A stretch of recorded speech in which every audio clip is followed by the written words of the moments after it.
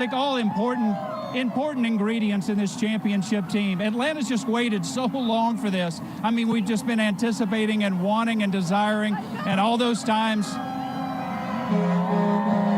when our athletic teams came close but just couldn't get there, and finally we're here. We're here and we're celebrating. So good for the city of Atlanta. So exciting and so much fun.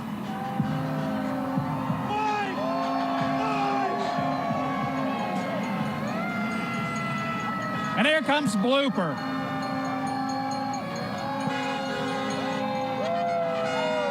There's Blooper. What would the team be without Blooper?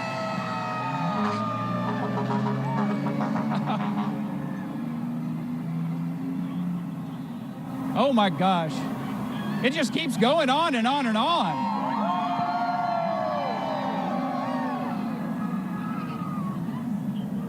I mean, I've got goosebumps. This has just been so much fun to watch these guys go by and to watch the fans appreciate them and to watch them so. Years were gone, but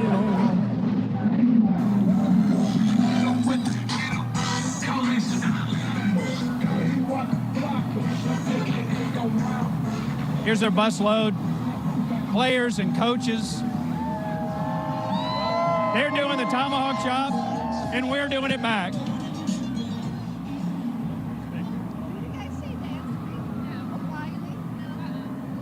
Here comes some more of the players. I think this is Albies. Ozzie, yes indeed. Oh man. This is a lot of fun. Savannah, what are you seeing? Hey, I think it's just started to come down toward us. I'm here with Brandon, and why did you want to be here with what I imagine is your little girl here? I mean, we're just so excited that the Braves have finally done it. It's been so long. I'm from Atlanta, so it's been a very long time coming, and I've always been a huge baseball fan. So yeah, you played at Georgia State, right? I did. Yep. So to be able to see your hometown team like coming through like this, I mean, it's incredible. I went to Game 6 with the Dodgers, and then Game 5 where we lost, but it doesn't matter because we won. So yeah, it's so exciting. I'm sure this is like a once-in-a-lifetime experience to share with your family too. 100%. I couldn't be happier to spend it with my little daughter. Well, I'll let you guys watch it because I think they're coming by right now, you guys. Here they come. We are seeing the police lights right now, just passing 5th Street in Midtown.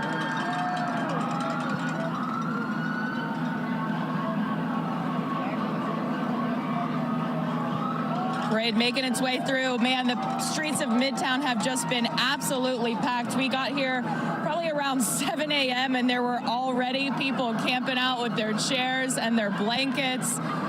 Police are down here making sure people are staying behind the barriers, but every square inch of these streets are absolutely packed. Again, the beginning of this procession here, coming down past 5th Street. And everyone's excited, guys.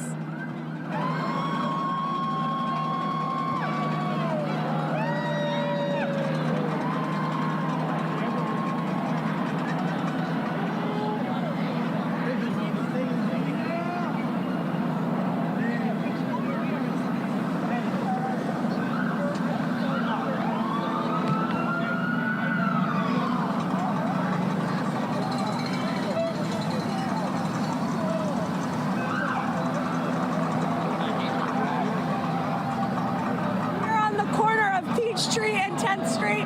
So much fun. This crowd is so excited. Check them out. They have been here all morning. They brought their blankets. They brought their camping chairs. Check this out. Tommy Bahama was here. They were one of the first ones this morning. We saw them around 8 o'clock. Everybody setting up with their coffee, their donuts. And if you check out behind me, you can see this entire corner is 20 people deep. Everybody doing the job. We hear the helicopters overhead. People are really excited. This parade could be getting close. You can see now we're seeing all of the flashing lights, the sirens. People are getting close to us. Yep, you can hear them coming. And certainly there is so much excitement to see that coming. Let's go over here and talk to the fans. What do you think about this parade here, young man? I like it. Yeah, what are you most excited about? Aussie Elbies. All right, what are you most excited about? Aussie Elbies. All right, what are you guys most excited about? The Braves winning the World Series. All right, I love it. So now we're just seeing like a sea of police cars coming down this way. They're making sure that the entire route is clear. A lot of people were kind of trying to get out a little bit closer to the parade route. They were making sure that this entire way is clear. You can see they are lining up the side of the street. It's super busy. It's super There's so much excitement here. They want to make sure that they have a clear way through. And as soon as this first team comes down this street, it is going to be pandemonium here. People are so excited. They're all talking about their favorite players. They're talking about their favorite memories. And we're going to be seeing them soon. Back to you.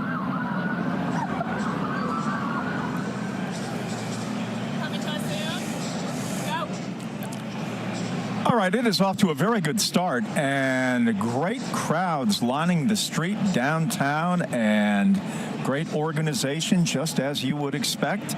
And that is what we are going to see during the course of the day. It's going to take many hours to make the way here to Cobb County.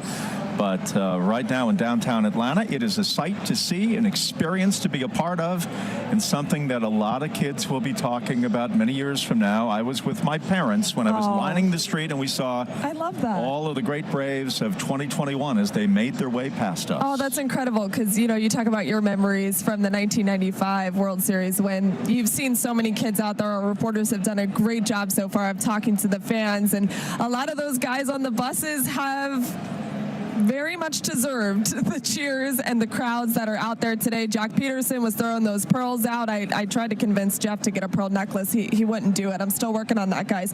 We did see Adam Duvall, Eddie Rosario, Jorge Soler. And remember, all three of those guys were acquired after the trade deadline. So they were on different teams really just not that long ago, just a couple of months ago. And then the fact that they were able to come in here and help this team win a World Series championship is truly, I can't say it enough. It's really unbelievable. And I heard Caitlin earlier talking about the chemistry of this team, or perhaps it was Cheryl.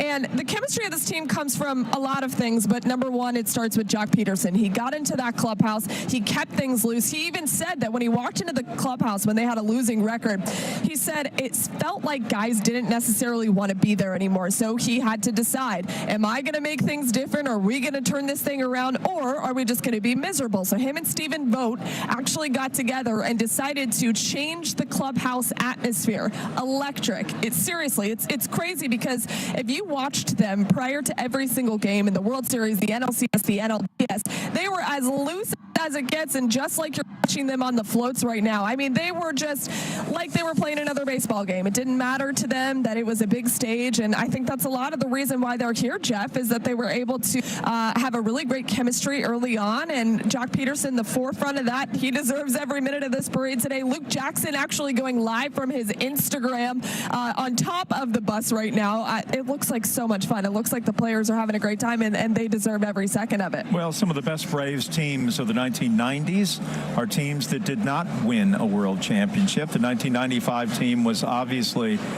a great one, but there are many of us who believe 1996 was better, the team that was defeated by Jim Leyritz and the New York Yankees in that year. This is a team that has stunned everyone. Stunned. You know? And there is a myriad of reasons for their success. Obviously, the bullpen did their job, the starting pitching, but the ability to hit home runs, that's the difference. When you hit home runs the way this Atlanta Braves team did in this postseason, that is all the difference in the world. That is the one thing missing from the Braves' resume in the 1990s in the postseason, where they went stone cold offensively in October. They did not hit the long ball, and that makes all the difference in baseball. This parade now winding its way through downtown Atlanta, and it is these great kind of trucks, double-decker like buses, and you know, where all the fans can see all of the players. There's a great line of sight to see all of them. You know, in 1995, there was also a double-decker bus, sort of the same kind of transportation. And then in 91, they were using antique Mustangs at that time. Oh, wow. And that was That was crazy. That's where fans were swarming the players. They were jumping on board, and players were trying to escape fans back 30 years ago. So lesson learned. Which they're preventing that today. That's not going to happen today. No more vintage Mustangs. Lesson learned by Atlanta all those decades ago. There are quite a few players on their own individual vehicles, and I saw Ronnie Snicker. She's wearing kind of like I don't know how to describe it. It's a jacket, but there's little baseball outlines on her jacket today. She is, of course, the wife of manager Brian Snicker. She has been so emotional through this whole thing, as you can imagine, Jeff, because Brian Snicker, he's been with the Braves his entire tenure as a manager, not necessarily with the big league club. He's climbed his way through the farm system. Ronnie Snicker, his wife, literally, before they got to Myrtle Beach, she got a call the day they were starting baseball that said, hey, do you know how your husband likes his clubhouse? And she said, no, I have no idea. And all of a sudden, her son Troy, and a couple of other people were getting this clubhouse ready. So moments like that, when they were in the farm leagues, and now it's to a World Series championship. She deserves this as much as Brian Snicker does. Those two have worked so hard. They've come from the bottom, and now they're all the way at the top. It's really, honestly, remarkable to watch that family. Ronnie's been very excited. I think I saw Max Fried just a little while ago, the winning pitcher for Game 6 in the World Series, the ace that got it done. Finally, we saw shades of what Max Fried was earlier in the year again. He deserves all of the cheers and celebrations today as well, and it looks like the crowds are thinning out where we're looking at, but there's been a really heavy presence of people downtown and here at the Battery too. I think, while we've been talking, I've seen more and more people just piling in here. It's truly amazing. Yeah, I think it's going to be intriguing to see these crowds grow during the course of the afternoon, and certainly they will. Nobody's at school today, Jeff. Yeah, but a lot of people are working. So are you sure? Because I'm pretty sure, I think a lot of people have called, we're working, but I think there's a lot of people missing from work today. Yeah, these crowds are big, but I think you're going to see bigger crowds out here. At the Battery? Yeah, I really do. I think that's where you're going to see this great confluence of Braves fans, where they are used to being, and it certainly is conducive to, you got restaurants, you got places to eat, you got fellow fans to sort of hang out, and then you've got a ceremony coming up at Truist Park later in the afternoon. So we are looking at the trolley here. Clang, clang, clang went the trolley, as the old song goes. I drove, when I was driving in today, float right here where you can see it looks like a bunch of people waving. I can't get a clear shot of what it actually looks like. We have a hard time from our vantage point of we can make out the figures of these buses, but individual players we have a very hard time seeing. So those of you at home probably have a better view of what we are seeing, so you will see these players before us. Well, I saw a cowboy hat, which could only mean that that's AJ Minter, and you were talking about the bullpen. That bullpen, truly outstanding. Shocking. Really outstanding. Last year, when you think about what they were doing, it was practically nothing, and they were giving up games for the Braves time and time again. Well, you had an Astros team that came into the World Series where they had averaging 6 runs per game, and their offense had been smacking everybody around. There's Eddie Rosario. I can make out the glasses. He had some gold sneakers on today. He's doing the chop, Eddie Rosario. He's who you can thank for beating the Dodgers. He was the NLCS MVP. He's one of those acquisitions that Alex Anthopoulos had in the middle of the year. Blooper! Oh, look at Blooper on the fire truck, just doing the chop. Incredible. Tastes like victory, Jeff, is what that bus says. Well, you have the great anchors of Atlanta life involved in this parade with Coca-Cola and Delta. Home Depot sponsoring all of these. Of course, the Atlanta Braves, which have been, they were the first symbol of Atlanta, going from a small town in the Southeast to major league status in 1966 when Mr. Bartholomew, Bill Bartholomew, a banker who owned the Milwaukee Brewers in the 1960s. He was a Chicago banker, and he had this idea of bringing the franchise here. Held the franchise until Ted Turner purchased it in 1976. But the Atlanta Braves have always signified something very special for the last 50 years in this part of the country, and certainly this city and this metropolitan area as well. And you know what I've learned, at least over the last couple of weeks, is that everybody knows Braves country doesn't just exist in Atlanta. It is seriously nationwide, and especially all throughout the South. We had people actually taking screenshots from South Florida and showing you that they were tuning into the broadcast today. It's not just South Florida. It is Alabama. It is Georgia. It is everywhere. Texas. I mean, I get messages all the time. Well, that began 40 years ago with the Superstation, WTBS, and, you know, Ted Turner had this idea that he was going to build this station, and he was going to do it through the auspices of Major League Baseball. He ends up purchasing the team in '76. He hires a couple of announcers that help lead the way in Skip Carey, Pete Van Wieren, Ernie Johnson Jr., who made the difference, and later on Don Sutton, the Hall of Famer, who has also passed away this past year. But, you know, they became America's team. With all due respect to the Dallas Cowboys, America's team during that stretch, you know, were the Atlanta Braves. And baseball has always held that special place in the South as well, as Major League Baseball rosters have been constituted through the 20th century by, you know, players from the South. And baseball in the South has always been something special. It truly has been. And we're really seeing that come to fruition today. It's really remarkable to see how special this moment is, this day, this week. It has been such an exciting time. And what's even better to me is that this Braves team has been surprising. And this is not, you know, household names. These are some guys 2-3 years into their career and getting a World Series ring. I was talking to Austin Riley, and one of the first things he said to me was, you know, I'm very excited, and I'm excited to win a World Series championship, but I'm more excited for guys like Freddie Freeman, for Brian Snitker, for the guys who have really fought to be here and have been in this organization for a long time. So I think that's interesting, and some of these guys are really lucky to just kind of walk into a World Series championship. Yeah, I mean, it really is amazing. I just, you know, we say it over and over about we didn't see it coming, but you know what? I think there was the assumption when Soroka and Ronald Acuna go down that, you know, well, this year is a wash. Yeah. You'll do your best to try to move on, maybe get a roster that will fare well, but, you know, certainly not go on the kind of reign of terror that they did during the postseason. It was a remarkable run, really unprecedented, unexpected. And one of those championship seasons where everybody seems to have an extraordinary season at the same time. Yeah. You know, you see that sometimes with championship teams.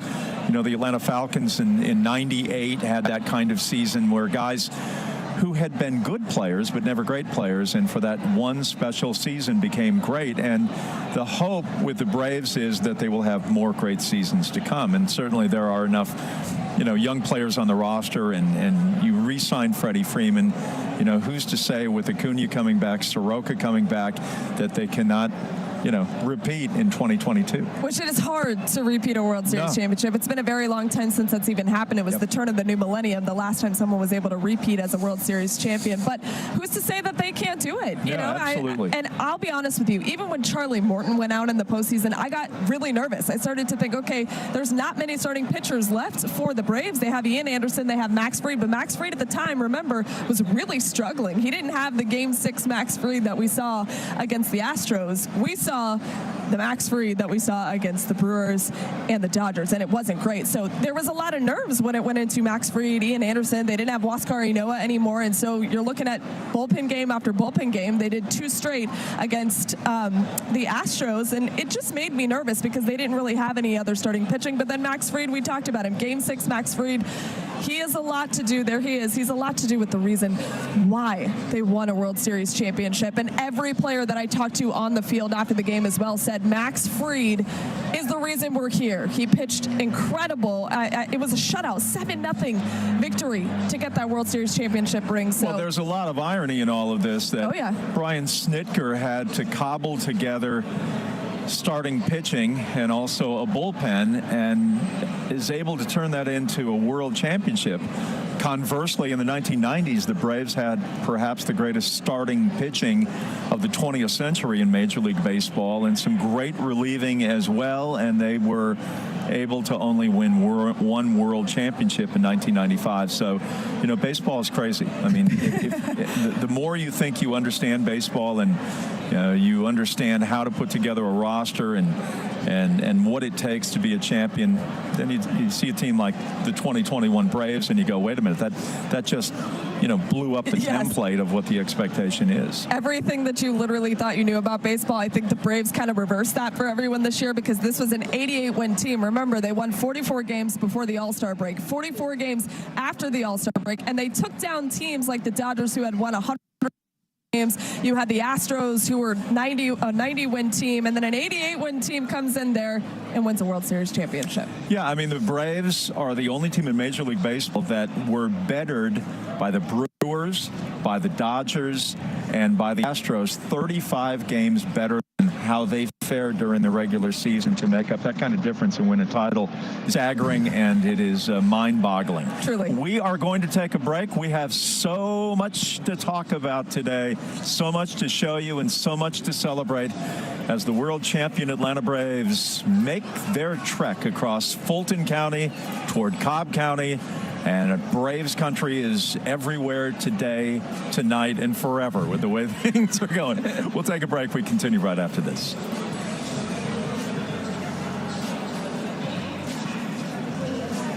Eleven Alive's home base for the championship chase. Sponsored by Cortland at the Battery Atlanta. Next level apartment living. News is now on Roku. Stream live newscasts and watch on demand. 11 Alive News. Stream now on Roku. Crash is definitely the funniest. He makes it enjoyable as far as the traffic, be it good or bad. He just feels like your Uncle Joe that's on the show, that's out there to make everybody laugh and feel comfortable, yet bring important traffic reports. Weather can't run from the all-new 11 Alive Thunder Truck, a mobile weather center with the power and speed to chase down the strongest storms and bring you on-the-ground conditions. The 11 Alive Thunder Truck, sponsored by Landmark Dodge. They come in every day with the same spirit, with the same professionalism. You can see the passion that comes with their reporting. Even delivering the bad news is just a great environment that they're presenting to us. How can you really tell whether a viral story is true or false? 11 Alive's Verify breaks down the claims with facts and experts so you can know whether you're seeing truth or misinformation. Watch Verify only on 11 Alive News. Morning news is just a little bit of everything to give everyone what they need to start their day. Chesley does a fantastic job of making it relatable and making it digestible. Crash with Traffic makes it so interesting, and I love his energy. Francesca is so smart and brilliant, and I love the way she researches stories. You're always going to get the most accurate information. Watch Aisha, Francesca, Chesley, and Crash on the 11 Alive Morning News, weekdays 5 to 7. Chesley, I just think that he's a great weather guy. He really knows what he's doing. I love the weather because Chesley has been absolutely fabulous. I like the way that Chesley will take the time to explain something, and I feel like I'm sitting in his classroom. The Locked On Podcast is your new place to keep up with your team every day. 11 Alive News presents live coverage of the Braves Victory Parade. It is a day and night of high adventure in Atlanta Metro, celebrating. It is a day and night of high adventure celebrating the 2021 World Champion Atlanta Braves.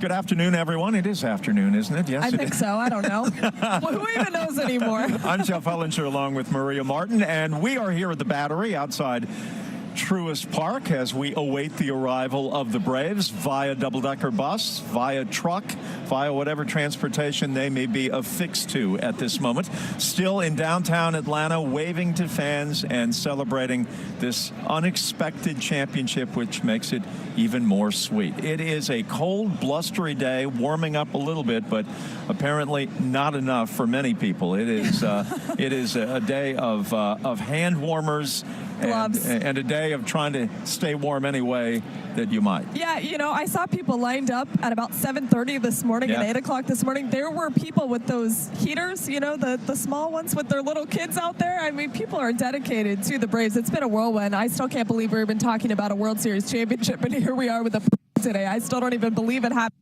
I was physically there, and I really honestly still can't believe it. Well, most of the school districts are out, from Fulton to Gwinnett to Cobb to Marietta. Private schools are also out today, so You know, there has been no excuse for kids not to be here with parents or certainly to be here on their own. We're going to go to Rebecca Lindstrom right now, who is on Cobb Parkway. Rebecca, tell us exactly where you are, and that'll give us a better sense of what you're showing us. That's right. I am right where the parade is going to start here on Cobb Parkway as soon as they make it up I-75. And folks here started getting here. You know, as soon as the light hit, you started to see the people putting out the chairs, the cars, the tailgating. It has been amazing. I actually saw one family that has a huge TV out here, so we were able to watch the parade as it went through Atlanta. And I asked them, is that going to make it less exciting when they actually make it here to Cobb Parkway? And they said, absolutely not. It just helps them get even more pumped up and ready for when it does arrive. Now, I want to take a quick moment because what is great as you walk the crowds out here is everybody has a story, but I love this story. Tell me, okay, this is Chris. I know Chris because Chris, I think, is going to be a good luck charm for the Braves for life. We're going to head over to Dad here. Tell us, why is Chris, we're thinking, going to be such a great good luck charm? So Chris is only about 2 months old, and we were able to go to 2 of the Braves games, Friday and Saturday, the 2 that they got to win, and they didn't get to go to Sunday, and we unfortunately lost. Still won in Game 6, but maybe if Chris was there, we would have closed it out here in Atlanta. Now, the entire family was not able to make it to all the different World Series games, but you guys are still huge Braves fans. What does just this day mean for you and your family? It is awesome. It is a dream come true, like Freddie has said multiple times. Like, I've lived in Atlanta my whole life, and I've just been waiting to be able to do a parade like this and come out here and be with all the Braves fans of Atlanta and just have a good time and celebrate. What do you think of the turnout? Is this what you expected? It's a lot of people. It's a lot of people, but we expected that, so we headed out early. When did you guys get out here, and what was your plan to stay entertained while waiting for the parade? Well, we had bigger plans, but we have a newborn, so we didn't make it here as early as we wanted to. I think it was like 10:30. Yeah, so, we live over in Loganville, so drove an hour and a half to get over here to celebrate with everybody. So left early in the morning to get out here, and there were already people here when we got here. All right, girls, can I get a big Go Braves chant? Go Braves! So that is awesome. You can just get a feel for the energy here. I'm sure if I were just to shout to anyone in the crowd, well, let's just give it a real quick go. Do we have any Go Braves that are cheering out here? Are we excited? Let's go Braves! Let's go! Just a preview of what it's going to be like when the parade actually hits. Right now, we're going to toss it over there to Crash and Sheba. They're just a little bit further down on Cobb Parkway. Yeah, we're just about a quarter mile from you, Rebecca, and we're in a bit of a lull here. People are just patiently waiting for this parade to start. We do hear that the parade in Atlanta has been going really, really fast.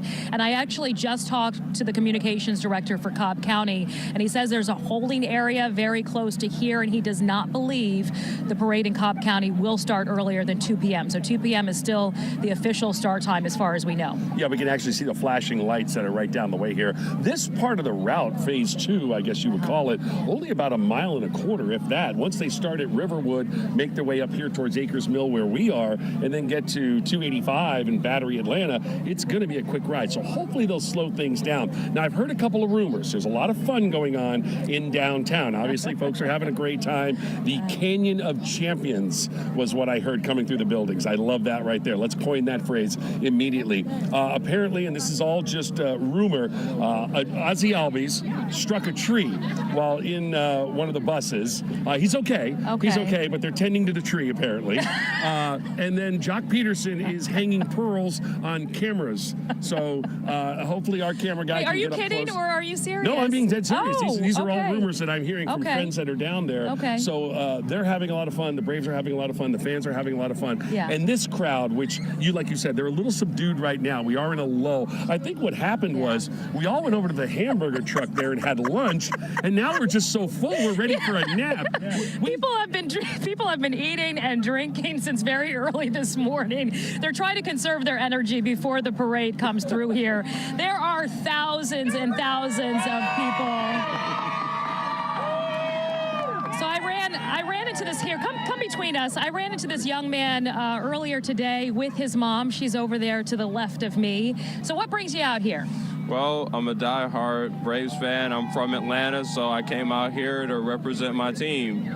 First time they've won a championship in 26 years, and I'm so happy for them. Go Braves. Were you able to go out and watch any of the games at all? No, I watched them at my house, and when they won, it was a final strikeout, and it said Braves World Series champions. All I could do was just cry. I think a lot of people were crying with you. What are you looking forward to the most when this parade comes through today? Who are you looking to see? I'm looking to see Freddie Freeman. The reason why is because he's been there for so long, and I know he's wanted this for the last 12 years, and for him to finally get that World Series win, it's amazing, and that's what I'm really looking forward to see. You're going to make the whole crowd out here cry, I tell you. Thank you so much. Tell the people your name. My name is Daryl. Daryl. Thank you so much, Daryl. From where? Atlanta. All right, representing Atlanta. We're going to go to a commercial break, and we'll see you right back around here. The power and speed to chase down the strongest storms and bring you on-the-ground conditions. The 11 Alive Thunder Truck, sponsored by Landmark Dodge. They come in every day with the same spirit, with the same professionalism. You can see the passion that comes with their reporting. Even delivering the bad news is just a great environment that they're presenting to us. How can you really tell whether a viral story is true or false? 11 Lives Verify breaks down the claims with facts and experts so you can know whether you're seeing truth or misinformation. Watch Verify only on 11 Alive News. Morning news is just a little bit of everything to give everyone what they need to start their day. Chesley does a fantastic job of making it relatable and making it digestible. Crash with Traffic makes it so interesting, and I love his energy. Francesca is so smart and brilliant, and I love the way she researches stories. You're always going to get the most accurate information. Watch Aisha, Francesca, Chesley, and Crash on the 11 Alive Morning News, weekdays 5 to 7. Chesley, I just think that he's a great weather guy. He really knows what he's doing. I love the weather because Chesley has been absolutely fabulous. I like the way that Chesley will take the time to explain something, and I feel like I'm sitting in his classroom. The Locked On Podcast is your new place to keep up with your team every day. Falcons, Hawks, Braves, Bulldogs. Expert analysis on Atlanta and SEC sports. Listen and subscribe at 11alive.com/lockedon. News happens fast. Stream it faster. 11 Alive News is now on Roku. Stream live newscasts and watch on demand. 11 Alive News. Stream now on Roku. Crash is definitely the funniest. He makes it enjoyable as far as the 11 Alive News presents live coverage of the Braves Victory Parade.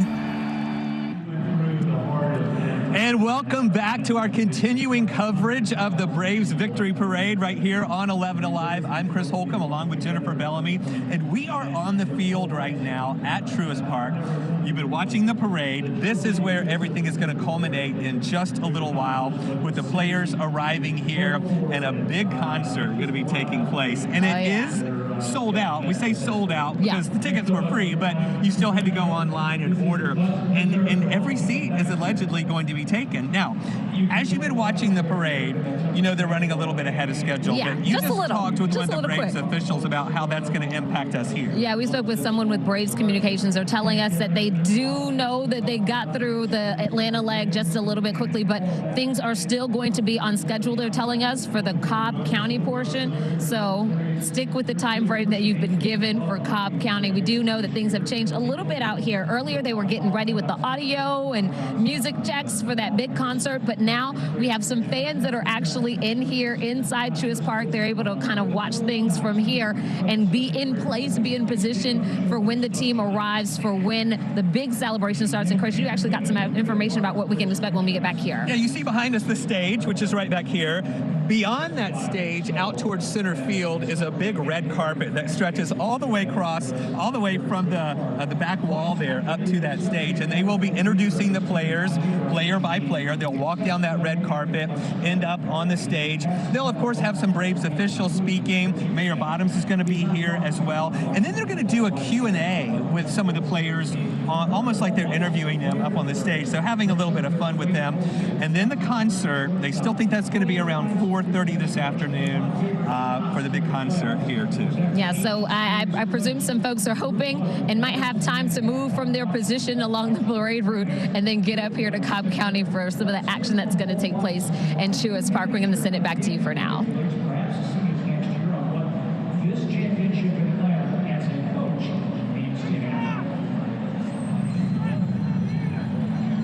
They want us to hold out for a little bit. So we'll just keep talking about a little bit of what we're seeing out here. We know that the concessions are open. That's some new information that we're getting. So everybody can come out here, have a little lunch for the folks that are going to be here. Yes. We understand the seats are assigned, so folks aren't all crowded together. They're kind of spread throughout as they're waiting for more people. We know some people have been waiting since early hours of the morning. Yeah. Chesley was seeing some folks come out to Truist Park, to the Battery during the 11 Alive morning news because people just really wanted to be in the atmosphere. Yeah, Steven, our photographer right now, can you kind of spin around and let's just show how we do have some of the folks who are coming in right now. Jennifer and I were wondering, we were hearing chants outside of the gates this morning. People were lined up waiting to get in, and we were wondering if it was going to be a free-for-all for seats, but no, they are all assigned, so everybody's filing in, finding the seat that they got online yesterday when everything became available here. So it is filling up, but people here in Cobb County are knowing that it's really not supposed to start until later, so they may be taking their time before everything fills up. And it is going to be so electric here. Our city is just so excited to celebrate these players and this team, and it's going to be so cool to see apparently every seat filled, and it is going to be rocking, I'm sure. And I have to mention, since I have the chief meteorologist with me, a little bit more sun out here. We love it. It's warming up. I can feel my toes again. So that's great for all of the folks that are going to be out here. We're going to send it over to Jeff and Maria that are in the Battery right now. Hey, guys.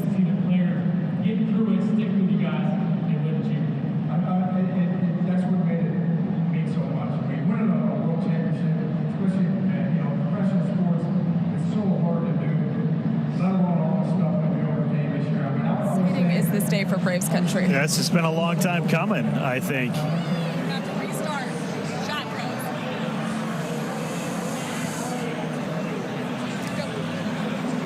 Okay, we're back. Sorry, everyone. A little bit of technical difficulties. Upon further review, we'll start again. We will start again. And that's what happens when there's probably millions of people around here, and the Battery is starting to get packed a little bit more. You can see behind us there is just a plethora of people, but we've got a really important guest with us today, Grant McCulley, our Braves insider. Grant knows all things about the Atlanta Braves and has been an Atlanta Braves fan ever since you were a little kid, so this is going to be a really special day for you. Yeah, I don't think I'm alone in Braves country as far as how long can you wait for a World Series. The answer we found out was 26 years, and when we were going in the 90s, you thought, hey, every year or two you're going to get back here. But this, I think, for Braves fans, a long time coming, an improbable run as well. I know, Jeff, you covered a lot of those great teams throughout the 1990s. This kind of felt like a microcosm of the kinds of teams that we saw back then, especially in the improbable category, which, of course, was how we kickstarted in 91. Two things surprised me about this, and we talked about this a little bit during the last segment, was for all of the great starting pitching the Braves had, they get one World Series championship out of that. That is still head shaking. Yeah. And the other thing that's head shaking is during those Octobers in the 1990s, the Braves didn't hit the ball. Man, they were stone cold offensively. They didn't hit for power. This team hit for power in the postseason. That made the difference. When you hit home runs the way this Braves team did in the last few weeks, the last month, good things are going to happen. And they, you combine that with cobbling together a pitching staff. I mean, it's mind-boggling. It is astonishing to think that they were able to pull it off when those other Braves teams were not. Yeah, it was kind of the polar opposite. I mean, if you go back and look at 1995, the World Series MVP was a starting pitcher. You look at 2021, the World Series MVP is a slugging outfielder who hit 3 go-ahead home runs in a 6-game series. And it was, I think offensively speaking, we've seen the Braves really turn that corner the past few years, but it has kind of gotten quiet in October. But they did just enough on most nights and more than enough on some nights this October to back up as they just made it work with a pitching staff built largely on the bullpen. Got to hit the long ball in modern baseball to win. Yeah, you have to, and they did. If you can't, forget it. Yeah. You know, I'm curious. I think Alex Anthopoulos did a phenomenal job. I think no one's going to argue that, especially after the trade deadline. He got all those pieces in the outfield, and Jorge Soler being one of those. Is there one in particular where you were most shocked by maybe the production they had? Maybe when they came in, you were thinking, why him? And now you're a little bit more shocked? Yeah, I think Eddie Rosario kind of has to be that guy because you also had to wait about a month for him to finally get to make his Braves debut because he was on the injured list in Cleveland. And it's just great to see that every one of those guys made some kind of contribution. It was Jock Peterson first in the initial aftermath of losing Ronald Acuna Jr., a guy that you're not going to make one trade and replace. And as it turned out, each one of the guys that came over, whether it was Jorge Soler, who was batting under 200 in Kansas City, whether it was Adam Duvall, who we know really well, who ended up leading the National League in RBI, or whether it was Eddie Rosario, who jumped in this mix as well. It was quantity and it was quality. But Rosario, especially once we got to the NLCS where the Dodgers were waiting, somebody had to play the hero, and he was most certainly the offensive hero. Have we ever seen a general manager, a trading deadline kind of example that has had the unbridled success that happened here? I don't know. I mean, I'm hard-pressed to think of. I mean, every slot machine poll came up with 3 cherries. It really did. I mean, it was just one of those hot streaks, if you will. He was sitting down at the table. He just wanted to be around to see what he was going to do next. And offensively, they needed the answers. Pitching staff-wise, I think, losing Charlie Morton in the World Series certainly changed things. It certainly challenged this club. But Max Fried stepped up, pitched the game of his life, and the biggest game that he was going to be asked to pitch, at least to this point. And I think you saw something out of Ian Anderson that Jeff felt a little bit like what Steve Avery was giving the Braves in October's way back when the whole run began, and the Braves went from being a team that just wanted to find a way to get into October to a team that feels like it could be there every year. Rosario reminded me a little of Tony Tarasco. Oh, yeah? There's an obscure reference. It's an obscure reference, but for Braves fans who saw each and every team be just a little bit different, I think the continuity is built around starting pitching. Here, you've got a club that had to figure out a way to do it without arguably the best player in all of baseball, who was not available to them. I don't think the Braves in the 90s ever really had to go through that kind of a setback. No. And it seems like the Braves of the 90s were always running into a Braves team of 2021. That is hot hitting, hot at the pitching, right time. unexpected. Where did that come from? Whether it was the Padres, the D-backs, or the Marlins. It really was. And as you look at the Braves World Series teams, I think this one's going to have a unique story that we're going to be talking about for a long time. And I know that Braves fans, we love our history. We love the Hall of Famers and the nostalgia that comes from those teams of the 90s, with 95 being the one that got over the top. But now when you walk through Truist Park and when you think about the Braves World Series teams, highlights from this year's club is going to be playing for a long time to come, and that's a pretty cool feeling, I'm sure, for all 26 plus of the guys that made it happen. Don't you feel there's a more emotion with this team? Because, look, in 95, the expectation was, look, the Braves are the best team in Major League Baseball. Anything short of the Commissioner's Trophy is a bust. Yeah. Therefore, there wasn't the same kind of energy and enthusiasm, even along the parade route in 1995, that I feel like we're seeing today. That level of expectation has stirred the hearts and minds of a lot of Braves fans. Yeah, and Maria, you were around this team in Houston and got to talk to these guys. And I think around the time of the Jock Peterson trade, right after Ronald Acuna went down, they kind of had to convince themselves that they were the team that could do the things that it's done the past 3 years. They kind of needed almost a transplant of some confidence from somewhere else, and they got a bunch of guys who were willing and able to donate the power that they needed to get things rolling. But it seemed like a club that the more it started to win, the more it convinced itself that, hey, this is not an accident. We got something special here, and they got hot at exactly the right time. It's really weird. I was talking about it earlier on the broadcast because Jock Peterson was discussing how him and Stephen Vogt walked into that clubhouse and saw a bunch of miserable guys because they weren't winning at the time. They weren't even close to 500 at the time. And Jock even said when he got traded from the Cubs, he was thinking, I don't want to go to Atlanta. They're not winning baseball games. They don't have Ronald Acuna Jr. He was really skeptical himself. He walked into the clubhouse and he decided, I'm I'm going to make things different around here. And he certainly did that. Yeah. Even just being around him in BP. I mean, he keeps things so loose. There was no music. I remember I was standing in Houston and there was no music being played at the time.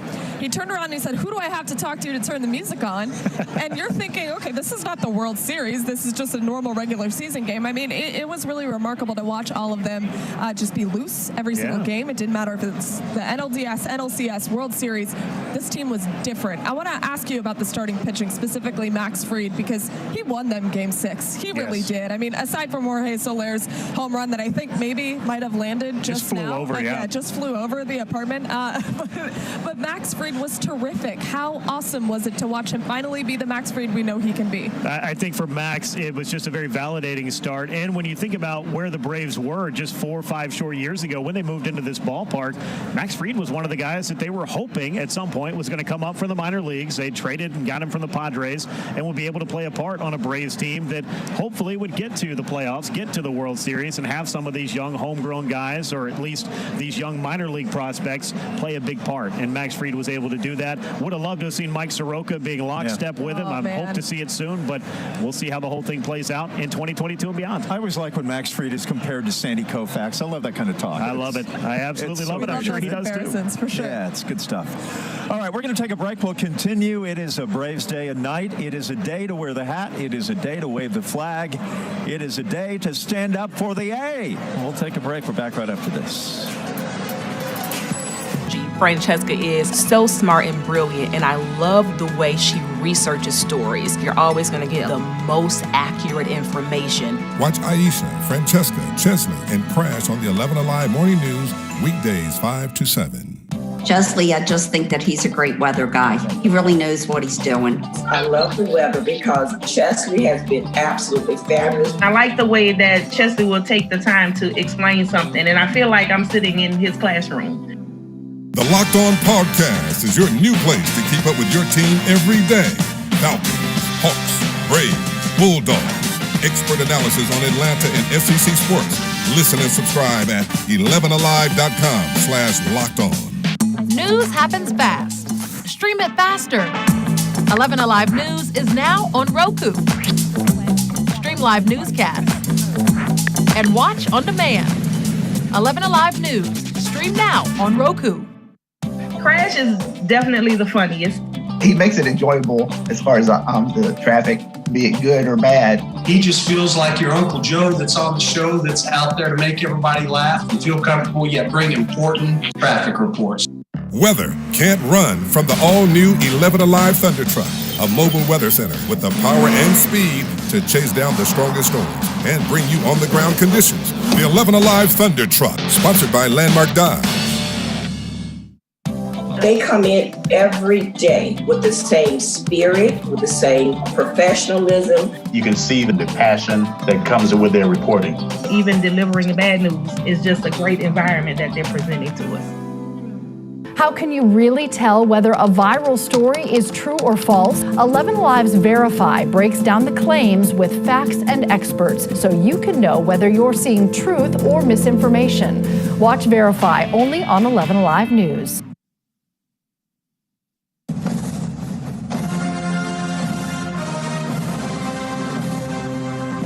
This is everything you can dream about right here. The smile's getting bigger and bigger as the days go on, so it's about to hit me soon. The Atlanta Braves are champions again. Today, Metro Atlanta is coming together, celebrating the first World Series championship in 26 years. World Series champion. How does it sound? That sounds great. That sounds great. The Braves overcoming a season of setbacks and are back on top. We had every piece, every personality, every guy that we needed. We had the power, we had the personality, we had the charisma, we had the leadership. The celebration continues through the counties the organization calls home. This is for the city of Atlanta. We deserve it. Thank you, Atlanta Braves.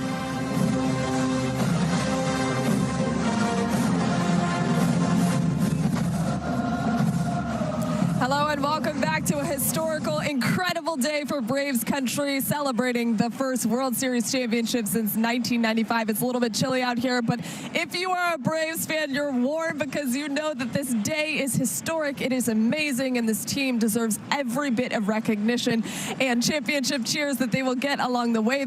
this is a parade that is moving very quickly. It made its way through downtown Atlanta. There were a lot of people out there. There are even more here at the Battery. I'm perched kind of above the Battery, and you can see just the crowds of Braves fans. You can see them on the TV right now. It is electric out here. I've seen everyone from babies to 5 years old to adults to grandparents. Everyone is just getting their families out here, taking off of work, taking off of school. Nobody in school around these parts today. Everyone's just so excited to celebrate this championship team. The team, they've been live streaming on their social media pages. I can tell you I'm not a part of those buses, but just being on their Instagram pages, you can tell that they're excited, as they should be. This has just been a magical season, a magical road. I can't even believe that we're still talking about a Braves team that has won a World Series championship. This is probably the most improbable team in Major League Baseball this year to do that. So the fact that we are popping bottles of champagne today, wearing the pearls, it is insane.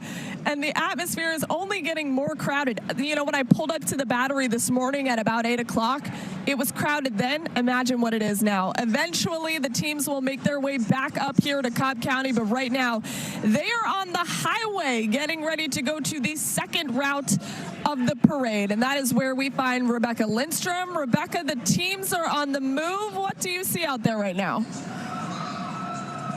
Well, I saw a lot of panicked people initially because they saw how quickly or unexpectedly they went through downtown Atlanta. And so they were like, oh my gosh, are they coming here? Are they coming here? You know, because I sent a loved one to go get some food, or I still have some family members that are trying to show up. And we've given them, you know, the peace of mind that they are going to be coming here at 2. They've got time to go ahead, finish getting that food. But take a look out here at the crowd. I mean, we saw the crowds downtown, and I think when the parade starts coming through here, you're really going to see all of these sidewalks fill in even more, because right now kids are having fun. They're playing games off in the parking lots. As we mentioned, family members are off getting food and just kind of passing the time with some good fun. And that's right. She's my cheering section back there.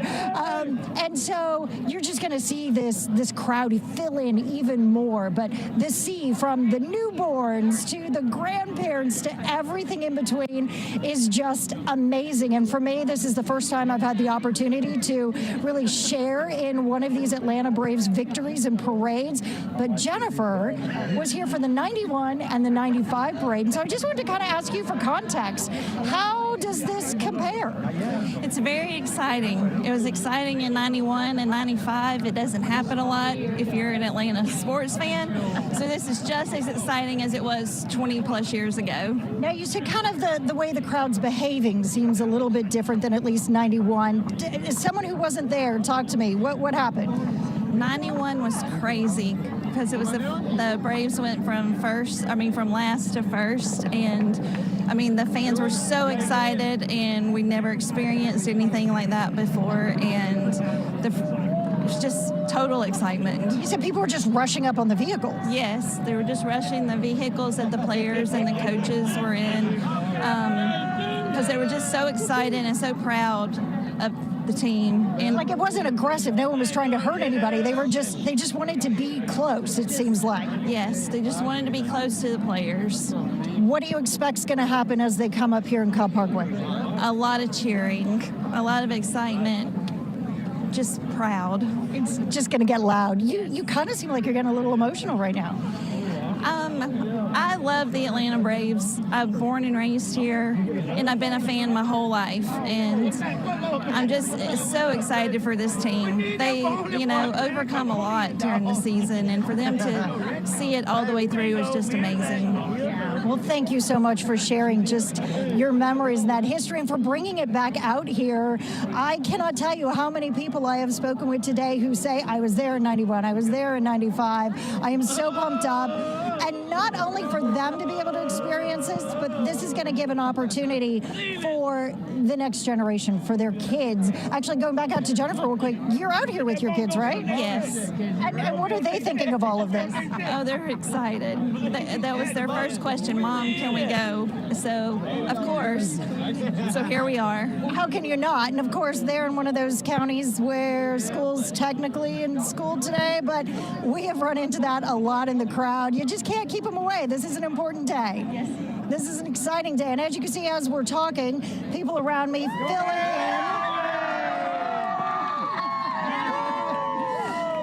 They have been waiting, many of these people, since 7, 8 o'clock this morning in order to be able to cheer on the team as they come down Cobb Parkway. And all this energy needs somewhere to go. So for now, it's us and sharing it with the people who weren't able to make it out here with our viewers. But you know, as soon as that team comes down this street, it is going to be deafening. Sheba, Crash, I know you're ready for just about the same where you are right now. Yes, we are, Rebecca. We're trying to stay as patient as possible with our lovely friends out here. The fans have been so gracious to us. One of the guys actually just brought us a heater out here because it's still in the 40s. He didn't bring us a heater. He brought you a heater, okay? So sweet. Yes. So sweet. You have fans everywhere. Yeah, so they're Braves fans as well. So the folks here have already found out about the parade in Atlanta and just how quickly it went. So they told us that they're already practicing their chant, which would go like what, Crash? Slow it down. Slow it down. Look, slow it down. Slow it down. Look, I understand we're not used to parades here in Atlanta, but we can't have the lead guy in a parade get a speeding ticket down Peachtree. I mean, we just heard from Grady Hospital that 6 million people went with whiplash by going like this. Yeah, indeed. No, we need y'all to slow down. Now, we know that they're going to be staging at Riverwalk Parkway down the way a little bit, and we only have about 1.25 miles of a parade runway. That's about it. So we'll have to slow it down. We got a lot of fans. In fact, there's still a lot of people still walking up. I mean, they've had Cobb Parkway closed a little bit after 10 o'clock, but there are people coming from the adjacent apartment complexes, from the neighborhoods. I think people are even walking from Vinings. I mean, they're not afraid to walk. The sun's trying to peek out, so it's actually warming up a little bit. Just to give you an idea of where we are, Crash just mentioned Cobb Parkway, but we're at the corner of Cobb Parkway and Acres Mill Road. We have a business, Cava, to our left and the Barnes & Noble to our right. And just look across the street here. All the fans, they're waving, they're trying to stay warm. We saw one woman laying on the ground by the fire truck with a big blanket all over her body. It is just such a huge tailgating party here. You know, the cops came by. They were wondering if they have anything to worry about, because we heard some beer cans were thrown at one of the buses earlier today. I said, I don't think this crowd seems very, very warm to us out here. So I'm hoping everyone behaves. Yeah, I don't know if they were throwing or if they were just maybe tossing one. Yes, it's probably that. Yeah, with all love. A little tossing of love. Yeah, that's not a problem there. But no, we're anticipating it. A lot of folks are continuing to come out. And the fun thing about this is it doesn't stop here. We've got downtown. They're enjoying their Friday now and probably still milling around. We have here in Cobb, right where we are. But then, of course, still in Cobb, the Battery, because that's when the party will really take off. You've got Big Boy. You got Luda taking the stage. I mean, this is huge. And in fact, you know things are getting close towards us because here come the helicopters. All the helicopters are now here. I saw one before Crash. Now there's a couple over here. Yeah. All right. Joe Ripley is out at Battery. He's even closer than we are. Joe Ripley, we know it's getting close, my friend. We're less than an hour until this thing starts rolling down Cobb Parkway. And you know what, Crash? This crowd cannot wait. We've got scores of fans, as you can see, lining the streets here on Cobb Parkway. Thousands, no doubt. Excited, supportive, appreciative of their World Series champion, Atlanta Braves. Ages, all sizes, here to root on the team that finally broke through and brought home glory, brought home that championship trophy they've been longing for 2 decades. Take a listen to the crowd, the cheers going on behind me. I mean, people have traveled here from Oklahoma. We heard from a couple of sisters who grew up watching the Braves out in the Midwest on TBS. They decided if the Braves won the World Series, they would book some tickets to Atlanta and they'd have to get a glimpse of their team in this World Series parade. They made it down here early, around 7, 8 o'clock this morning, and got some prime viewing for today's festivities. You see people climbing the battery sign here at the entrance. This is the intersection of Cobb Parkway and Circle 75. People trying to crawl into every space they can, climb on whatever they can, just to get a sight of this team. And this goes to show you, of course, why schools all over the metro were not in session today. They were canceled, right? I want to get some reaction here from some fans here. This is Miss Laverne. Laverne, you're from New Orleans. You made it here to Atlanta. What does this moment, this celebration, and thousands of your friends in Braves country mean to you? Awesome. This is awesome. This is going down in history, and we love it. Go Braves, baby. Go. Go Braves. Yeah, you heard that. Some Atlanta love from New Orleans. That doesn't happen often. We've also got the little ones here. This is a generational event as well. You know, the last time the Braves won the World Series, it was 1995. For reference, I was 3 back then. You've got this little man here who's about the same age. What's his name? His name is Inam, and he's 3 years old. This is my great-grandbaby. Great-grandbaby right here. He's got the swag here, World Series champs hat in Atlanta. This has been a long time coming. Why was it so important for you to bring Inam here? This is going to go back in history so I can tell my grandkids and my great-grandkids about that. Atlanta Braves has won the championship, World Series. This is awesome. Awesome. It's still surreal to hear, too. We were talking to another fan who grew up in Alaska, got to see the Braves on national television, and all these years later, she's relocated here to the Atlanta area just to see her hometown Braves. Saw them at Fulton County, saw them at Turner Field, and now getting to see them at Truist Park is just a momentous occasion for her, and getting to celebrate here in the streets with her team and a few thousand of her closest friends here, just to show you the dedication of the fans out here. Fans have been getting out here again since about 7, 8 this morning. The crowd has just exponentially grown here. This is just phenomenal to see this crowd here, and this is, of course, just half of the crowd here, as you can see. We're going to send things back to you here with some excited fans. Jeff and Maria, we'll toss it back to you.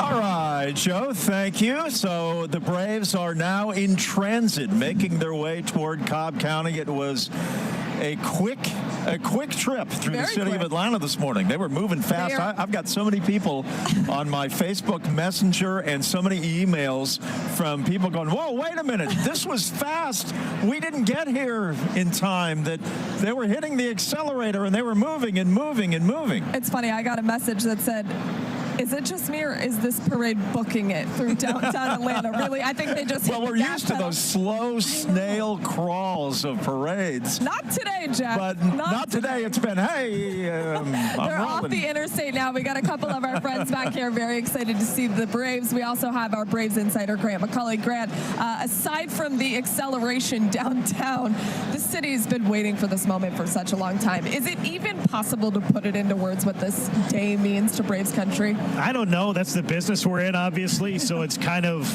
you feel like you should be able to come up with the words for it. But even sitting around after those final few outs were made, I mean, getting into that 8th and 9th inning in Game 6 in Houston, I was thinking, this could be a real thing.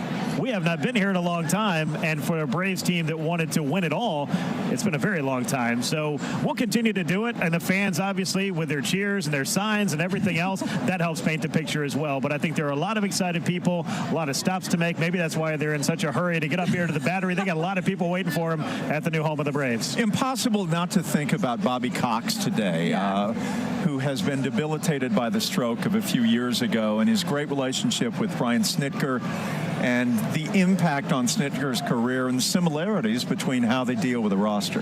Yeah, most certainly. And I think that Bobby, he was a steady hand for a lot of players, for a lot of coaches, for a lot of people in this organization for a very long time. He led by example. He invested himself into everyone that walked into that clubhouse, whatever their job was, and he made you feel like you were part of a family. And I think that's something we heard a lot, even from, like, say, the relievers out in the bullpen about, hey, what we did every day was kind of all in love for one another and believing that we could do whatever it was we were put out there to do on that day. And I think that's a great thing to see. I think that's part of the lineage, Jeff, to your point, and it's something that Bobby Cox gave this organization, and now Brian Snitker, as a result of that, has helped give the Braves another championship. Yeah. Grant, have you heard anything about Ted Turner? Have you heard any? I have not. It was great to see Ted tweet this week, though, about the Braves. How about them Braves? We used to hear that an awful lot.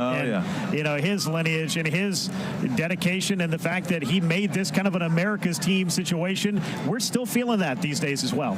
I think if you go back to what he was talking about, you know, the love for one another, I think that's really the reason why this team is now hoisting the Commissioner's Trophy. You look at the Dodgers, who has a large payroll, one of the biggest in baseball. And then the Braves, this really wasn't any stretch of superstars. Ronald Acuna Jr. was not present. No.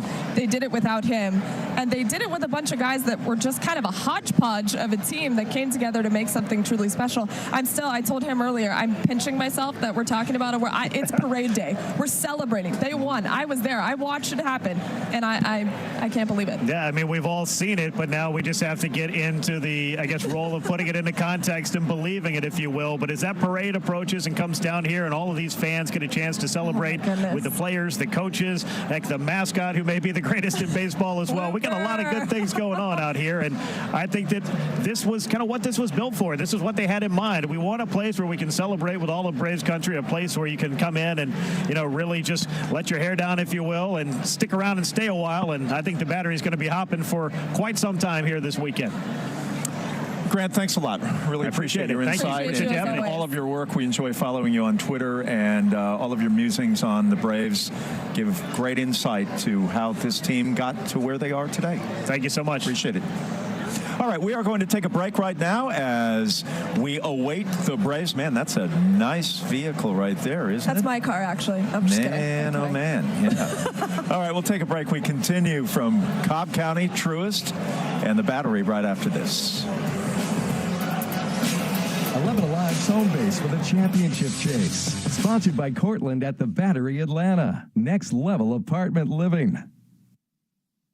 Energy. Francesca is so smart and brilliant, and I love the way she researches stories. You're always going to get the most accurate information. Watch Aisha, Francesca, Chesley, and Crash on the 11 Alive Morning News, weekdays 5 to 7.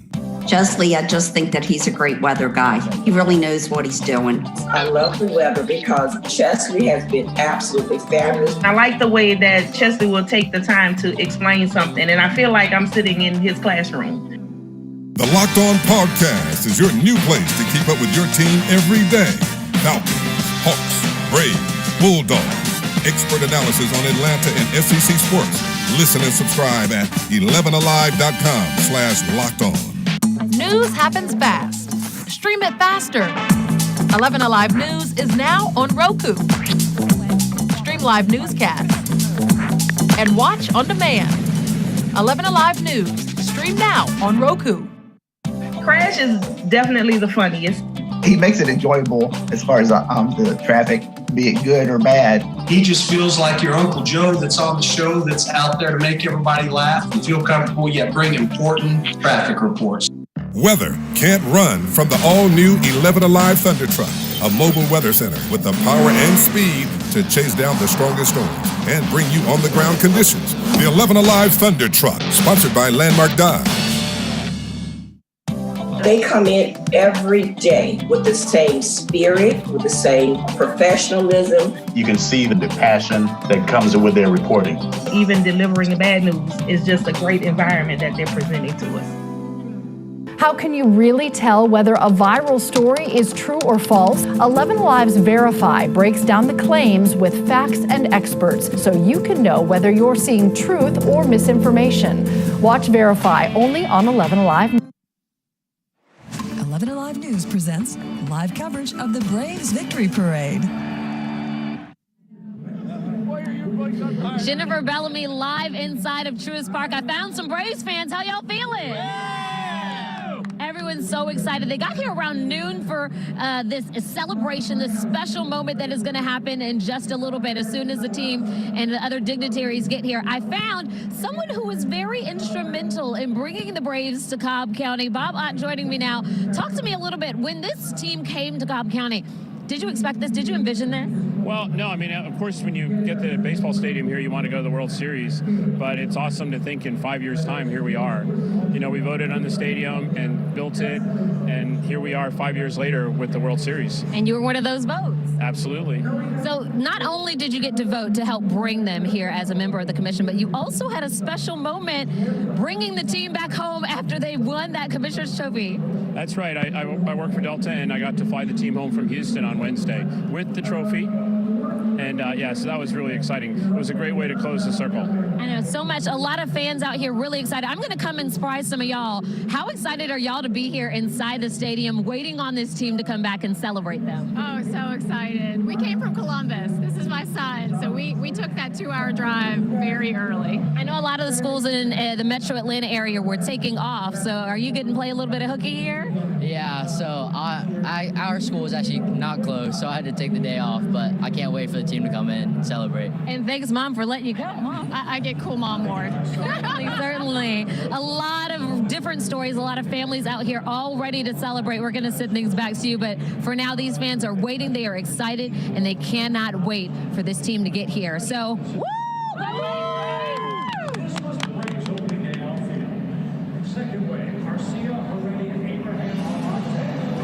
We have got kids who are supposed to be in school who have decided this is a much more important place to be today. We've got people who are supposed to be at work and have also decided this is a much more important place to be today. But I love what happened here. Tell me, what did your boss say? My boss, Vinny, hi. He said, if you guys are on TV, you are going to get a bonus and you can have the day off. Payday. I think I should be getting part of that bonus. But more importantly, I mean, he kind of gave you guys a choice today. What was the choice? He said you can either be in the office or you can be at the parade. You're getting paid either way. So which one do you want to pick? But you had to post a picture. Yeah. Obviously, you guys chose the parade. Yeah, Yes. parade. I wouldn't miss it for the world. So There you go. Thank you, Vinny. Just taking a look at this crowd. We're going to pan around so that you can see it is starting to get much more dense. And what I love is Cobb County has done a really good job at keeping one of the lanes, the lane that the parade is going to be going through, clear, getting it ready for when all of those players and coaches start coming down Cobb Parkway. But then on the other side, it's kind of been like a party all morning long, because on the other side of traffic, you've just got kids who've been out there. They've been playing football. They've been passing the baseball. You've had a little bit of tailgating happening out there. And so that's just part of the fun of what's going on out here along Cobb Parkway. And what is also awesome is people are just getting to know each other. I mean, people from all over the state have kind of gathered here for this event. The energy, as you can tell, no problem with that whatsoever. Once those cars start coming down this street, it's going to be crazy. You're not going to be able to hear anything, even what the person next to you says, as they're demonstrating for you right now. And the energy is really building. Everyone's looking at their phones. They're checking to see exactly how much time is left. The helicopters are circling, so they know that the time is near. We are right Riverwood Parkway and Cobb Parkway. This is going to be the beginning of the parade route here in Cobb County. So we are right where they're going to turn that corner and make their presence known here in Cobb County. And it is going to be a very fun and exciting time. I want to send it over right now, though, to Jeff and Maria. What are you guys seeing where you are? You know, we are seeing a lot of people gathered below us. We're on a perch. Oh, I don't know. I'm going to guess maybe about 75 feet off the ground. And we are able to see so many people that have assembled in Braves jerseys, swag, paraphernalia, hats, all of that good stuff.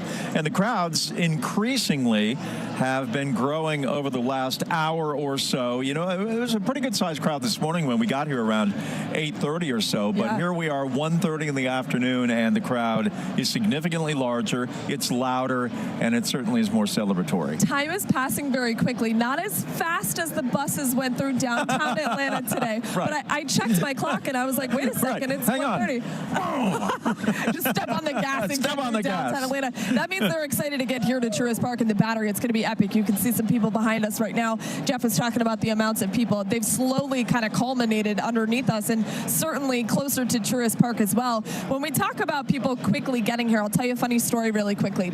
Jock Peterson's family was actually in Hawaii for the World Series. His parents were. His wife, Kelsey, and his brother were actually at the game, but his parents were in Hawaii, and his mom told me that they had booked that trip when he was playing with Chicago because they thought there's no way the Cubs are going to make it to the postseason. A Hawaii destination trip will be safe, will be great.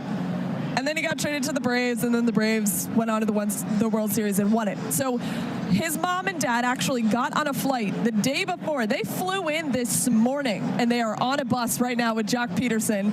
So incredible. They've had such a wild journey, probably wilder than ours. It feels like a whirlwind. But the Peterson family here in Atlanta on the buses, those buses just flying right through downtown Atlanta trying to get here to Truist Park. I still can't believe how fast those buses moved today, Jeff. You know, maybe that's the answer. I think for generations, we've been trying to figure out in Atlanta how to get around traffic, how to get through downtown Atlanta quickly. The answer is on a bus.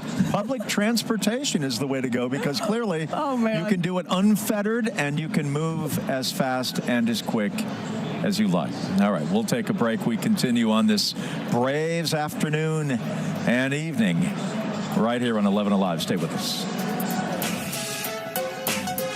Is so smart and brilliant, and I love the way she researches stories. You're always going to get the most accurate information. Watch Aisha, Francesca, Chesley, and Crash on the 11 Alive Morning News weekdays 5 to 7. Chesley, I just think that he's a great weather guy. He really knows what he's doing. I love the weather because Chesley has been absolutely fabulous. I like the way that Chesley will take the time to explain something, and I feel like I'm sitting in his classroom.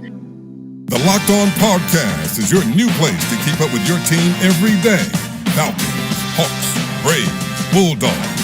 Expert analysis on Atlanta and SEC sports. Listen and subscribe at 11alive.com/lockedon. News happens fast. Stream it faster. 11 Alive News is now on Roku. Stream live newscasts and watch on demand. 11 Alive News.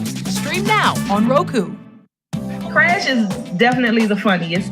He makes it enjoyable as far as the traffic, be it good or bad. He just feels like your Uncle Joe that's on the show that's out there to make everybody laugh and feel comfortable yet bring important traffic reports. Weather can't run from the all-new 11 Alive Thunder Truck, a mobile weather center with the power and speed to chase down the strongest storms and bring you on-the-ground conditions. The 11 Alive Thunder Truck, sponsored by Landmark Dodge. They come in every day with the same spirit, with the same professionalism. You can see the passion that comes with their reporting. Even delivering the bad news is just a great environment that they're presenting to us. How can you really tell whether a viral story is true or false? 11 Lives Verify breaks down the claims with facts and experts so you can know whether you're seeing truth or misinformation. Watch Verify only on 11 Alive News. Morning. Welcome back, everyone, to the Battery. I'm Jeff Hullinger along with Maria Martin. We're going to be joined by Dale Murphy here in a moment. He is in Alpine, Utah, which, if you know your topography of the Intermountain West, you know it's near Provo, Brigham Young University, in the shadow of Mount Timpanogos, probably about 40 minutes due south along the interstate of Salt Lake City, and it is a snowy, cold day there. But Dale is already telling us he wishes he were here. He is going to fetch his pearls. Yeah, that's my fault, and I apologize. Dale Murphy is back with us now. Dale, I know that you were so excited that the parade is happening today. We wish that you were here with us, and it's my fault that you had to go and get those pearls, but one of the best to ever wear a Braves uniform. Dale, thanks for joining us today. Oh, thank you so much, Maria and Jeff. Great to be on with you in this celebration. I'm following along on social media, and I'm happy to be on with you guys today. And again, to just say congratulations to the whole organization, the Atlanta Braves, the city of Atlanta, the whole Braves country, not only throughout the Southeast, but We could see how big Braves country was there in Houston. So nice going Braves country and enjoy this day parade. And what a great team. So fun to root for. Hey, Dale, have you found yourself thinking a little bit this week about Hank Aaron and also Phil Niekro, who have passed away this year? You were great friends with both for so many decades, so much a part of your life, so much a part of this organization that it is bittersweet to think of them not with us on this great day of celebration here in Atlanta Metro. Yeah, you're right, Jeff. It is bittersweet, but thankfully, Nancy and I were able to get to know the Niekros, of course, as teammates, and get to know Hank Aaron and his family, after his career and, of course, being in the Braves organization. But, those two guys, when I think of them as the ultimate baseball players, the ultimate community citizens, and the ultimate Atlanta Braves. I think they just set the tone for everybody. And that is a member of the Atlanta Braves organization. This is how you go about your career, and this is how you work. This is what you do. You just give your best every single day for this organization, and you represent it in a way that the organization had you be. And there's just no finer people than Phil and Hank, and we miss them dearly. And I'm sure they're smiling right now and looking down on this big celebration. Dale, you and I talked last week at the World Series, and you told me that you thought the Braves would get it done in 7. Instead, they tricked you, and they got it done in 6. What has been the most surprising part of this team on their route to a World Series championship? Surprising to me, they kind of dominated. Once they got going, they were just unstoppable. Again, everybody knows this, but they shut out the Astros twice, the best offensive team in the American League, out-homered them 11-2. I mean, the fact that it went 6 games, I think now is surprising. I felt they would win. I felt they would take 7 games. But once they got going, and when Soler hit that home run, I don't know, there was something about the difference between that grand slam that Duvall hit and then that one that Soler hit. I was really optimistic when the grand slam happened, but I felt it was over when Soler hit that one because we had Max Fried going, we had our bullpen rested. I just thought we were on a great path, and so I think that's what surprised me so much. You look back at the statistics and how they really dominated the Houston Astros.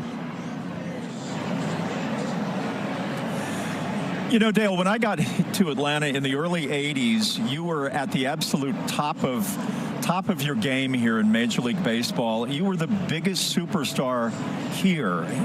Your life, I mean, you couldn't go anywhere. I remember when you were living in Roswell, you were getting swarmed by people. I mean, your life was so impacted by your stardom and the fact of what the Braves mean in this community. Would you talk a little bit about it's different. When the Braves are going well, baseball and the Braves hold a special meaning in the South, in this region, and in this metropolitan area that I've always felt the Falcons, the Hawks, they just never quite get to that level. That baseball is such an ingrained part of the culture here, of so many people that have grown up in this area?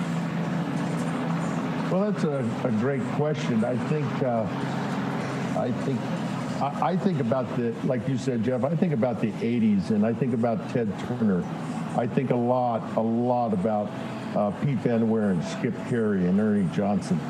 What they brought, not only on the radio, but especially when we got on to the Superstation and TBS, they were so good at personalizing the games. They interacted with us. They traveled with us. Anyone who listened to the ball game knew that they loved the organization, they loved the game, and I think I give a lot of credit to them for presenting, the product that when I played, as you know, wasn't always that good, but it was always entertaining, and they just did a great job. We all know the Southeast. the phrase is football is king, and I love football in the South. It is magical.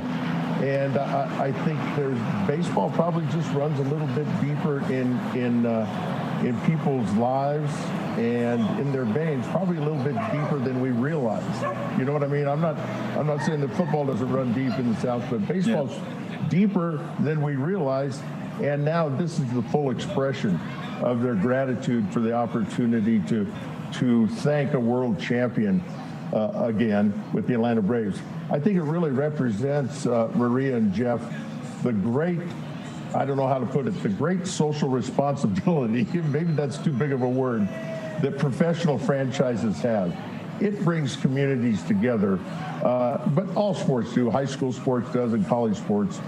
But we all identify with the professional organizations, on such a large scale that I appreciate the Braves had an opportunity maybe to go either way this year, but they said, we're going to compete.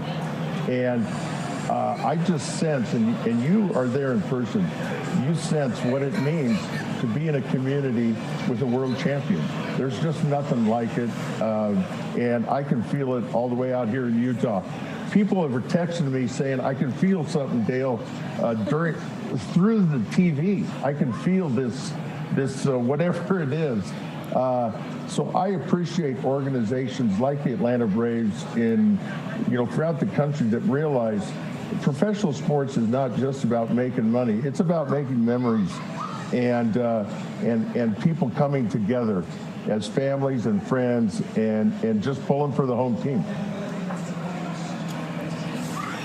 Dale, I know you can feel it not just through the broadcast, not just through social media, but because you put on a Braves uniform. I mean, Braves country, like you said, stretches far and wide throughout the Southeast, and what everyone is talking about is manager Brian Snitker, somebody who has climbed his way through this organization. Now he has a World Series championship ring as a manager. Talk a little bit about the most impressive thing that you think Brian Snitker has done with this organization so far, aside from winning, of course, this World Series title. A great manager like Brian Snitker has the respect and he has the respect of his players because he treats them with respect. He's honest with them. But that's just part of it.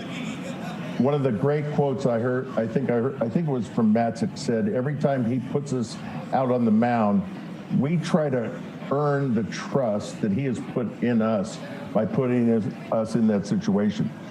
And if all of us will remember, about halfway through the season, in fact, someone tweeted right after the World Series, fire Snitker.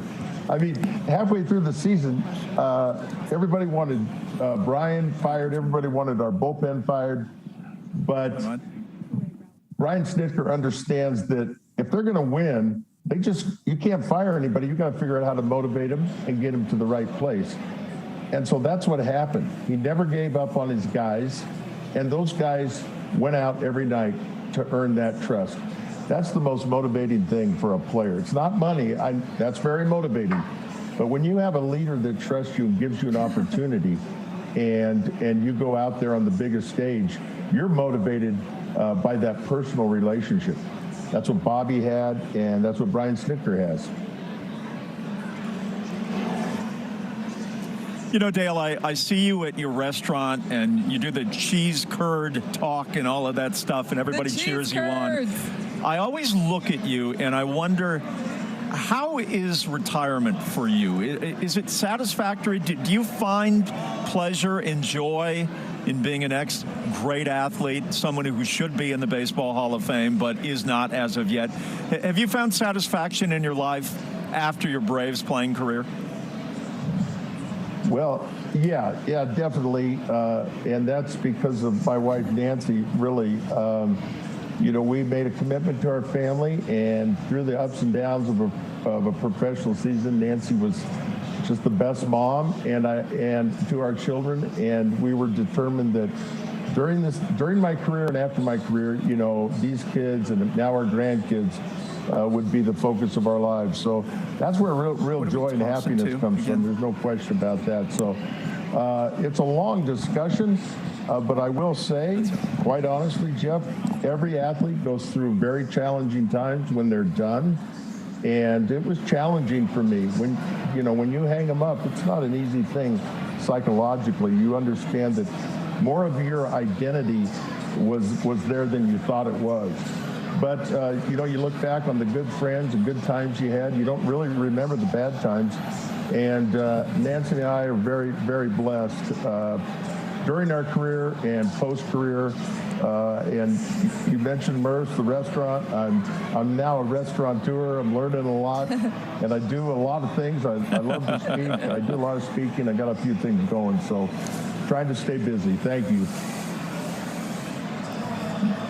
All right, Dale. I was sitting here and trying to remember what year I flew out to Alpine, and I spent a day with you. It must have been. Man, that's been a long time ago. Maybe 94 or 5, somewhere through there. Yeah. The time is escaping. But, Dale, we always appreciate it. And we're always grateful for what you have meant to this region and this metropolitan area. And you are one of the great pleasures and one of the great honors of my career is knowing you and getting to follow you. And we're always appreciative for who you are and what you represent. Well, thank you so much, Jeff. And I do remember that visit. I'll just let you know that, we got Cracker Barrel out here, so we got some grits out here. So it always reminds me of the South now. But we love the Braves, love the South, and we'll always be connected. All right, Dale, thank you for your time. We greatly appreciate it. Bye, Dale. And, thank you. We'd like to maybe visit Alpine somewhere down the road. It's such a sweet, great place, great part of the country in the Intermountain West. Thanks again, Dale. All right, we continue with our coverage of the Braves parade. And let's have maybe a little recap of what we have experienced so far with the parade beginning at 12 noon. Here goes. Y'all ready for the Braves? I think they're ready for a parade.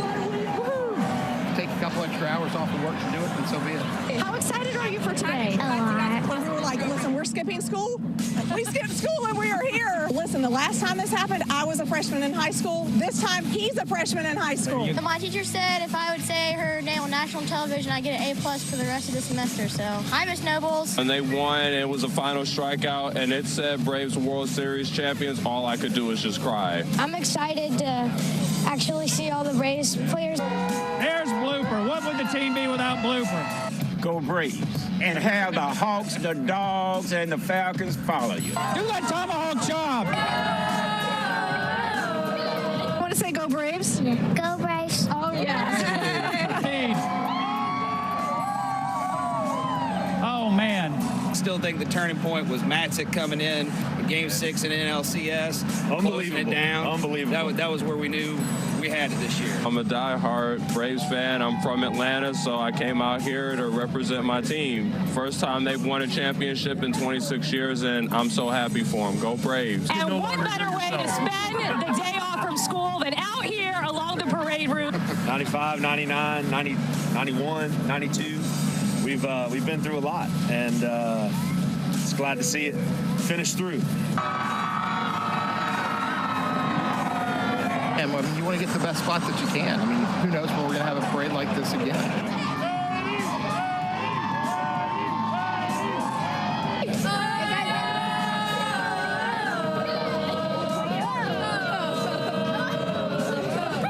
Great thing about what the Braves win does, it brings the city together. That's what sports are all about.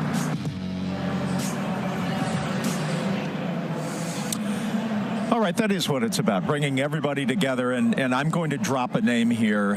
Former Atlanta Mayor Ambassador Andrew Young told me decades ago when we were describing some of the victory parties in the early 90s for the Braves that, this is the one kind of thing that brings everybody together, black and white, young and old, those who are natives, those who are transplants, male, female, young, old. I mean, it just is the kind of thing that unites. And that's one of the reasons that we follow sports, because it's one of the few things that we can all sort of gather around and say, yeah, this is cool. This is great. It's really funny because I have people tell me that sports don't matter. They do matter. I would like to turn them to today. Yeah. Today is the reason why sports matters. Yeah, look at the sports always city. I mean, matters. look at what we've seen so far. Look at what you heard from those Braves fans. It is the ultimate local issue in communities. It's There's unbelievable. nothing like sports and what it means to everybody. Emotional, triumphant, Oh. all of the adjectives today is so special for Braves country. And Joe Ripley, he is along the parade route. He is, I believe, in Cobb County right now. Joe, I can see there's a lot of people behind you. It's starting to get really crowded here. You're on Battery Drive. What are you seeing? It has been such a treat, Jeff and Maria, being here over the last several hours and watching this crowd grow minute by minute. And we're just a few minutes, actually, from the parade finally getting here to Cobb County, the Battery in Truist Park. Take a look at this crowd. I want you to get a sense of what we are seeing here, because a year ago, this simply was not possible. This could not happen. All day long, we've been hearing from fans, like you mentioned, Jeff, saying that sports, the Braves in particular, have been a huge rallying point for this community, for the city, the state, the nation, Braves country as a whole.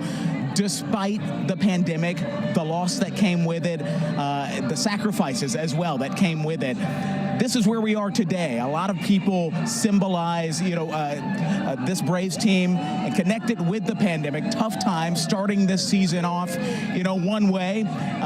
By the midpoint of the season, things were looking bleak for this Atlanta Braves team. And now look where they are. One World Series championship run later, they have drawn thousands here to Cobb County. And as you saw, to downtown Atlanta as well. This is a squad, a Braves squad that has just culminated in this gathering together.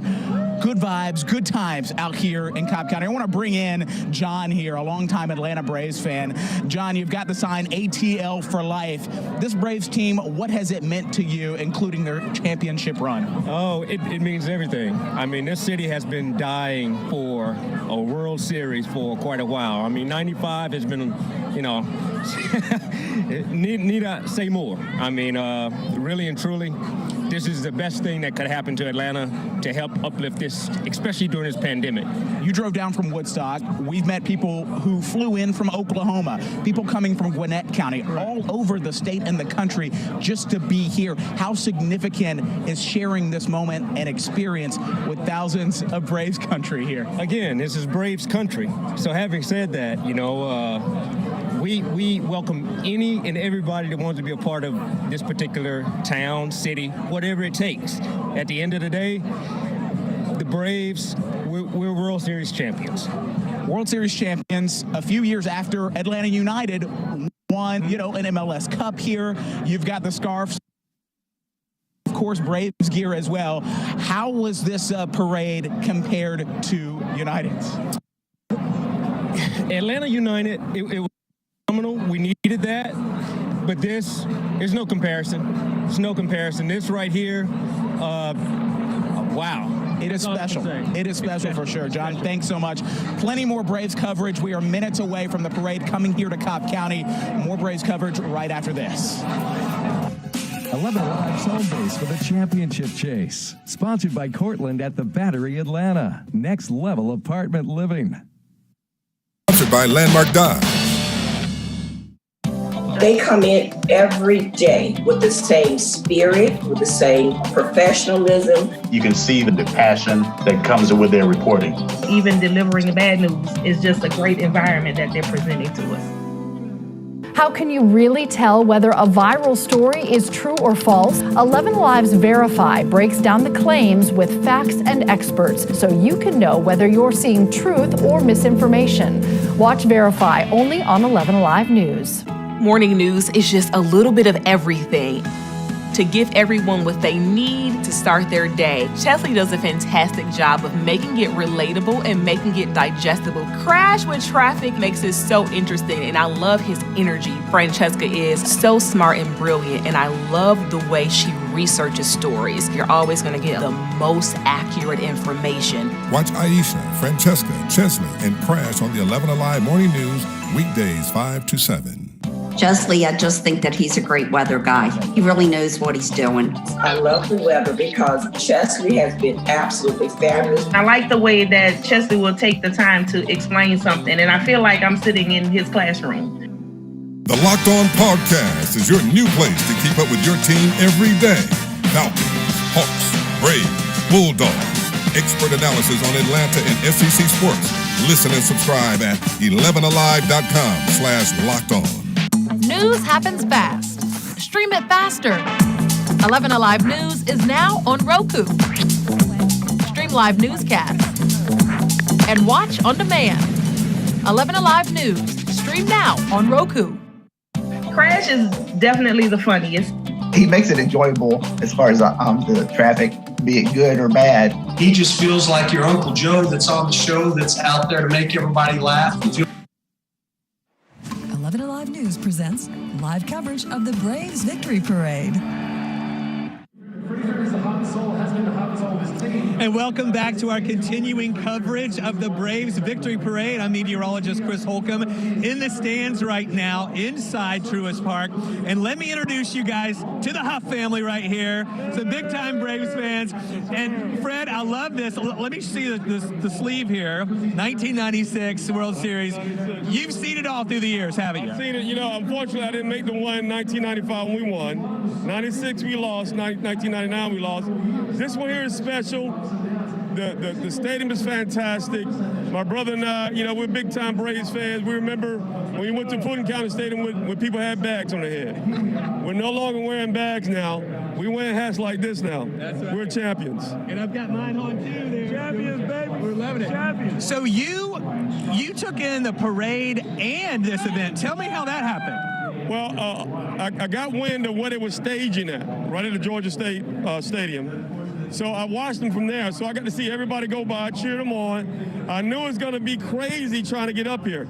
So as soon as they left out of the stadium, I hit the highway to get up here. And I met a little bit more traffic, but I got up at Windy Hill, and it was a lot easier getting in here.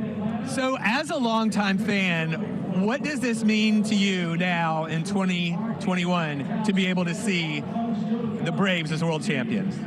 I'm a native Atlantan. This means everything to us, you know.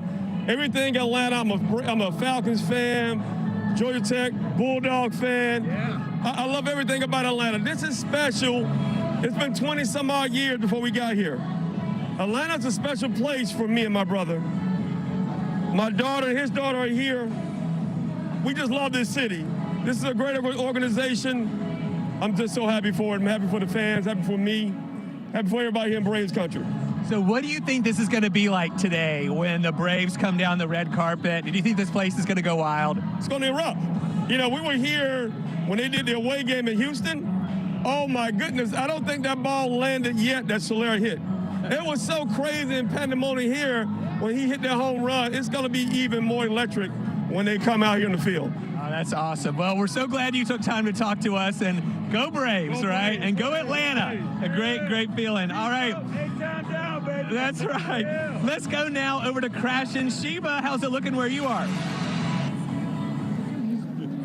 Hi there, Chris. Yeah, it's finally feeling like a parade route instead of a big old party. We are several people deep into the parade route, and we are less than 10 minutes now from the parade making its way over here. I do not know where it came from, but somebody must have just driven by. There were Cobb County police officers driving by on the loudspeaker saying, "Are you ready for your 2021 vote?" So even the police are hyping up this incredible crowd. When we talk about there's no more parking, obviously they've had the streets shut down for several hours. I see throngs and throngs of people that are walking up. So we're not done yet. This thing is getting bigger and bigger. This crowd has been hyped. They have been lit since very early this morning. I mean, when you have the Cobb County Parks and Recreation truck go by and they're screaming like they're part of the parade, you know this crowd is ready to cheer on the Braves. So we have another vehicle going by right now, a Sprinter. Before this, we had a police car. But it's like little vehicles where people are so hyped and ready to get this parade started. They have so many signs out here. Battle won. The kids are just thrilled. This is the best way to spend the day off from school. Another sign over here. When Freddie wins, America wins. You want to come up here and talk to us real quick? These guys up here. Come here. Now you've got several signs. Obviously, the first one, when Freddie wins, America wins. What's this one here? when he says he's an Astros fan. Red flag. Red flag. This is the theme of 2021. That's for sure. What's the red flag? So I was going to say, you got a little SEC football going on here. Yeah, we're SEC girls. We're from college. We came back for this, so we're really excited. Nice. Yeah. All right. Because, well, we got a nice big game tomorrow. I mean, so you got Braves Parade tonight. You got Bulldogs tomorrow. You got Never mind, you talk.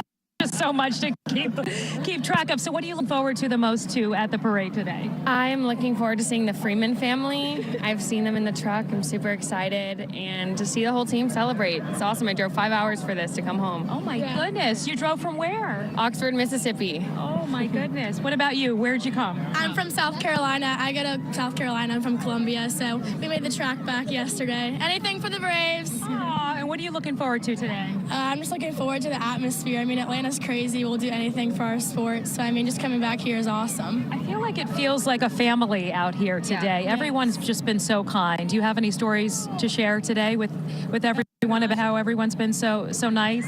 Yeah, I mean, of Atlanta and everyone's celebrating, like no matter where you're from, what you look like, everyone's just like high-fiving, so awesome. So, I mean, Atlanta's just a great place. Now, speaking of stories, how much fun did you have during the 95 World Series parade? I was not born then. Guys. This thing's about to happen in Cobb. Do not want to go away. Yeah. Great weather guy. He really knows what he's doing. I love the weather because Chesley has been absolutely fabulous. I like the way that Chesley will take the time to explain something, and I feel like I'm sitting in his classroom. The Locked On Podcast is your new place to keep up with your team every day. Falcons, Hawks, Braves, Bulldogs. Expert analysis on Atlanta and SEC sports. Listen and subscribe at 11alive.com/lockedon. News happens fast.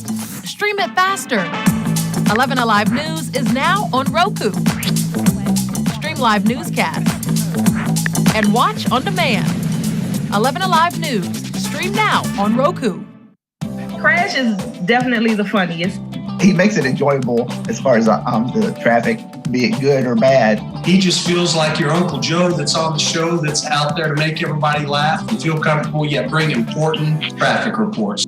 Weather can't run from the all-new 11 Alive Thunder Truck, a mobile weather center with the power and speed to chase down the strongest storms and bring you on-the-ground conditions. The 11 Alive Thunder Truck, sponsored by Landmark Dodge. They come in every day with the same spirit, with the same professionalism. You can see the passion that comes with their reporting. Even delivering bad news is just a great environment that they're presenting to us.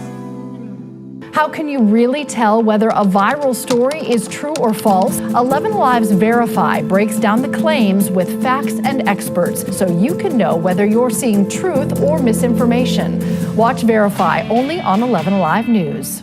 Morning news is just a little bit of everything to give everyone what they need to start their day. Chesley does a fantastic job of making it relatable and making it digestible. Crash with Traffic makes it so interesting, and I love his energy. Francesca is so smart. 11 Alive News presents live coverage of the Braves Victory Parade.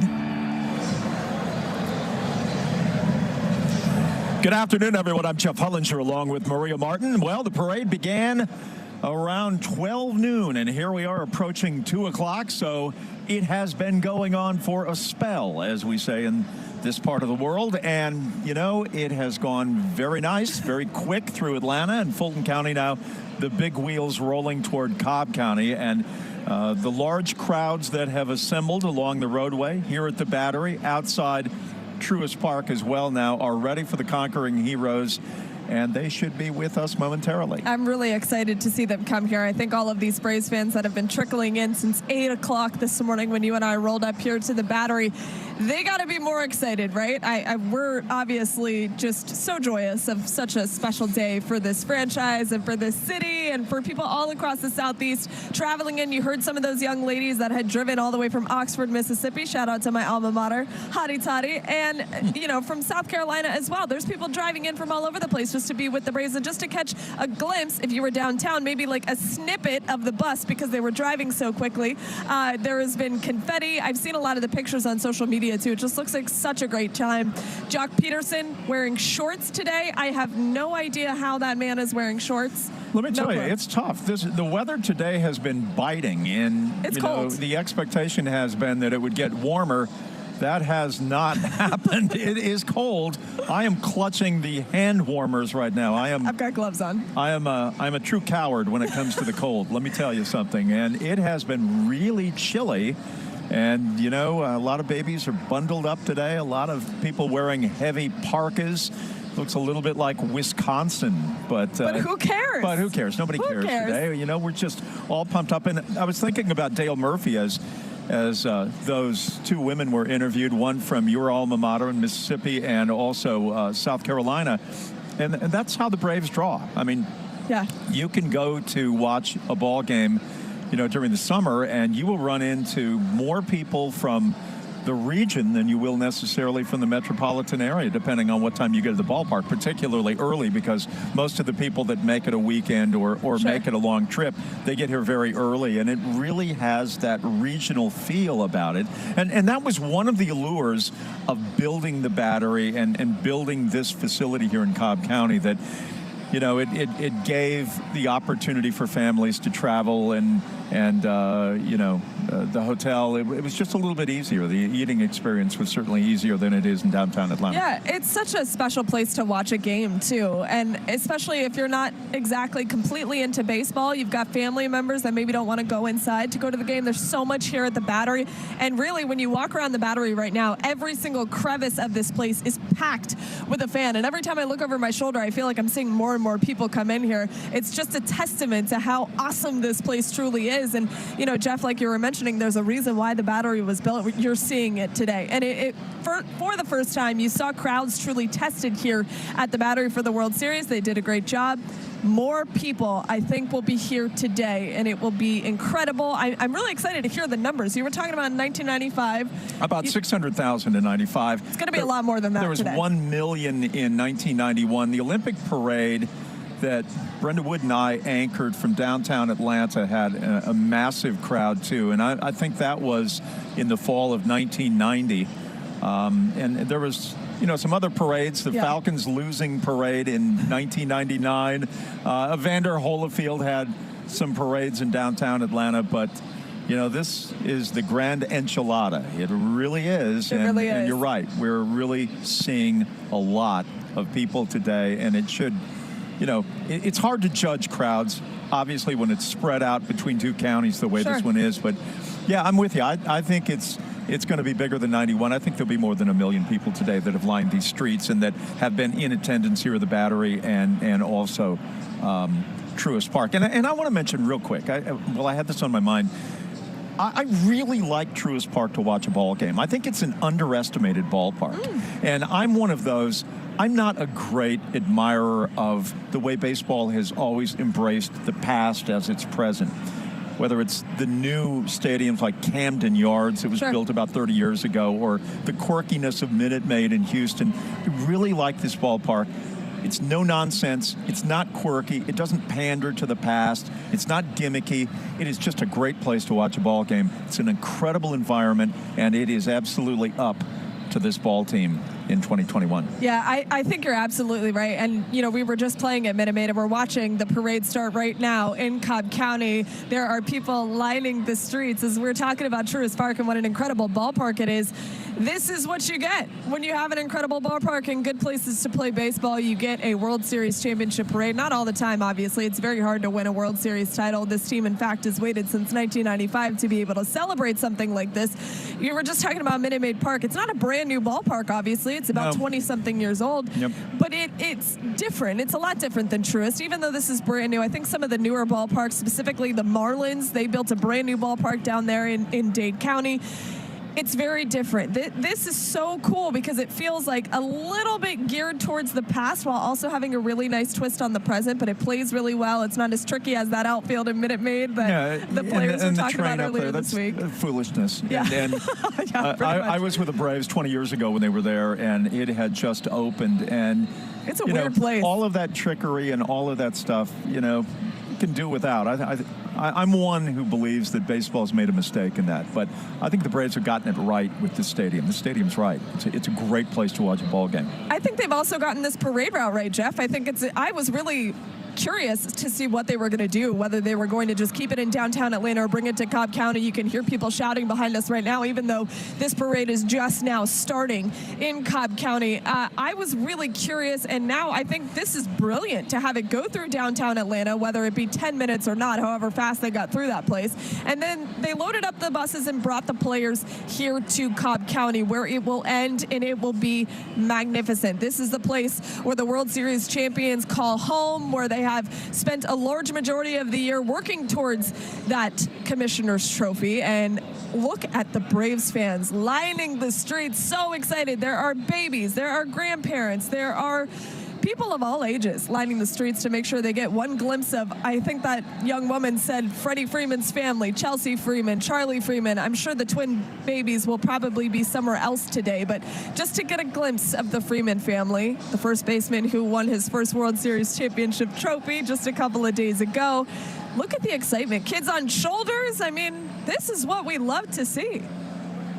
I always see people wearing these new sweatshirts and new T-shirts and hats that say World Champions 2021. And then I'm thinking, somewhere at a Kroger or a Publix in 2051, somebody is wearing one of those shirts. Yep, it's going to happen. And you're probably interviewing them about, hey, why is that in such great shape? Meanwhile, I will not be interviewing them. I will be resting. That's not true.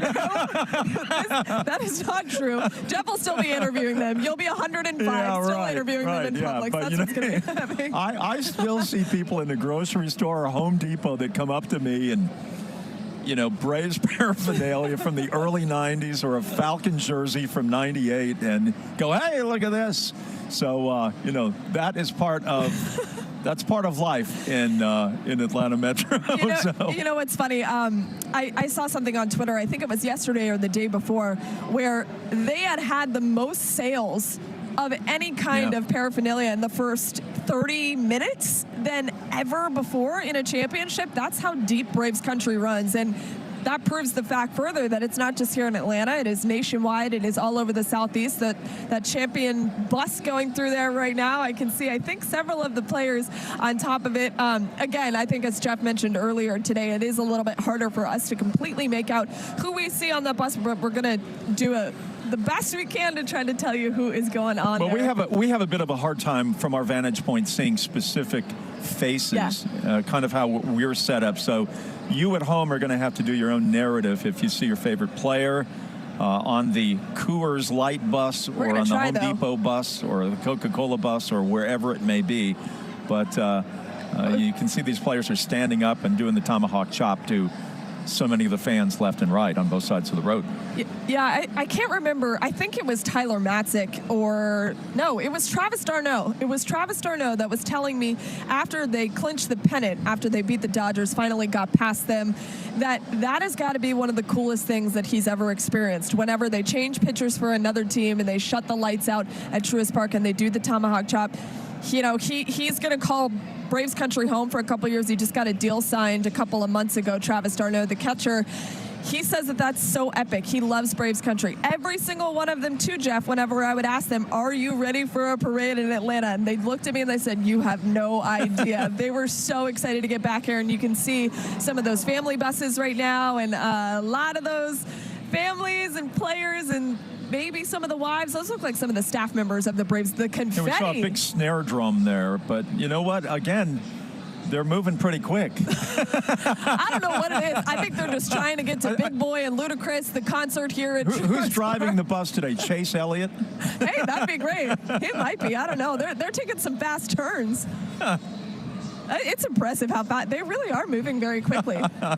It's hilarious. Well, I think they want to get to the Battery here. They want to get to the ballpark. Absolutely. And, you know, the Ludacris concert and Big Boy are going to be here. And, I mean, it's a great place to be. I mean, you can feel the energy. I know I always loathe when I hear sports anchors saying, I can feel the energy. Well, you can. Yeah. You really can feel the energy today. You can hear it.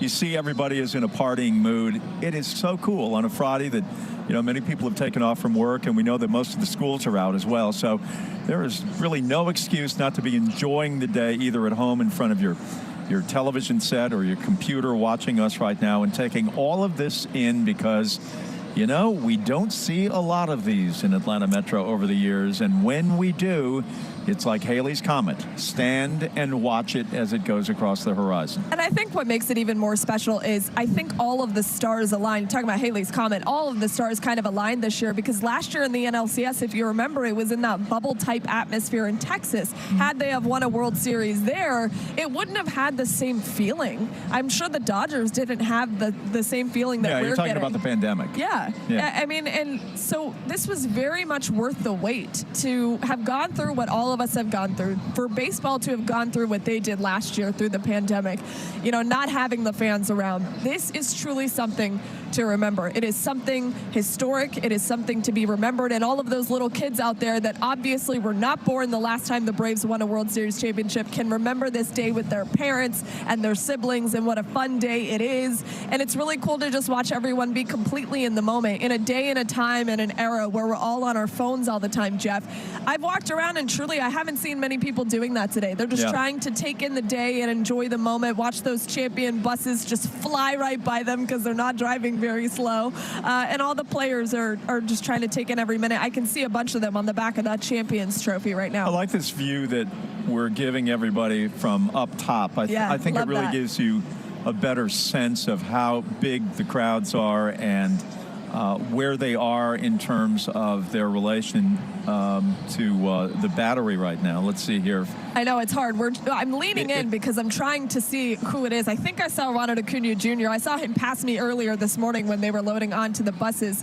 But you can see several of the players just so excited. This is such a fun day. I love this. This is fantastic. I do see a hat out there that looks like potentially Ian Anderson's, or I'm not quite sure who that is. Maybe Jesse Chavez. I saw him this morning with a cool hat on. There's a bunch of those guys doing that. And I'm impressed by your vision.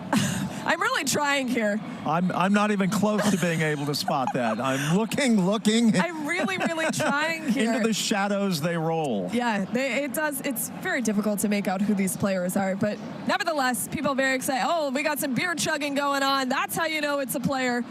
For sure. I can't even imagine what is happening on that bus right now. I know you guys that are along the parade route can see a little bit better than we can, but a bunch of the players partaking in a lot of very fun activities this morning, I guess you could call it. They have been up since they won the World Series championship, I'm pretty sure, because they partied in the hotel that night. Cole Swindell, a country singer, then we saw was with them. Freddie Freeman and Jock Peterson at the Hawks game last night, the Hawks Jazz game. They were at State Farm Arena last night. The parade is nearing the Battery now, we've been told, Jeff, and you can actually kind of tell because if you look behind you and I, there are people sprinting towards the street. It's starting to get closer here to the Battery. You can tell we've got people in place ready to get this thing rolling, turn the corner, and welcome the World Series champions home to Truist Park. What a moment. Well, we are going to see all of those crowds that have been assembled out along Cobb Parkway here. And in front of the Battery, in front of the ballpark toward Perimeter Mall, will now be walking up here. So you're gonna see, I would guess, 45,000 people inside Truist Park, and then I would guess you're going to have at least 100,000 people that are going to be here in the Battery. So yeah, it is that grand assemblance of energy and enthusiasm, and it's all packed into a very, very small area, and it should make for a very memorable afternoon presentation. It's been flawless so far, truly. It has. It's gone really well. It's been fantastic to watch all of this happen. I love the two parade routes that we were talking about a little bit, the players in the front of the bus getting everyone hyped up. As Jeff mentioned earlier, we love this aerial shot. You can kind of get a full grasp of what it looks like as the parade nears the Battery, that American flag hanging over as well. The players going underneath it and just trying to get the crowds pumped up, even though I don't think anyone needs encouragement at this point. Saw Blooper earlier this morning on a fire truck and posting about it, saying he was too lit, so they had to put him on a fire truck. Good stuff from Blooper there, my friend Blooper. Oh, confetti. I don't even know how to describe this. It's just such a cool and crazy day. And actually, you know, when we were talking about, oh, you can feel the energy, well, I can certainly feel it now with people running around underneath us, trying to get ready, trying to catch a glimpse of the World Series champions. Jock Peterson throwing pearls off of the bus. Jock Peterson winning his second straight World Series title, Jeff. That's got to be incredible. You know, he was with the Cubs earlier with the Dodgers last year. Yeah, and he was with the Cubs earlier this year. Had no glimpse of even sniffing a postseason, and now he's got another ring, and his older brother, Champ Peterson, loved to see him get a ring as well. His persona is unique. It is, in some ways, it feels like a wrestler that, you know, there's funny. a lot of shtick around him for those of us who make our living with pens and pads and cameras. But I'm sure he's a very different life form inside the clubhouse than that sort of, you know, jovial, pearl wearing and wine clutching. I mean, he really has established an identity above and beyond his terrific play on a baseball field. And sometimes we need that, right? Sometimes we need that in sports. And especially with this team, I think they certainly really needed that. I've gotten to know his wife really well and talked with his family. I was talking earlier about how I talked with their parents, or with his parents that had flown in from Hawaii this morning. They're great people. They're good people. And, you know, Jock Peterson has this persona of this pearl-wearing, wine-clutching guy, but he's just kind of a normal guy. It doesn't seem like that because he's got the blonde hair. He dyed his hair blonde after his wife Kelsey was getting her hair done, and he looked at the hairdresser and he said, that looks cool, I'll try it. And that's really the only reason why he has it. He's just kind of like fly by the seat of his pants kind of guy. They're great people though, and he's really changed the atmosphere of this clubhouse, this franchise. It's been so much fun to watch. We were talking about the Burgundy Boys Club, which is the story that I broke in the World Series, and that is where the wine came from. Jock Peterson and Ian Anderson and them started a wine club within the clubhouse where they try wine, they taste it, and I will say, everyone that wants to be a part of this wine club, good luck, because those bottles are very expensive. Well, baseball players make a lot of money. They're not drinking $8 wine. Not at Trader Joe's like I buy my wine. No, they're not doing that $2 Chuck stuff. No, sir, they're not doing that at all. I think the other interesting aspect is I think Atlanta Metro and the region really getting to know this Braves team. And in years gone by, these personalities were so well defined, whether it was Bobby Cox or John Schuerholz or Ted Turner or Tom Glavine, Greg Maddux, John Smoltz, I mean, David Justice, Ron Gant. We knew all of those guys, and we knew of their personalities. I think athletes were maybe a little more accessible 25 years ago, but you know, we had plenty of time to get to know this roster, and this is different. I mean, many of these guys have only been here since July 30th, and certainly with the injuries to Soroka and Acuna, you know, the definable personalities have been a work in progress for a lot of fans. Yeah, certainly. And I think that this is also a different time as well. And with COVID, it's a little bit more difficult to get in the clubhouse and really get to know these guys. But, you know, we've done our best in trying to give you great perspectives of who these guys are in the clubhouse, and especially guys like Freddie Freeman, who have been a part of this organization for a very long time. And even a guy like Tyler Matzik, for example, who was a part of the night shift, which is the bullpen. They nicknamed themselves the night shift.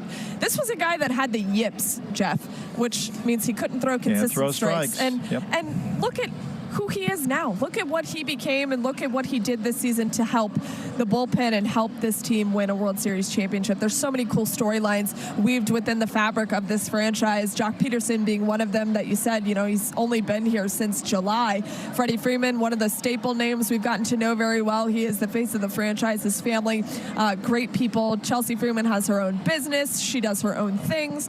And then you have guys like Will Smith, who's a Noonan native. He literally grew up around the corner, and now he's going to be hoisting a World Series championship and a trophy. nominee for the Roberto Clemente Award for the great work that he has done, given the aftermath of the tornado that ripped through Noonan. He has been front and center trying to raise money, trying to help his local high school. The high school was able to play at Truist Park as well. I see someone...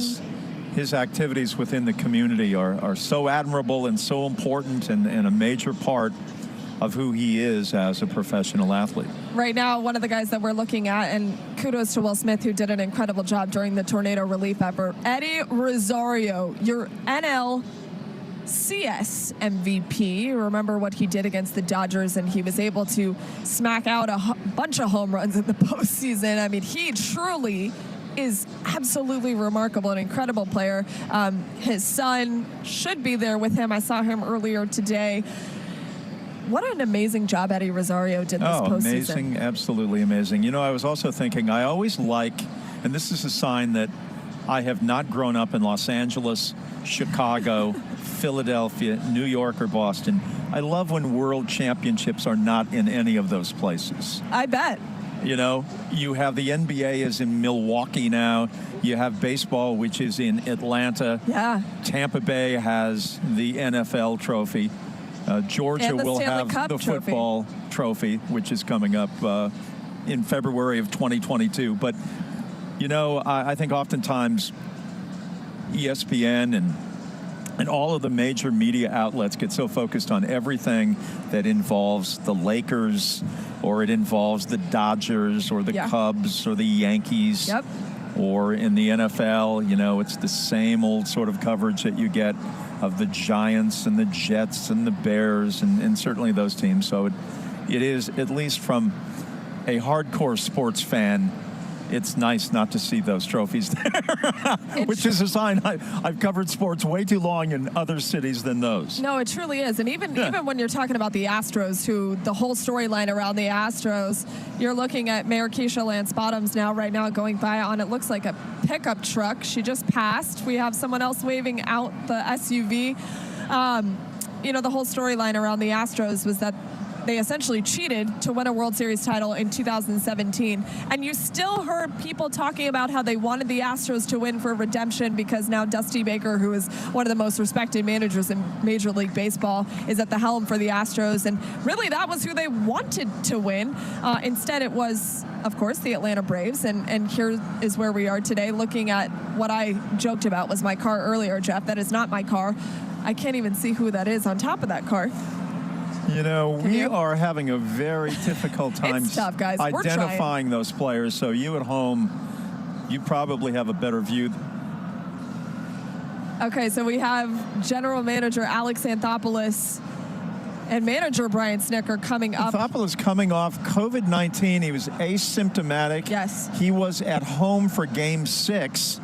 While it was going on in Houston, and it must have been a surreal feeling for him, A, not to be ill, and B, you can't be in the moment. You have to be at home in your own living room. There he is. We're talking about General Manager Alex Anthopoulos, who did an incredible job at the trade deadline. Seriously, you have to take a bow, have to stand on your feet for that man, because he reinvented the outfield for this team and really did a great job of putting the pieces in place in order to make them win a World Series championship. Manager Brian Snitker waving to the crowd right now. Oh, wow, what an emotional time for him and his grandkids. I love that. A look at Freddie Freeman coming up next, and has spent 12 years in a Braves uniform, gets better and better if that's possible, and you now begin to look at his resume toward Cooperstown, and it is real, and it is to be taken very seriously, and at the pace he is on right now, it is hard to imagine that he will not be in Cooperstown. You can see Chelsea Freeman, his wife next to him, Charlie somewhere probably in that pickup truck. Braves and they have country twins on their too, feet. don't they? They do. They have twins. The twins are new. The twins are probably nowhere near here today, I would imagine. But Charlie Freeman, who's typically around Freddie all of the time, I'm sure he's there right now. Jorge Soler, your World Series MVP, rolling up in the Chevy pickup truck right now. You have to imagine that ball that he hit, Jeff, out of the yard in Houston is still in orbit somewhere. I don't know that it's landed. 446 feet he hit it. I think that's a lie. It had to have been like 900, right? It was amazing, wasn't it? A Cuban-born player, and he is absolutely, could he have possibly imagined that he would be immersed in the middle of all of this a few months ago? The answer to that unequivocally is no. And we had Grant McCulley on here talking about Jorge Soler in a Kansas City uniform. He was batting 200 when he was with Kansas City with the Royals earlier this year, and then he shifted things to Atlanta. Things exploded for Jorge Soler, put him on a national stage. You talk about a guy who just a couple of years ago, no one even knew who he was, and now World Series MVP for the Atlanta Braves. Soler, while he was in Kansas City, was shepherded by another former Brave, the man they used to call Pac-Man, Rafael Belliard, back in 1991. And we have not seen much of Rafael in the last, 25 years or so. He lives in South Florida. Let's see, we got some more people coming in here right now. We're doing our best here, folks. Back to the Truist A Champions double-decker bus. That's a cool-looking bus, too. It is a good one, isn't it? There's the mayor. Is that Keisha Lance Bottoms? Now in the final months of her term. Certainly that is a subject that we are talking a lot about these days now, is the push toward the runoff in the Atlanta mayoral race between Councilman Andre Dickens and City Council President Felicia Moore. Jeff, you can tell that this parade is inching closer to the Battery because I can hear the crowd getting louder and louder and louder. There's a real buzz, isn't there? It is. You want to talk about feeling an atmosphere? This is it. This is unbelievable. This is what I think the Braves have waited for. You know, they got it done in Houston. I saw Braves country when I got out of the tunnel after that final out, and there were a lot of them, but there is nothing like this moment. The confetti, the Battery is packed. This is unbelievable. The roar of this crowd is like about a dozen weed blowers. That's really what it sounds like. I can see the confetti in the distance. Jeff and I are just around the corner from where the parade is. Here it comes, folks. Welcome home, your World Series champions, the Atlanta Braves, to Truist Park.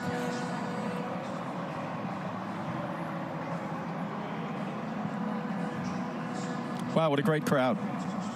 This is something that you waited for. This is unbelievable. Wow, it is packed. There is a fan by me walking with a margarita right now. Unbelievable. Truly unbelievable, guys. This is what you wait for. You've got drums. You've got the freeze. You have confetti. You have everything you could ever want with a World Series victory parade. A giant cup. Those are the things that go around in the outfield. I think the hammer. Oh, the bucket. Yeah, the bucket. You guys know what that is. The Home Depot bucket. Wow. Take it in, Braves country. This is something that hasn't happened since 1995. Who knows when it'll happen again. Take it in. Take every moment in of this amazing World Series victory parade. If you're there, be loud. If you're near there, be loud at your TV. This is something truly that it's historic. It's incredible. You can just hear the noise, and you let the crowd swell and let the roar take over right now. This is what is enveloping the roster and the organization right now. All of the 7 months of work, beginning in spring training, drifting toward early summer when it looked like this team was going nowhere, to the All-Star break, the halfway point, under 500. And then they caught fire. Then the acquisitions, July 30th. And life would begin to change. Brian Snitker. Oh, what a moment for Snit. I love that so much. That is, I can't even imagine his emotions. He said multiple times to me and to everybody else that he is numb. Freddie Freeman as well said he kept looking around and seeing 2021 World Series champs, and he couldn't really believe it. He said, maybe ask me in a couple days and I'll have some words for you when everything settles down. This has just been such a whirlwind for the Freeman family. Freddie Freeman flying the A right now for the A is what they've been hashtagging all season long. And this is unbelievable, Jeff. This is something. One of the most amazing runs in the history of Major League Baseball. The only team to ever accomplish such a feat. Under 500 at the All-Star break, the 1964 St. Louis Cardinals. When you think about Bob Gibson, Tim McCarver, Red Schoendienst was the manager of that team, and this Braves club becomes only the second to pull off such an extraordinary accomplishment. And the roars continue. You are literally looking at a team right now that did not have a winning record until August 6th. Blooper right now getting the fans pumped up. August 6th, Jeff. And now the entire city of Atlanta, it feels like, is in the Battery welcoming these guys home. I saw Touki Toussaint at the front of that bus earlier. Touki Toussaint, not a part of the World Series roster, but a big part in helping this pitching staff get to the point to where they are today. Baseball, a very odd sport most of the time because players are so up and down. They may not make the World Series roster, but he did play a really big role in getting them here today. So there are a couple of players like Mike Soroka. I think that's Austin Riley in the front. I can't really see, but I do see Mike Soroka pointing to the crowd. Obviously the ace pitcher that went down earlier this year. Everyone was sad to see him go. Look at Rosario there is signaling to the crowd. You can see them rolling through the Battery on the way to Truist Park, and a shot overhead right now that also gives you a view of the crowd and the size and the dimension of it, which has only been growing in the last hour. Wow, look at that scene. Now that is cool. People lined the streets since 6 o'clock this morning. 6, 7, 8. There were people trickling in here with their blankets, their tents. I saw people with tents. I saw people with those little small heaters next to their babies. Just, you can hear the helicopters roaring above us, which part of that is what you're looking at right now, that gorgeous aerial shot of the parade route. Buses are going a little bit slower, Jeff. They're trying to take this moment in. Oh, there he is, Derek Schiller, the president of the Braves, on the front of that. He also, and Terry McGurk with him as well. Both of them, a large part of what made this parade possible. Derek Schiller, by the way, very excited about our coverage. He was very excited about what we were able to accomplish in the postseason, and we just tried our best to give you guys a front row seat to this team, this improbable run, an 88-win team that did something that nobody thought they could. This is, I can't even describe what this is like right now. There's Derek Schiller pointing to Braves country. Looks like a lot of the executives. Eddie Perez was on that bus as well. Eddie Perez, of course, the backup to Javier Lopez in 1995, the popular starting catcher of that world champion edition of the Atlanta Braves. Wow. A view from one of the helicopters here that we are getting from high overhead. There are about 4 or 5 helicopters that I see right now hovering over our heads as they were all videotaping and showing the live pictures as well of this Braves team as they are moseying through an enormous crowd at the Battery right now. The crowd's beginning to close in a little bit on the transportation, maybe a little closer than we have seen them as they are nearing the final point where the players and the members of the organization will disembark from the buses. Wow, they are enjoying every second of this, unlike what happened downtown. You can see Luke Jackson in there. You can see Tyler Matzik with that feather on his hat taking a sip of his drink. Will Smith, the Noonan native, A.J. Mentor, a lot of that bullpen, the night shift on that bus, enjoying what a ride, what an epic postseason that they had as a collective bullpen. Dansby Swanson in a minute, one of the really incredible stories ever in the history of Atlanta sports. He grows up in this county. He grows up going to high school nearby. You're talking about him right now. There he is. Hits, such an important home run in the World Series.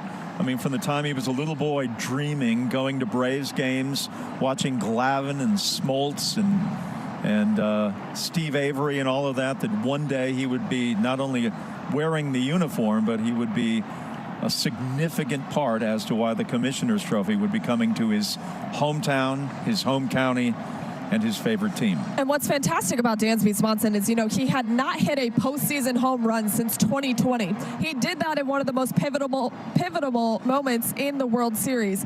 And also, Dansby Swanson won a national championship with the Vanderbilt Commodores, and now he's won a World Series championship with the Braves. He's got 2 rings, both at the highest level in his sport, both in college and at the Major League Baseball level. He's got to be really excited. His girlfriend, Mallory Pugh, who is on the U.S. women's national team, I talked to her earlier earlier this week, who she said at the beginning of the morning of Game 6, I said, how are you feeling today? She said, I feel great. Mallory cannot be here today because she has a playoff game with the Chicago Red Stars, who she plays for. She has a playoff game on Sunday, so I know Mallory is missing out on this celebration, but Dansby, congratulations. Oh, I see some swords. You know who that is? Guillermo Heredia, and now you're looking at the Commissioner's Trophy. I think we saw it just a second ago. Now we're seeing a... You got to be a little careful with the Commissioner's Trophy. Unlike the Stanley Cup, which travels all around the world, the spindles on that, if you were to drop it, could easily break or perhaps impale someone. Gosh, so be careful with that, lads. You don't want to stab somebody with a Commissioner's Trophy. Well, and you can't put any babies in the Commissioner's Trophy like you can the Stanley Cup It can't be like Tom Brady throwing the Lombardi Trophy. Oh my gosh. From the bay into the boat. You can't do that. No tossing of the Commissioner's Trophy, please. I know that the beverages have been flying earlier this morning. Oh my goodness, look at that. They're about 6 deep. Oh, this is the coolest. This is seriously the coolest. Some more confetti over the crowds. I haven't seen Ozzy Albies at all. I know he's on one of those buses somewhere. Again, folks, it's hard for us to kind of depict. All right, we're looking at 2:35 right now, so it means that we are, about an hour and a half away from getting everybody into the stadium and beginning the presentations. You can see Jesse Chavez has that red hat. It looks like I saw Jesse Chavez, potentially someone wearing a Freddie Freeman jersey. Look at these guys on the front of the bus, huh? Wow, what a great time. Sean Newcomb catching a beer. It was a good catch. They're throwing some beverages out into the crowds as well. What a fabulous sight. Incredible scene. You know, we see these on television. We see them in other cities for other teams. And we certainly didn't expect to be seeing this in 2021 in November. It is an amazing scene, no matter how many of these pictures come flashing across your computer or television. It really is something that is moving and extraordinary and unexpected, and it is such a great way to usher in the holiday season. We're getting a couple of glimpses of Travis d'Arnaud, the catcher who played a large part in the success of this pitching staff this year. Travis did an unbelievable job. He will be a part of Braves country after he signed that contract extension for a couple more years. He's played in a World Series before with the Mets, didn't win it. Now he won it. He's won a World Series championship trophy. Travis has got to be super excited and very proud of what he was able to accomplish with not only the starting pitching staff, but the bullpen as well. You're looking at Touki Toussaint. See, Peterson is tossing pearls into the crowd. That's his thing today, is tossing pearls. I wonder how many he had to bring today, because he's been tossing pearls for about the last 30 minutes. Yeah, he had to have brought a lot. It's like Mardi Gras throwing beads, isn't it? Exactly, pretty much. You know, they were selling pearls all month of October here at the Battery and inside of Truist Park. Blooper probably has 90% of those that they sold. He used to, he's basking in the glory right now. He used to put a bunch of pearl necklaces on his neck. Jock Peterson trying to give them all to Braves country. He was on the front of one of those. You can see the champion team buses. A lot of families are probably on those, if not out in those pickup trucks and those double-decker buses. There's a shot that's very near us. The Punch Bowl we just saw. We're right across from that, so that will give us You can see the confetti. Yeah, they're right in front of us. I'm going to try to get a look of it while also listening. If we can stand up and see them from our vantage point. Oh, yeah, well. But they are hovering nearby along with these helicopters that are overhead right now. Confetti is everywhere, and now we're seeing more and more of those who have assembled here beginning to make their way toward the ballpark. What an incredible day. You know, I was expecting a lot of crowds, Jeff. We've been talking about how many people we expected here. To see it, though, and to see that there's about 50 people deep in every stretch of the sidewalk, it's awesome. It is awesome, and it is very difficult, again, to judge crowd size. Someone smarter than us will be able to do that. Much smarter than and us. again, the point of reference, and we'll say it one more time because that is the nature of sport, is side-by-side comparisons, and we'll do it with crowds as well. About 1.1 million for the 1991 parade in downtown Atlanta. That was so surprising and just overwhelmed everything. And then in 1995, the parade, late October, after the World Series victory over the Cleveland Indians at Atlanta Fulton County Stadium in Game 6, about 600,000. That crowd was different. That was just a little bit of a different parade. It wasn't like this.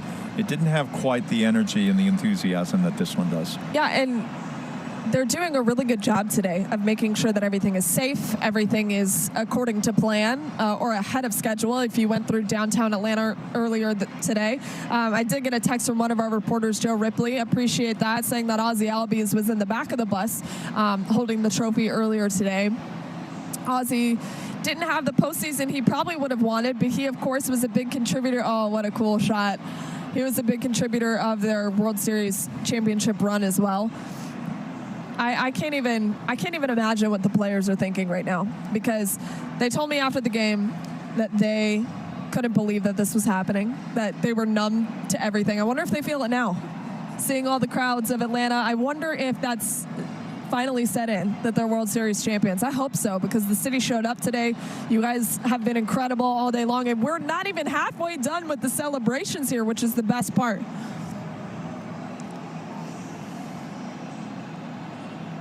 Oh, I see it. There is the trophy, the commissioner's trophy, which we will not put a baby inside of. No babies. Be careful with those spindles, guys. It looks like Ozzie Albies and Ronald Acuna Jr.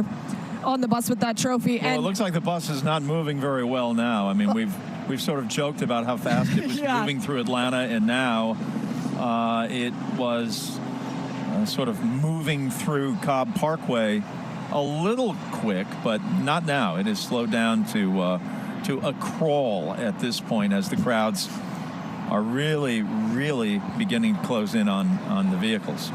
I saw someone with swords on the front of that bus, which you know who that is. That is Guillermo Heredia. He was the guy that ran out of the dugout after every game, after every victory, with those two plastic swords just going crazy. Braves country loved it. It's funny, he's quite the character. There were a couple of times during several of the games in the World Series where I would look into the dugout, and he would literally be looking at the Braves fans that were sitting in their seats, and he would look at them, point at them, and tell them to stand up. It's guys like that that have totally re-energized what this clubhouse was, what it became. Guillermo Heredia, hilarious, was on the front of one of those buses where the commissioner's trophy is, which they are being very careful with that piece of hardware. We got to make it inside Truist Park with that thing in one piece.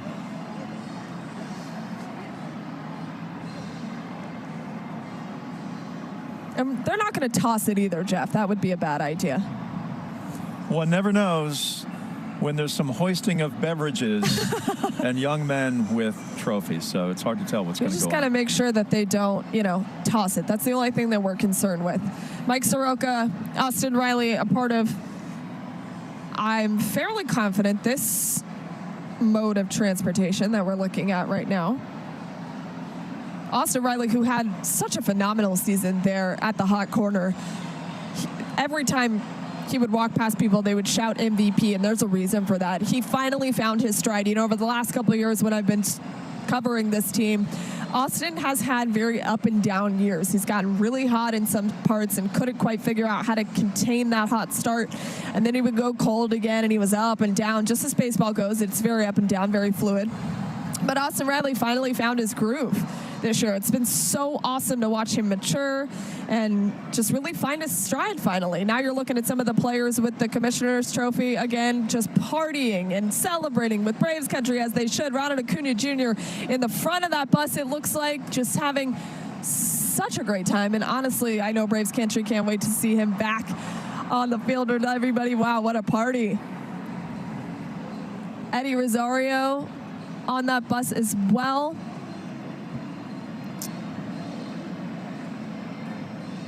What an epic celebration. And not just for these players, but for the fans who love this team so much, Ronald Acuna Jr. lifting it over his head right now. How cool. the superstar that this team so sorely missed when he went down with a devastating injury back in the summertime. He deserves every second of this as well. This is a guy that is very, very young into his career, but will be forever, I think, on the minds of Braves fans, especially next year when he comes back and hopefully has another one of those explosive years that we know Ronnie can have.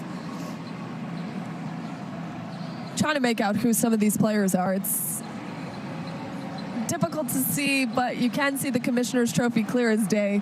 That thing is a beauty. Take it in, Braves country. Look at that.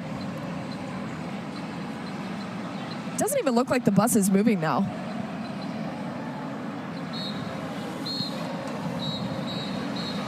Oh, you can hear a whistle.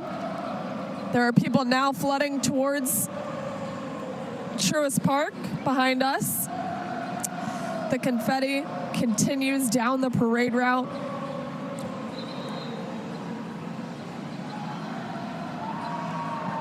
I'm curious, Jeff, do you remember in 1995 anything like this? You know, the 95 parade, it was just a different vibe.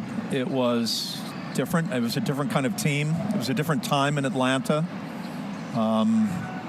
And, you know, this is a different sort of environment that has been geared toward baseball and toward, you know, the gathering of baseball fans. It's different. I think it's apples and oranges. And, you know, you're talking about two teams separated by 26 years that won world championships. But 95 had a very different feel about it, not only with the team, but with the celebration afterwards. You know, this team is very, very different. This is so cool. This celebration is very, very different. It's unlike anything that we have seen, combined with Atlanta and Fulton County and now stretching into Cobb County. So to answer your question, it is different. You asked me a short question, I gave you a protracted answer. I love the protracted answer. William Contreras was just lifting the Commissioner's Trophy, one of the catchers for this Braves team. And I'm going to share with you, Jeff, and the rest of everyone watching at home right now, a tweet that Vin Scully, who was the voice of the Dodgers for 67 years, he just tweeted this out about 20 minutes ago. It says, in full, quote, "Would you believe in the year Hank Aaron passed away, the Braves won 44 games before the All-Star break, 44 games after the break, and won the World Series the 44th week of the year. Aaron, of course, wore number 44. Maybe the Braves had a secret weapon after all."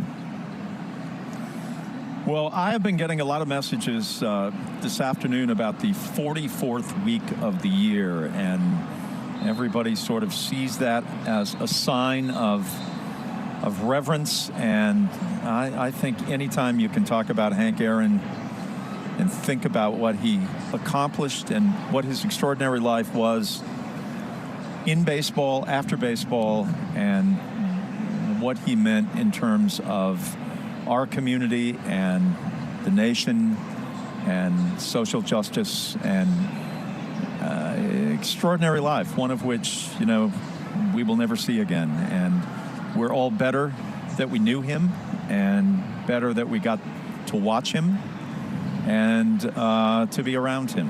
And his life is one that is incomparable. There's just nothing like it. And if you're watching right now saying, well, I don't really know a lot about baseball, I know of Hank Aaron, but you should Google him and you should read his Wikipedia and take a look at his astonishing numbers in a sport defined by numbers, and what he did day after day after day, year after year, decade after decade. And then combine that with what he faced as he chased Hank Aaron, as he chased Babe Ruth, and his life after baseball, of what he meant to the Braves organization in terms of the farm team, in terms of, you know, really shepherding so many players and decisions that the organization would make, and then and what he meant to so many kids, sponsoring scholarships and being involved in their lives.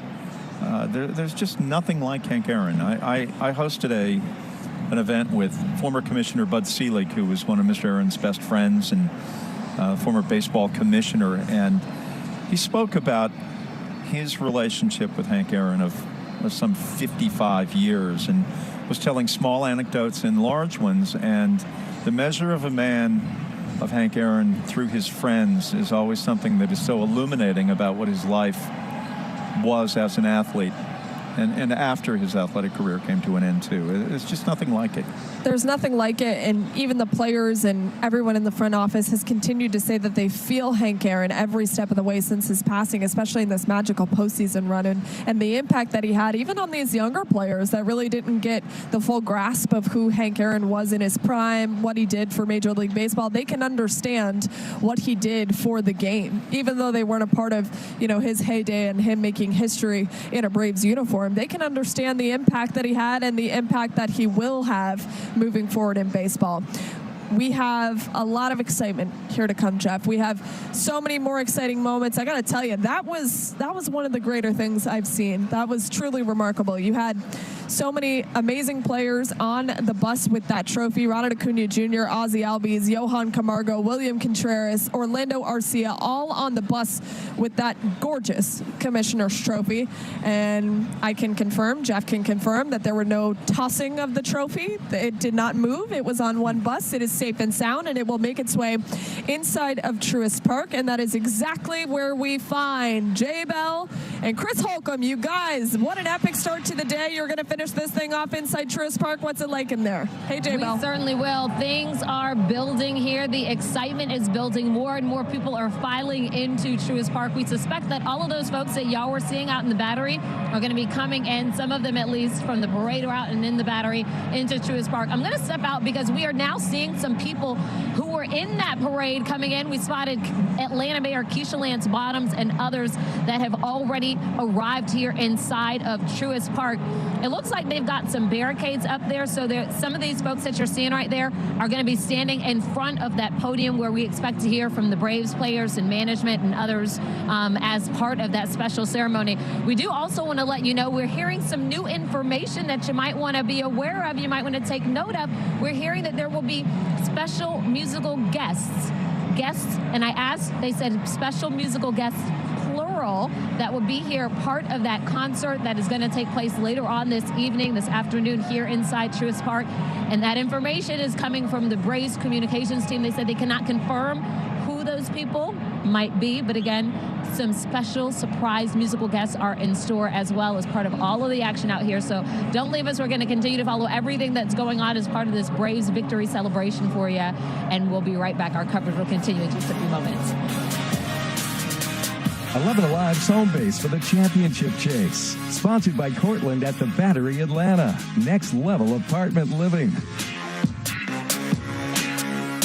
Thunder Truck, a mobile weather center with the power and speed to chase down the strongest storms and bring you on-the-ground conditions. The 11 Alive Thunder Truck, sponsored by Landmark Dodge. They come in every day with the same spirit, with the same professionalism. You can see the passion that comes with their reporting.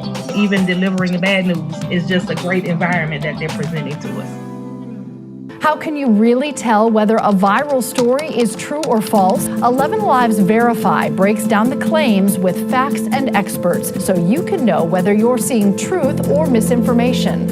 Watch Verify only on 11 Alive News. Morning news is just a little bit of everything to give everyone what they need to start their day. Chesley does a fantastic job of making it relatable and making it digestible. Crash with Traffic makes it so interesting, and I love his energy. Francesca is so smart and brilliant, and I love the way she researches stories. You're always going to get the most accurate information. Watch Aisha, Francesca, Chesley, and Crash on the 11 Alive Morning News, weekdays 5 to 7. Chesley, I just think that he's a great weather guy. He really knows what he's doing. I love the weather because Chesley has been absolutely fabulous. I like the way that Chesley will take the time to explain something, and I feel like I'm sitting in his classroom. The Locked On Podcast is your new place to keep up with your team every day.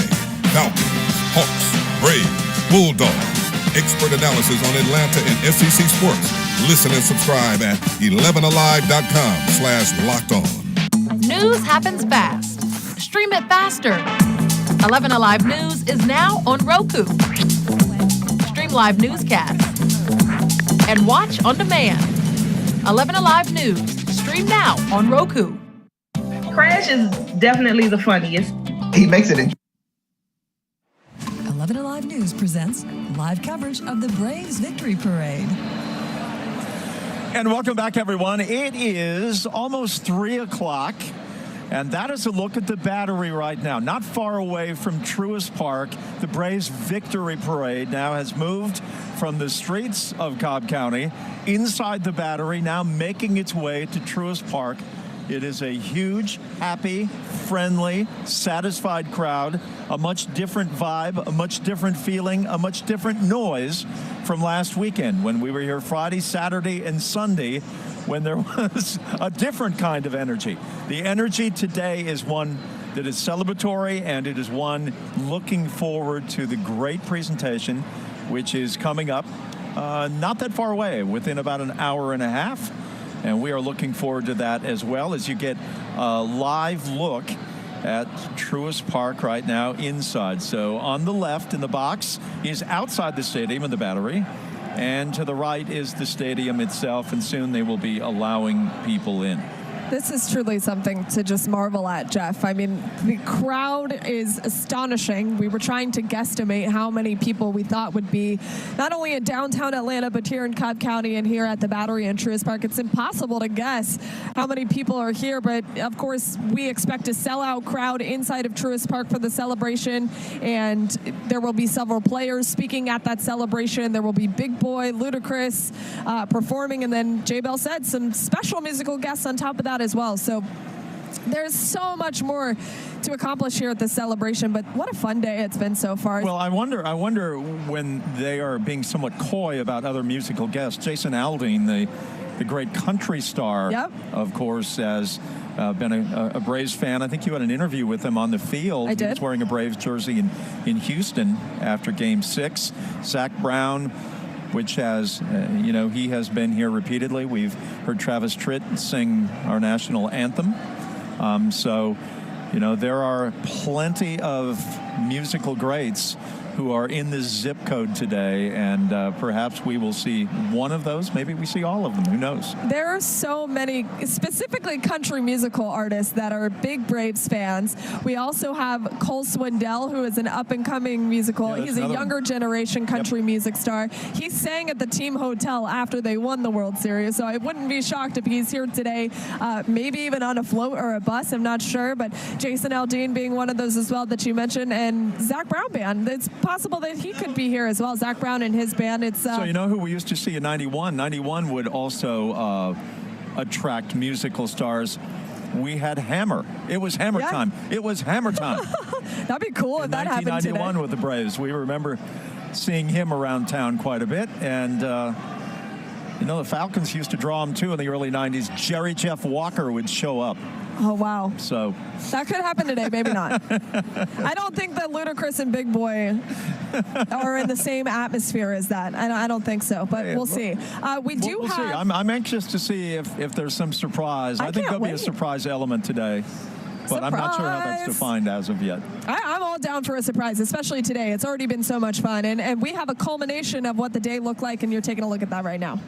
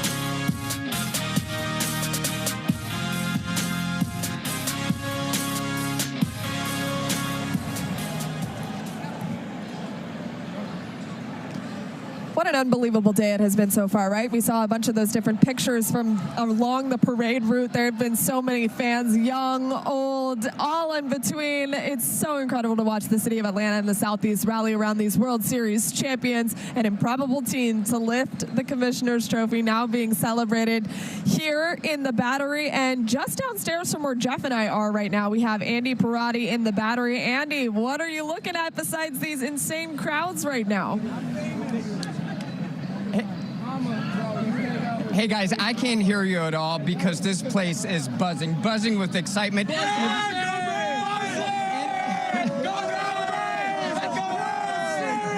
Buzzing with excitement and maybe buzzing with a little bit of alcohol too.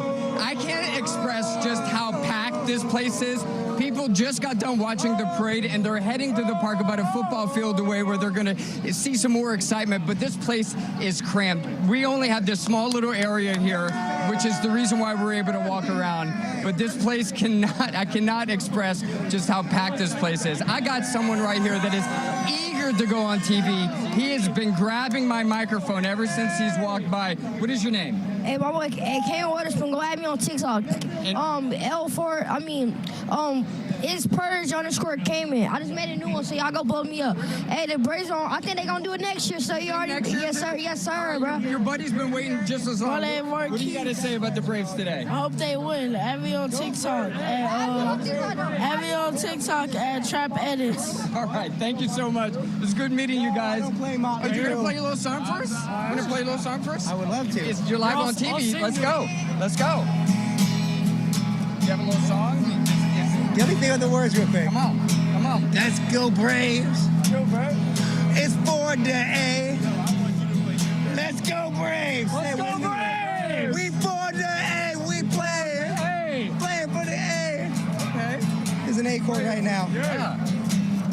I wish there's a T and an L chord. Okay. But there ain't. Don't know what that means, but I love it. It's music. Okay. It's music. Music, baby. It's music. Music to my ears. That's all that matters. You guys are fantastic. Thank you. Thank you all so much for What's your doing name, that. Andy. Am I gonna go Braves? Yeah, go Braves. Go Braves. Go Braves. Let's go. Go Braves. Go Braves. Herschel Walker, Vernon Jones, 2022. Okay, guys, again, I can't hear you. You can see how packed it is. Buzzing with excitement, buzzing with a little alcohol probably too. I can't just express how grateful I am to be a part and witnessing this all transpire, much less getting a free live music as we speak right now. Back to you guys. Yeah, I think the key word here is buzz. Literally buzz everywhere. With the jug band. Nice job, Andy. In that sea of humanity, the big crowd here at the Battery. We continue our live broadcast on 11 Alive. Stay with us. The fun has just begun.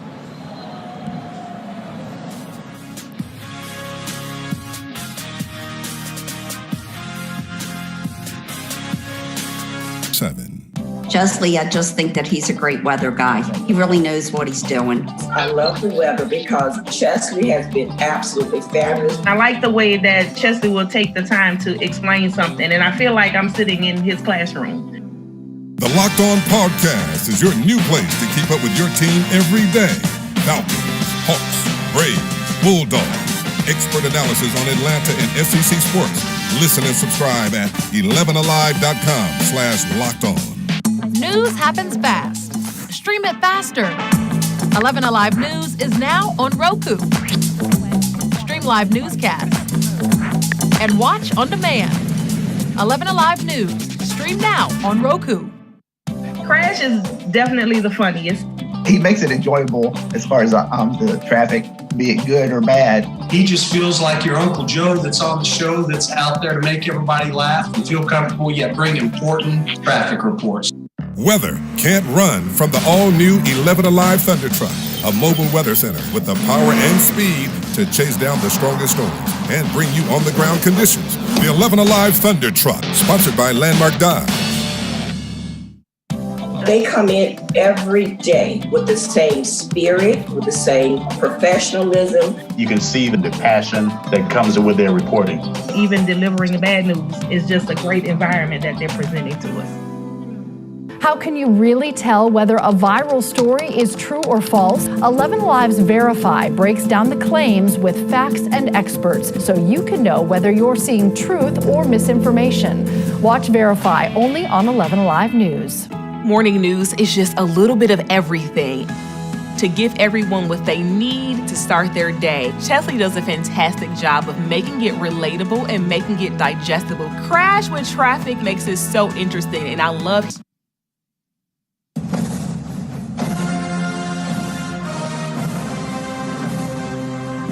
This is everything you can dream about right here. The smile's getting bigger and bigger as the days go on, so it's about to hit me soon. The Atlanta Braves are champions again. Today, Metro Atlanta is coming together, celebrating the first World Series championship in 26 years. World Series champion. How does it sound? That sounds great. That sounds great. The Braves overcoming a season of setbacks and are back on top. We had every piece, every personality, every guy that we needed. We had the power, we had the personality, we had the charisma, we had the leadership. The celebration continues through the counties the organization calls home. This is for the city of Atlanta. We deserve it. Thank you, Atlanta Braves.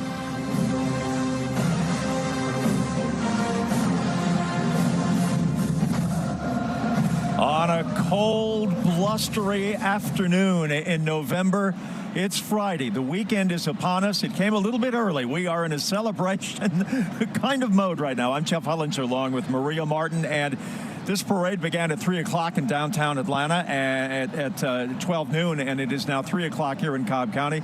We're getting set, and we are perhaps getting ready to see the presentation, which will be coming up in about an hour. We're inching closer and closer. The crowds have become mammoth here. We've lost cell phone service. It has been just an epic proportion of fans here as we get into the hours of the afternoon. And what an amazing celebration that we've had so far. You can see the fans running alongside the buses. I think Braves country showed up today, showed out, showed loud and proud. Even just looking over my shoulder and looking at how many people are here, it is truly stunning to watch Braves country be in support of their World Series champions. What an amazing run that this team has had. And now for the fans, they're getting to enjoy every single moment of what has been an epic but blustery afternoon here on Friday. It's been such an amazing celebration so far. And as we head into Truist Park, it's going to get even better. And that's where we find Jennifer Bellamy right now inside Truist Park. Hi, J-Bell. Hey, Maria. Chris Holcomb and I here inside Truist Park. Things are certainly starting to rock inside. It's starting to get harder and harder to hear out here, Chris. It is getting wild in here, and we were anticipating that when the Braves parade was ending here, and we could hear the crowd outside screaming. Oh, yeah. And now all those screaming folks are coming inside here, and it is filling up very quickly. It is, and I snagged a little souvenir off the ground. This is a piece of confetti, because all of that confetti that y'all were seeing outside in the battery from the parade has trickled in. A little few pieces of it have trickled inside to the stadium. We saw fun coming down from the sky like rain a little bit, and so that's an exciting moment just to show how much that atmosphere is trickling in and circulating all around the battery and SunTrust Park. We mentioned to you just a little while ago that we have seen some of the folks that were leading the parade, like Atlanta Mayor Keisha Lance Bottoms, have already arrived inside. They're back there. Probably some family members, some other dignitaries, some other people associated with the team as well. You know, it was so quiet in here earlier, and we were like, you know, we know this is going to start getting fired up earlier. We saw something really cool over the stadium a little while ago, and there was a halo around the sun. It's called a circumhorizontal arc around the sun with the high thin clouds and the ice crystals making a halo. I shared that picture on social media, and I just checked some of the comments, and they're really cool. A lot of people are saying that Hank is looking down on the stadium today, and that was his message in the sky. So such a touching moment to see that halo around the sun over Truist Park, the exact same time that we are celebrating the Braves victory parade today. And we want to go right now because we can see the trophy.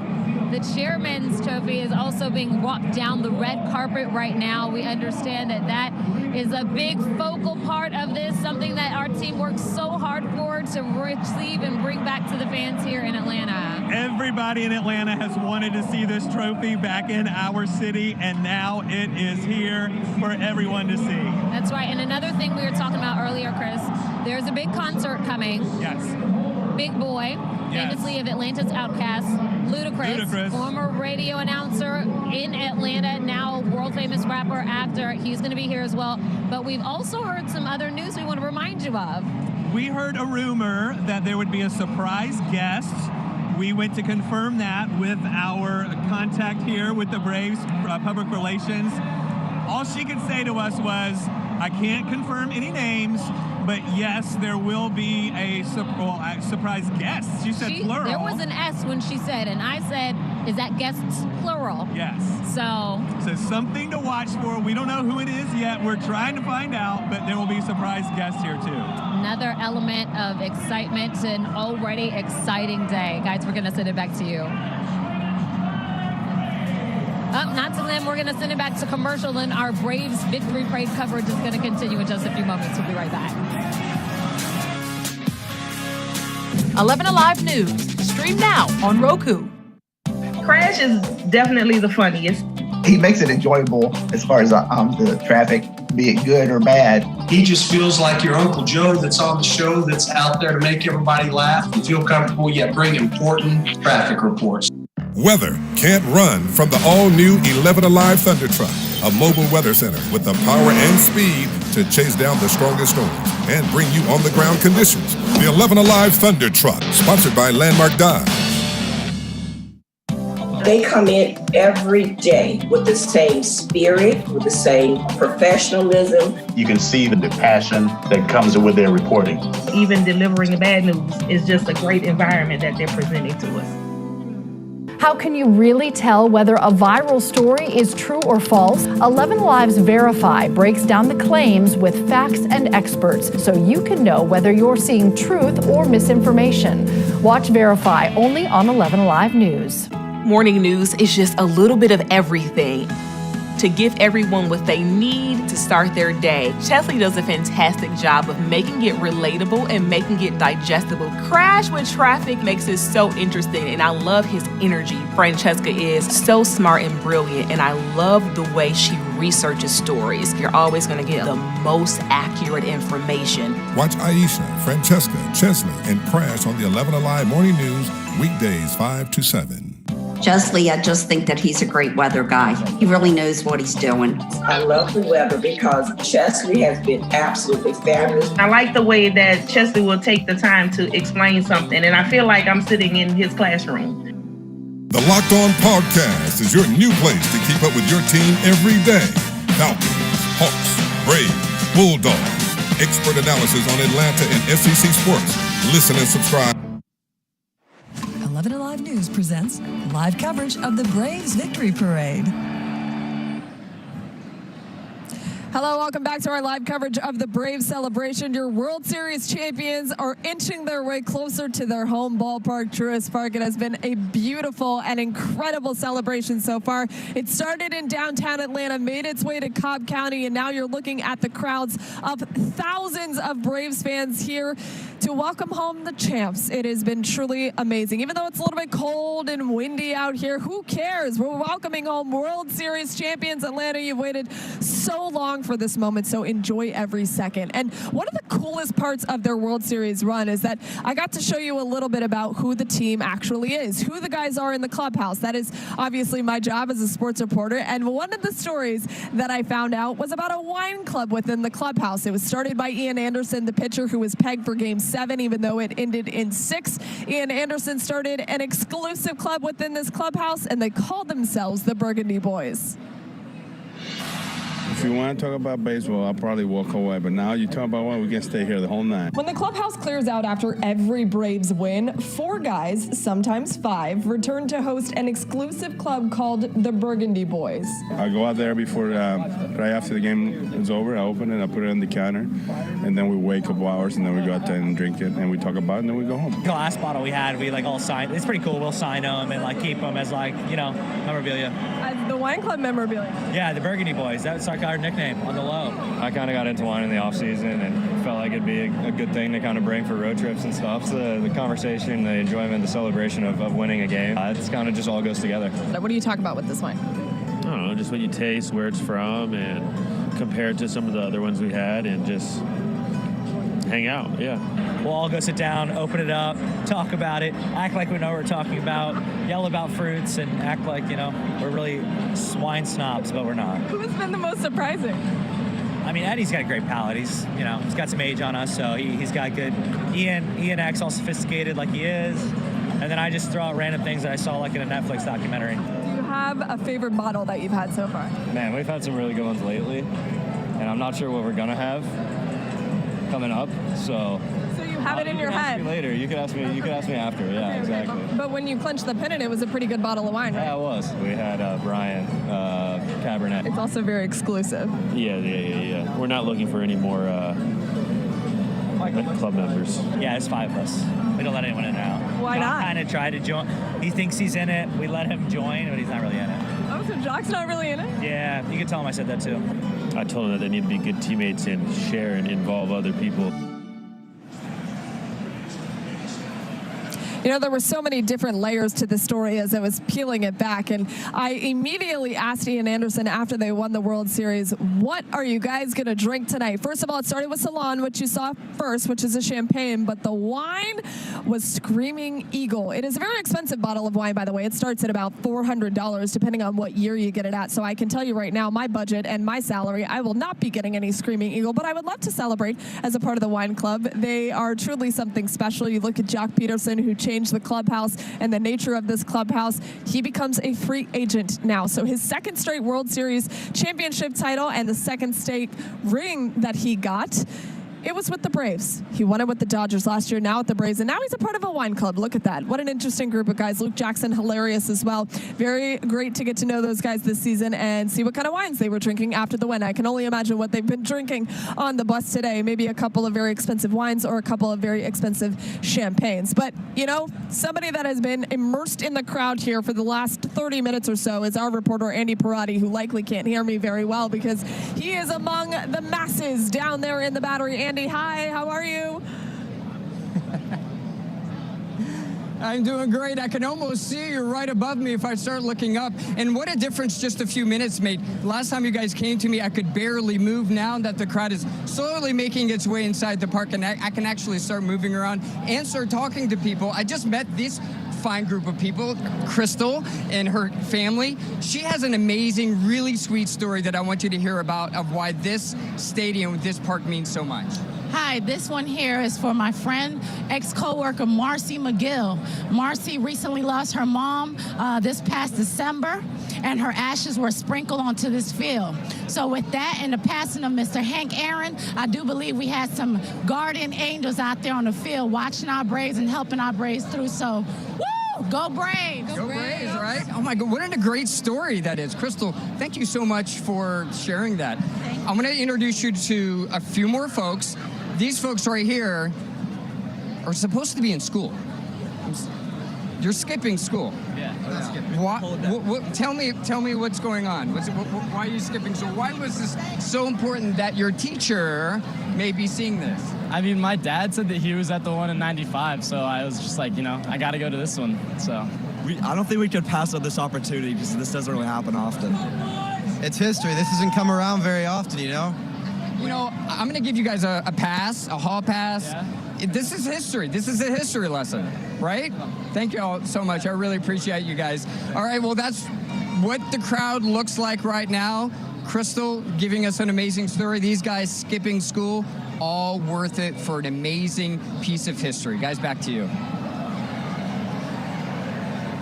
Andy, thanks so much. Stay safe down there. I love that story with Crystal, and not those guys skipping school. I bet their teacher will excuse them. We'll just pretend like she will, even if she won't. He said that his dad was at the 1995 World Series. It was only fitting that he was here today. And Jeff, the crowds have begun to get a lot larger. They're anticipating a very awesome celebration inside Truist Park. I can only imagine what they're going to see in there. They have it's 3:15 right now, so we are approximately an hour away from the big show, the presentation going on, and we will be bringing that to you on 11 Alive and streaming as well. We've been doing that really since about 11 a.m. beginning on Atlanta and Company this morning.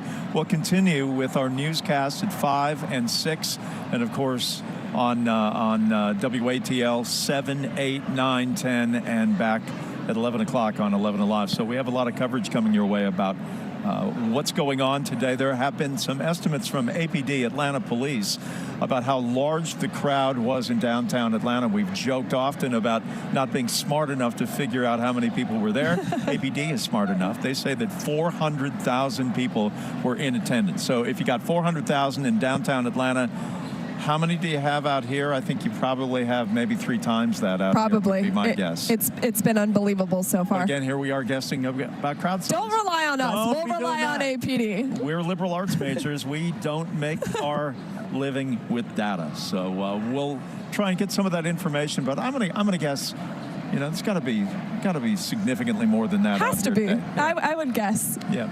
All right, we're going to take a break right now. We continue. The celebration of the 2021 World Champion Atlanta Braves continues from the Battery and Truist Park. Stay with us right here on 11 Alive.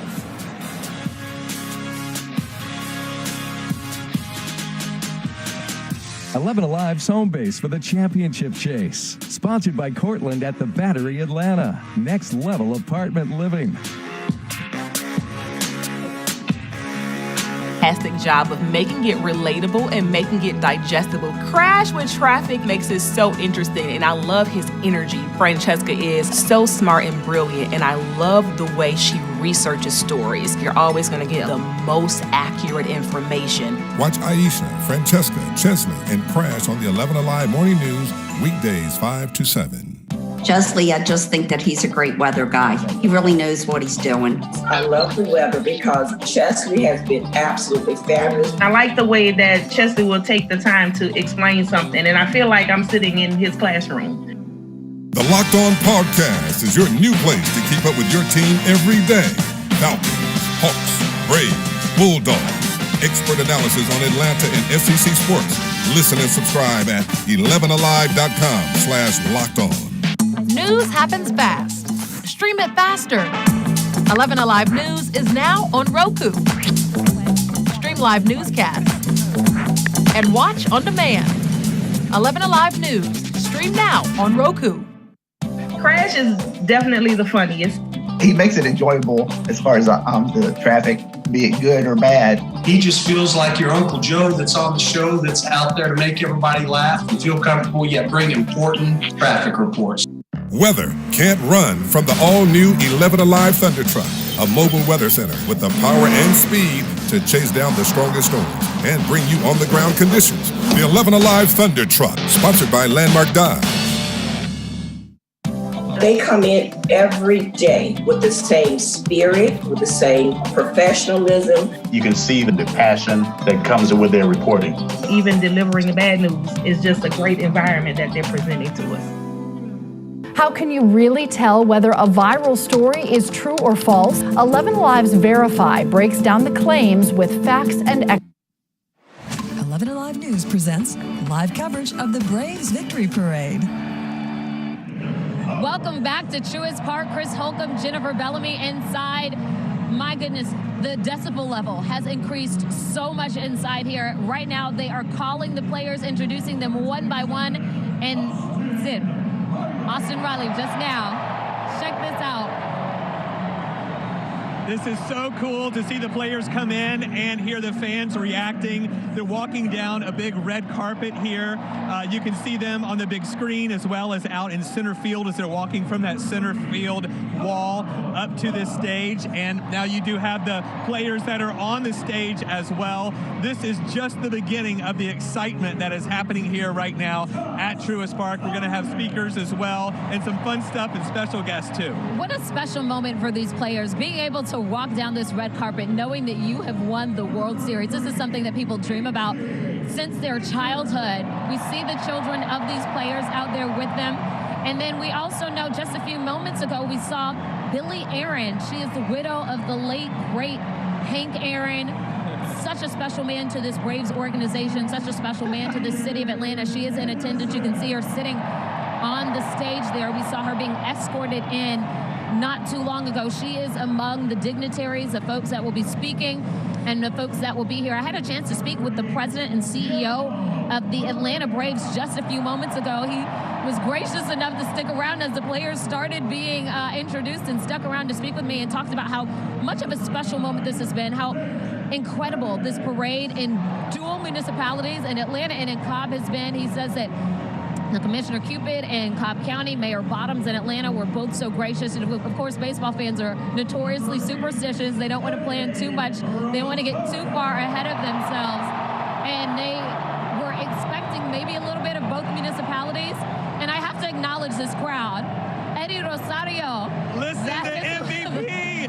They're chanting MVP. Dansby Swanson, a huge crowd favorite. I know a lot of folks. I remember Sheba Russell said earlier that she saw a sign, somebody asking Dansby to marry them. He is a huge crowd favorite. Little children speaking along the parade route, ready, hoping and excited to see him as well. So there's so much excitement and enthusiasm. Chris, this stadium was a fraction of full just a couple hours ago, and now all those folks from outside have trickled in. Yeah, and we're thinking that all of those fans that were on the street that were crowded around at the Battery had tickets to get in here, and once the players came by for the parade, they came inside here. It is also so cool not to only see the players, but to also see their families and their kids coming in as well. Because as you know, these families deal with their husbands, their dads on the road for a long time, and they don't get to see them that much. So it's so nice to see them. Oh, look at this. What a great arrival right here with the broken ankle, broken leg, who actually played and continued pitching with the broken leg. And here he is on the red carpet. That is so awesome. I know. So many great stories that have come out of this series, going from people never expecting this win, from losing people. And it's just incredible what the Braves have managed to do this season. Max Fried coming out now. Just listen to these cheers. Could you imagine as a player walking out and just hearing the loud cheers as your name is called? I can't imagine. I know they hear it on the field all the time, but in a situation like this, it's a little bit different. It certainly is, and we're seeing more and more folks coming out, and it's just so incredibly excited. Let's see who's next. Truth is, a lot of folks just so excited to be out here and to be part of it. We see kids running in the fields right now as they continue to call these names. And this is really just a magical moment, like you mentioned, for these families. They support these players, they support these coaches, they support this organization. And to be a part of this day that is really the dream of a lifetime for so many folks. And it's incredible. They thought about this in their backyards, practicing in the backyard, wanting to be a major baseball player, and not only that, winning the World Series, and now they have done that, and this is their time to celebrate with all the fans. And so many of the fans are here waiting for this moment as well. Touki Toussaint right now coming down, I believe, along with his mother, down the red carpet. Again, going back to the fans, thousands of them here, thousands of them lined up in Cobb County and across the downtown Atlanta area.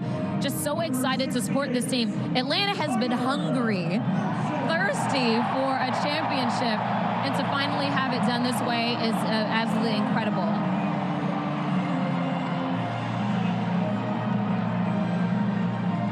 And as we continue to wait for these folks to file in, we do know that there will be a program that's going to be underway here shortly. We know there's also going to be a music concert.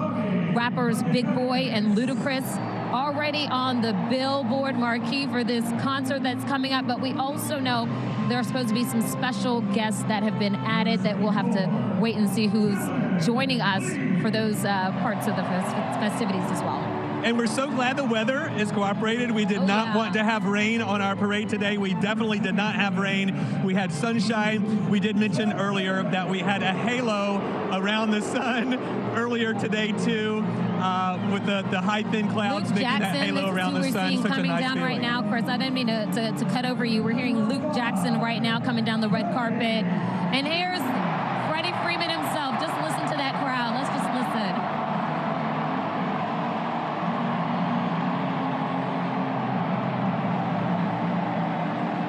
They're chanting Freddie Freeman's name. Listen to the chant. Freddie.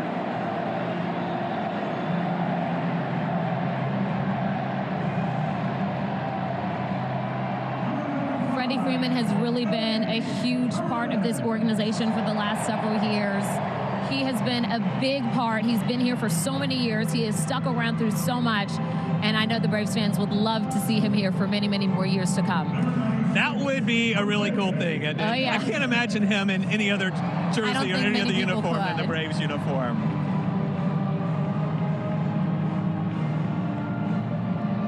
And you've got this triumphant music accompanying all of this as more people are coming in. And it just really completes the moment. We know from the audio sound checks that the sound is going to get even louder in here as these celebrations continue. Tomas Perez, family members coming down the red carpet now.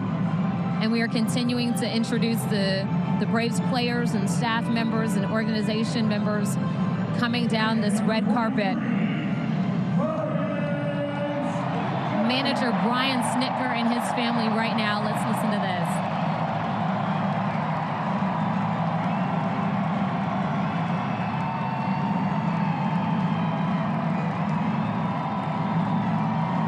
Brian Snitker and his family, he has been a part of this Braves organization for decades now, a big part of this as well. Dedication for sure to this Braves organization and the hard work that it's put in to get to this moment today. Braves players certainly crediting him and being thankful to him for his dedication and the time that he has spent with this organization and what he's meant to it. And that concludes our introductional moments. We've got some videos playing right now, but again, this is all just to help get the crowd hype as we continue on to wait for this program that's going to start back here. You can see there's a crowd. There's some special guests that have been allowed out here onto the field.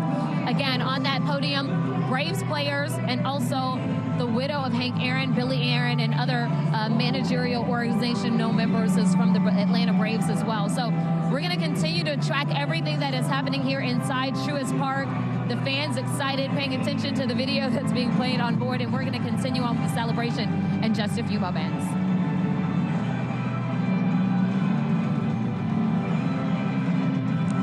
All right, Chris, I'm going to ask you to come back in because we're still trying to wait for this moment, these special moments that we're going to see. We know that a lot of people are going to be speaking, and I'm trying to take they're playing some of the highlights, it looks like, from this series right now.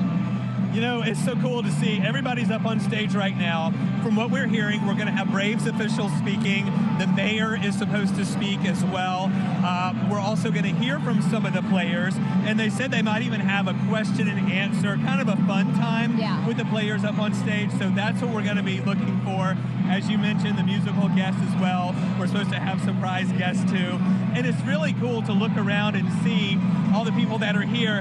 And really, people aren't sitting down. They're all standing, even with in front row seats. They're standing up, just wanting to honor these players and just soak this in because it has been so long since this city has been able to experience something like that. And we hope that we can experience it again next year. Wouldn't that be great? That would be. They have, we're hearing from our producer that they have rolled up the red carpet now that everyone has arrived out here onto the field.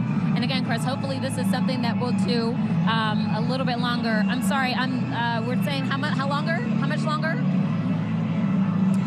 The program is going to be in just a few moments. So we're going to try and chat with you guys until that gets started because we know that that is the next main attraction that everyone must know. Chris, we had a chance to speak with several people earlier in the crowd. I spoke with a mother and son from Columbus, Georgia.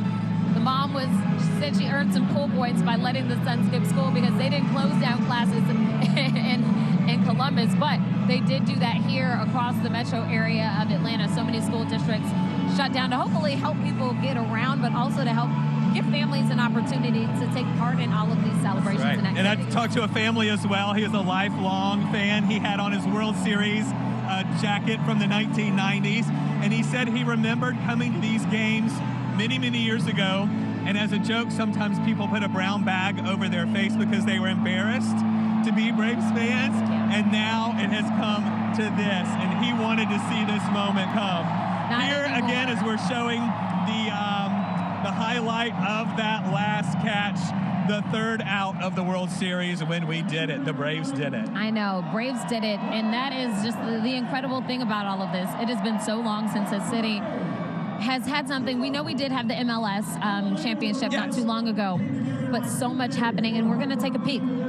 Let's listen into what some of what we're hearing out here.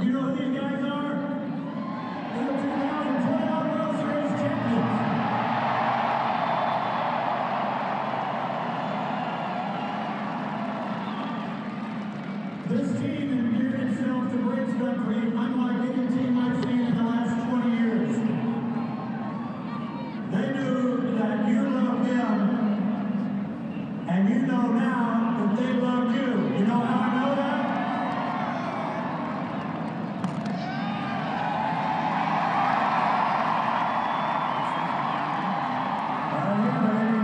There's the proof. This team went through so many bumps and bruises, potholes, as Freddie said. They went through all of them. And you know what? They persevered through every bit of it. And when you think about how hard they worked just to get through the National League East, win that, then they go to Milwaukee, they draw the Brewers. Brewers have got a great pitching staff. Outstanding. We go up there, they got gold towels everywhere. Took them in 4 games. That's all it took.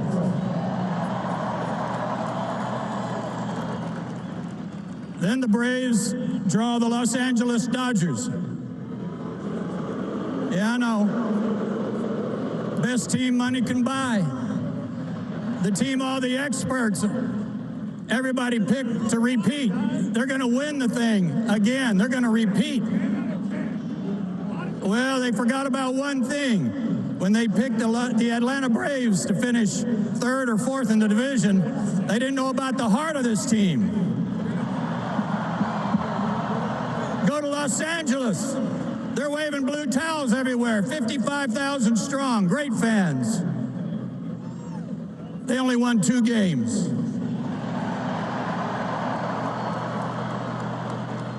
On to take on the best the American League had to offer, the Houston Astros.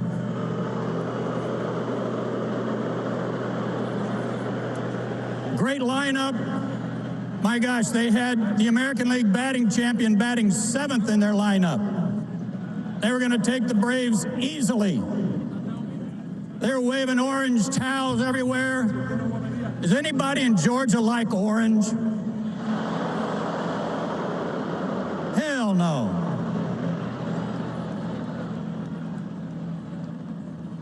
They only won 2 games.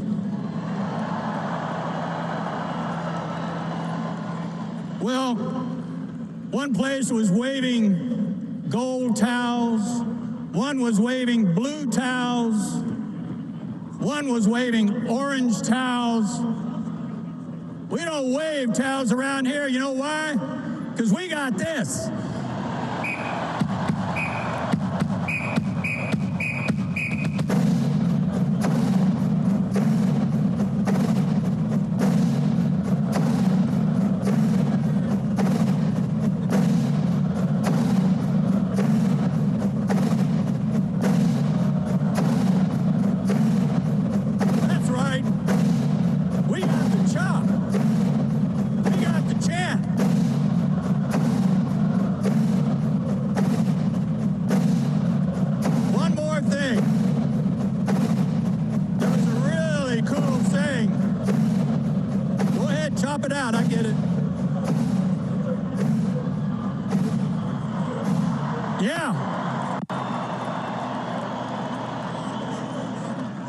Not too long ago, there was a saying going around.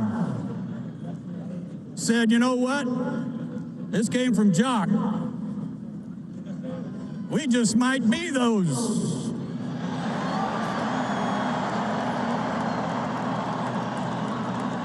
I want to update it, and I want you to finish it. Turns out we are those. Damn right.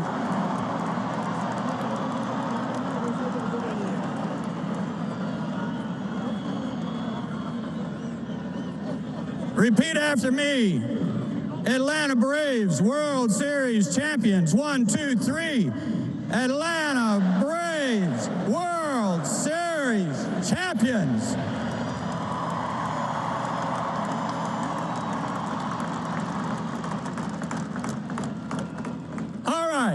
I know you want to listen to these guys more than you want to listen to me, and we'll get to that momentarily. We got a couple of other people that need to say a couple of things, and we're going to start it off with the chairman of the Atlanta Braves, and that's Terry McGuirk.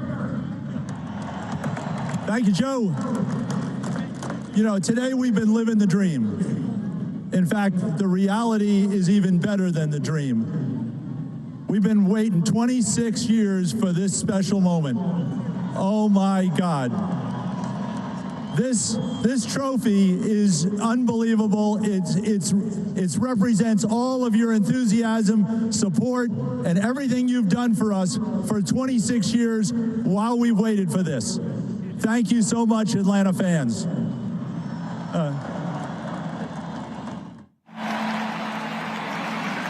This team has overcome everything. It's unbelievable. Snit and Alex and all the guys, there's been so many potholes in the road, and they overcame them all. We were left for dead in July and early August. No, these guys don't believe that. Your enthusiasm today, we must have seen 2 million people on the parade route that showed their appreciation for what these guys have done. So thank you on behalf of this great team. We may never see anything like this again. Thank you, Atlanta.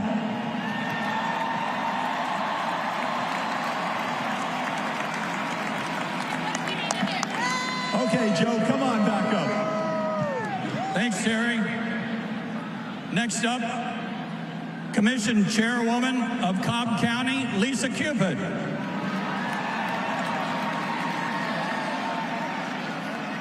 Hello, Cobb County and all of Metro Atlanta.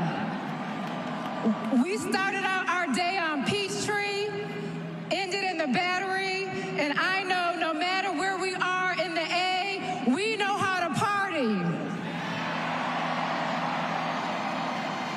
Congratulations to the Atlanta Braves for their championship and making us all feel like champions. With all that we experienced this year, with the Braves organization, and with the men and women of this community, let's just say a comeback is always better than a setback. Well, we couldn't have done it this year without their leadership, without the leadership of our past commission chair, Tim Lee, without the support of our Board of Commissioners, without the support of our county manager and our men and women in public safety. We thank you for your partnership. Our partnership with this baseball, but it has grown to be so much more.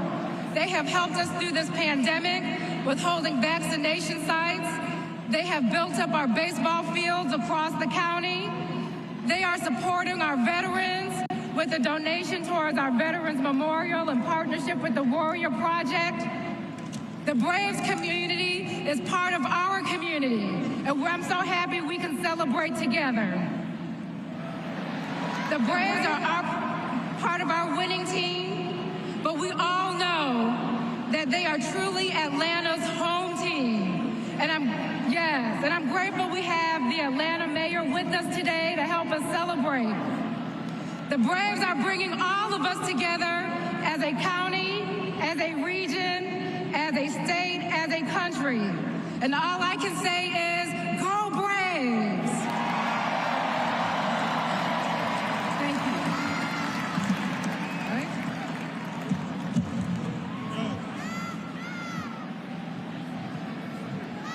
Thank you, Ms. Cupid. You know, I was so glad to hear you have that great round of applause for Lisa Cupid when I said commission. I was afraid you would think I said commissioner.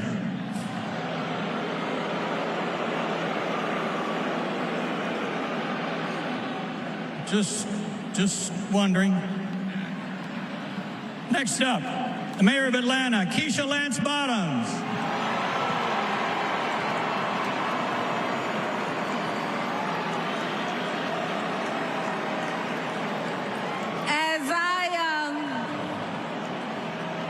as we rode down Peachtree Street today, I thought of my grandfather who used to haul paper from uptown, haul paper and trash, and then he'd come home, turn on the radio, and listen to the Braves game.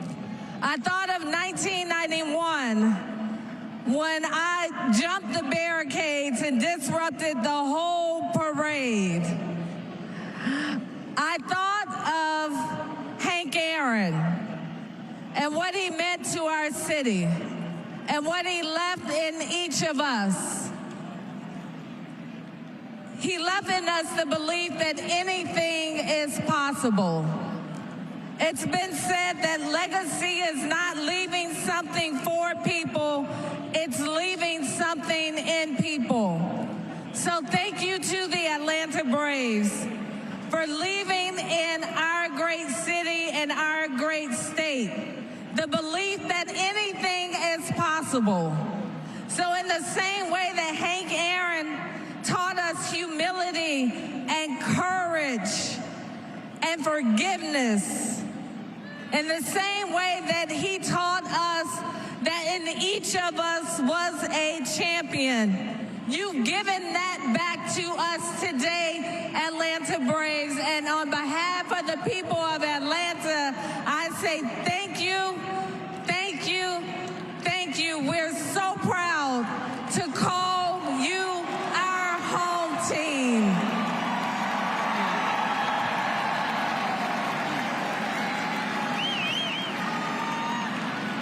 I have a question for you, you diehard Braves fans. You know how many wins the Braves had at the All-Star break? 44. You know how many wins they had after the All-Star break? 44. Going into the 7th inning of Game 6, the total number of runs that had been scored by both teams before Freddie loused it up was 44. But I think Hank looked down and said, you know what? I think Freddie needs one more. Anybody that thinks that Hank Aaron wasn't shining down on this team, you're sadly mistaken. And we miss him every day. And now, next to speak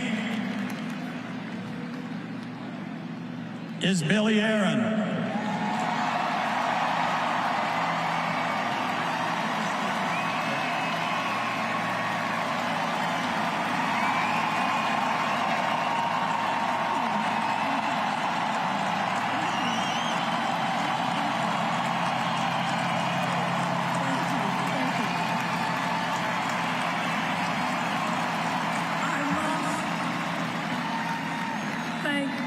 McGurk and Derek Sheila for this wonderful opportunity to see you and to thank all of you for the support you have given the Atlanta Braves over the years. But certainly the chickens have come home to roost this time.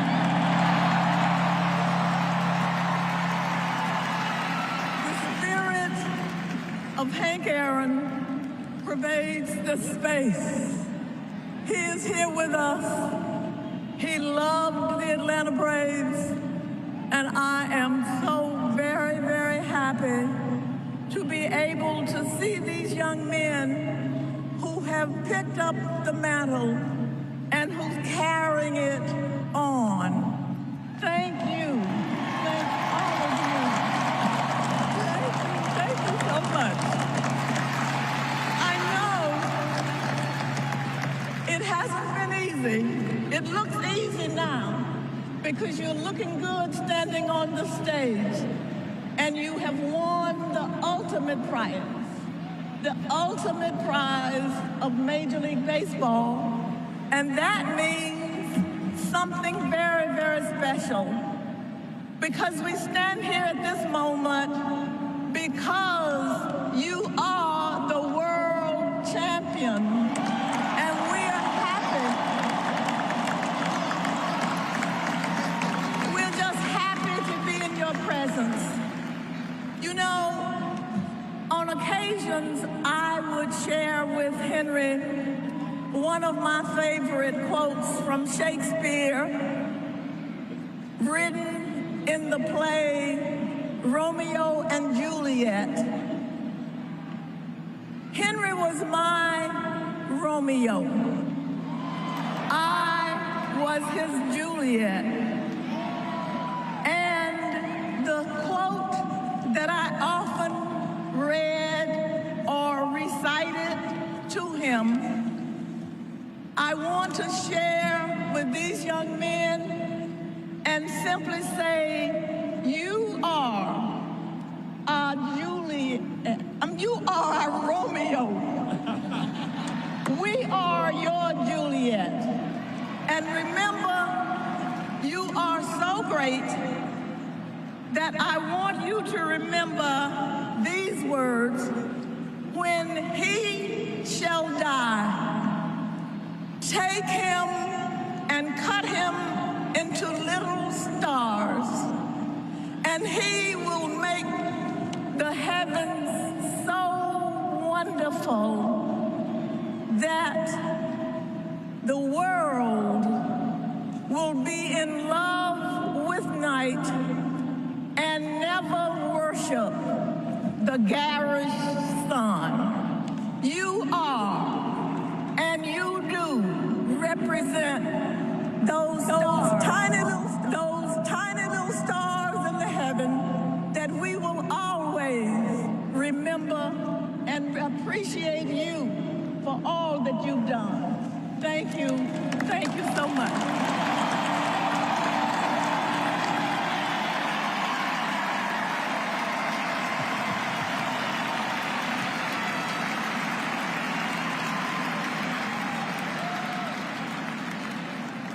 There were no disappointments in winning a world championship, that's for sure. But if there was one that tugged at your heartstrings a little bit, this next gentleman who's going to speak was not able to attend the celebration nor the game on Tuesday night.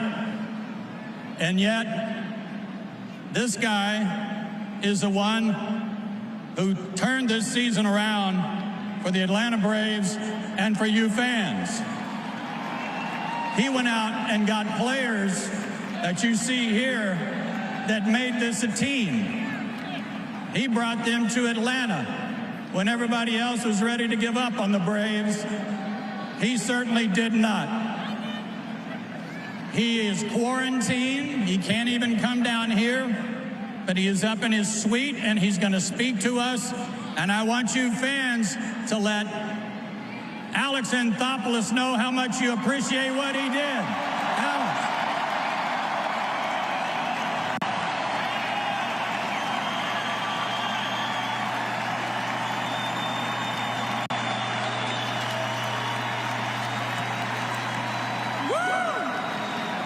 Man, today was one of the greatest days of our lives.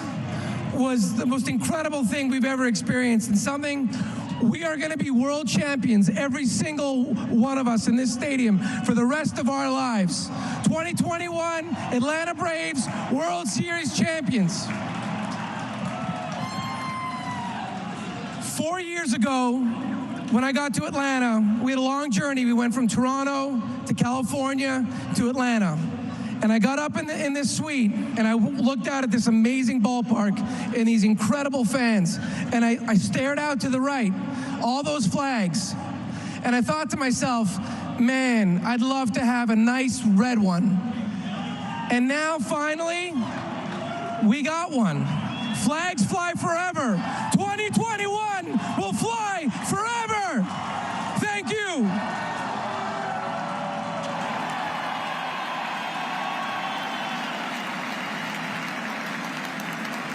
Well done, sir. Congratulations. Sorry you're not down here where the guys can dogpile you or something to celebrate. Pour some champagne on you. That'll come later. A guy who's already been dogpiled and had champagne poured all over him, and rightfully so. What do you guys think of the manager of this team, Brian Snitker?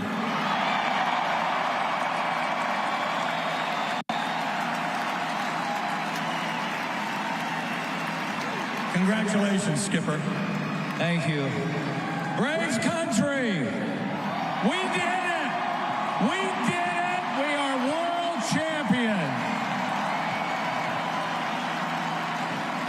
I'm sure myself and every one of these guys up here want to thank you for your support, the energy that you provide us all year long. And it's just like the same thing I'll reiterate, like I told these guys the other night. Boys, you are world champions for the rest of your life. Congratulations and thank you, Braves country. Thanks, Brian. Next up, this team doesn't really have an official captain, but I would say, just personally speaking, that if it did, it would be number 5. You already know that. Freddie Freeman.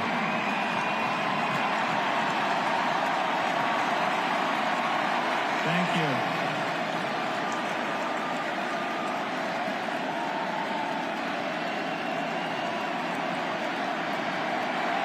Oh, man.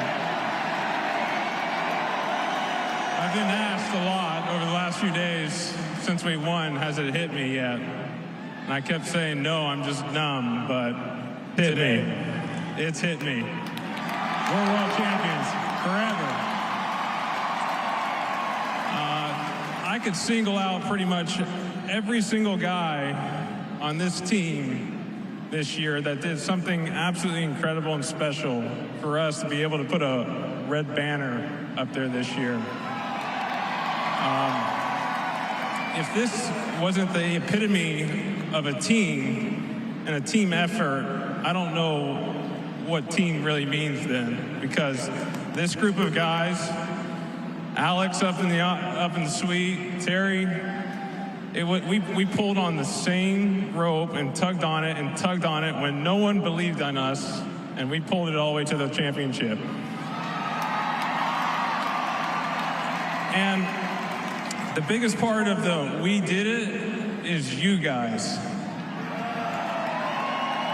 When we were treading water at the beginning of the year, you guys went into those seats and supported us day in and day out. And little did you know, you were contributing to the greatest trade deadline in the history of baseball, in my opinion. You guys' support came out and got the World Series MVP, the NLCS MVP, the RBI leader, Jocktober, Stephen Vogt, and we got Charlie Morton extended, Travis d'Arnaud extended, and that's because you guys supported us all season long. So, when you say, and people talk to you about the Atlanta Braves won the 2021 World Series Championship, it's not us. You guys stop that and you say, we did it, because you guys are the reason we're standing on this stage. So thank you. We love you all. Champions forever.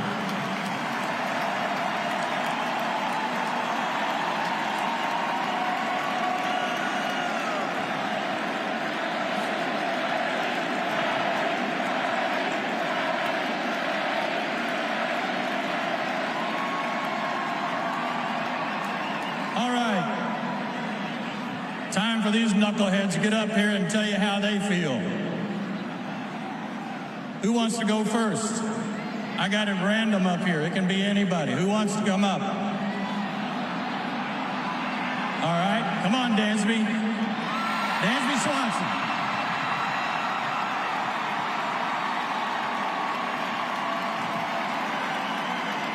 I'm speechless. I really don't have many words to describe. I mean, I've been waiting 26 years for this too.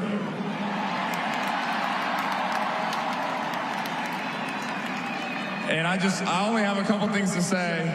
First thing is this trophy, this is ours, Atlanta. This is everybody's.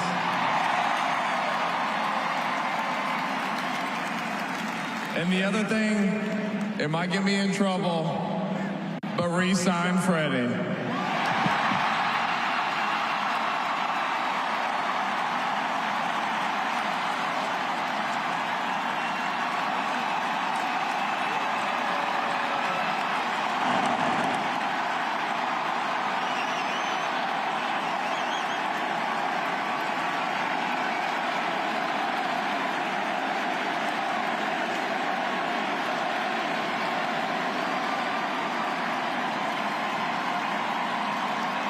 I'm sorry, what'd you say?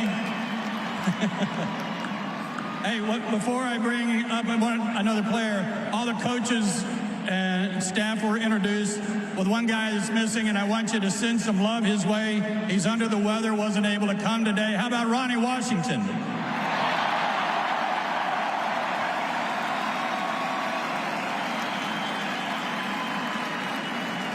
All right. How about the winning pitcher from Game 6? Where's Max Fried?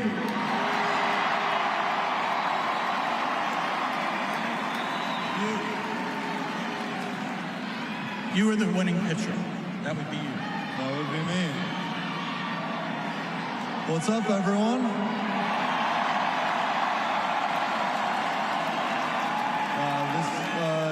I couldn't be more proud of every single guy on the stage, everyone behind the scenes. It was a hard year. You know, there's a lot of ups and downs, a lot of injuries. You know, but we fought through. We did it. Every single guy on this team loves each other, and they stuck up for one another every single day. And to not only have the support of everyone behind me, but every single person in this stadium and everyone that was out there supporting us in the parade, it's I don't know, I'm speechless. It's unbelievable. Thank you so much for all of your support this year, and let's run it back next year.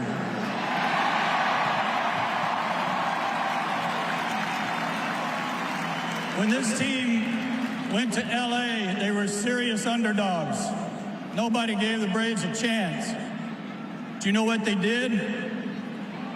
They opened up a serious can of Eddie Rosario. Where's Eddie?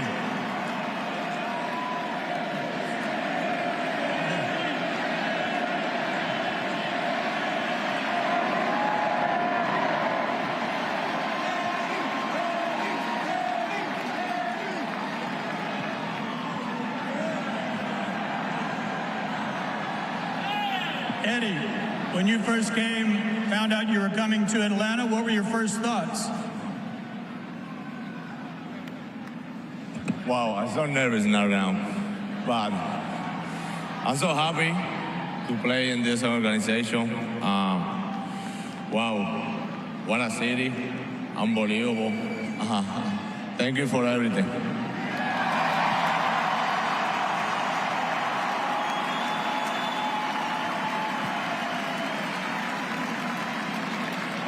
When the team went to Houston and were serious underdogs, they had another bigger can to open up. This guy, I'm 6'3", 220. When I stand next to him, I feel like Pee Wee Herman. We opened up a can of Jorge Soler.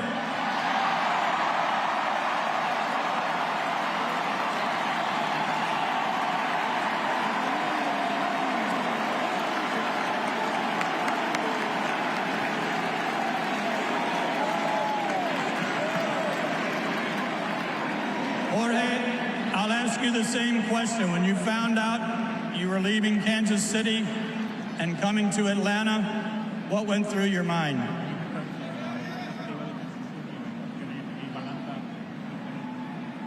Bueno, en ese momento mis pensamientos no estaban bien claros, ya que me habían cambiado. Aquí, desde que llegué aquí me siento súper bien, gracias a esta gran organización por darme la oportunidad de estar aquí y de ser parte de esta gran familia. Gracias a mi familia que siempre ha estado ahí apoyándome todo el tiempo y especialmente gracias a todos los compañeros de equipo que me han hecho sentir parte de esta familia. Yeah, my thoughts weren't very clear initially when I got traded. I didn't know what to think, but right away when I joined this organization, I felt very welcomed. So I just want to express my gratitude to the organization for welcoming me. I want to thank my family for all the support, and I want to thank all my teammates for everything they did for me this year. Congratulations.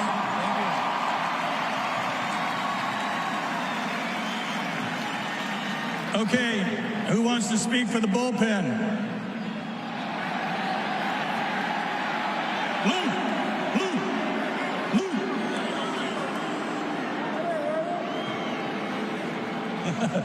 Luke Jackson.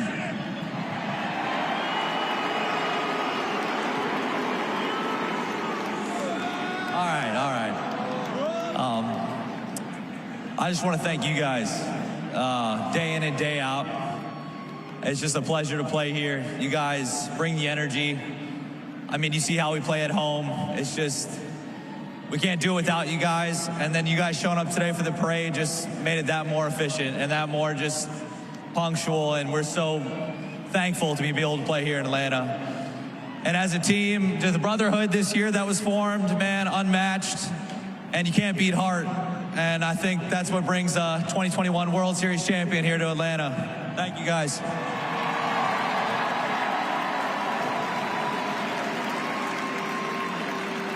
When things were at their darkest, this team was kind of treading water, not getting over 500.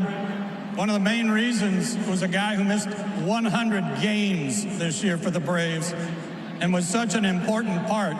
And while he wasn't acquired in a trade at the deadline, it felt like it. Travis d'Arnaud.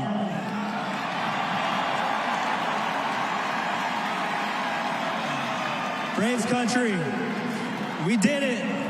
We're the World Series champions. And lastly, Dansby said it best. Re-sign Freddie.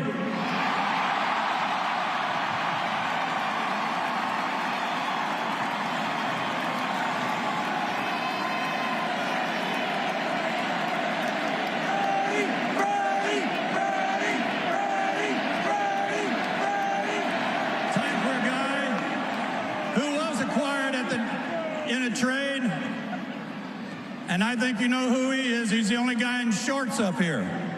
Jock Peterson.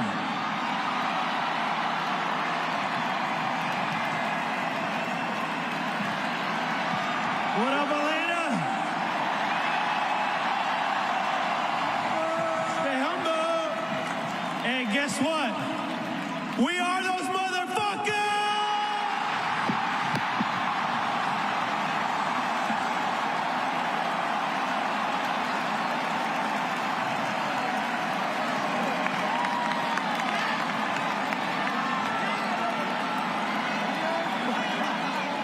Feeling that was going to happen. Oh boy. Where's Guillermo Heredia?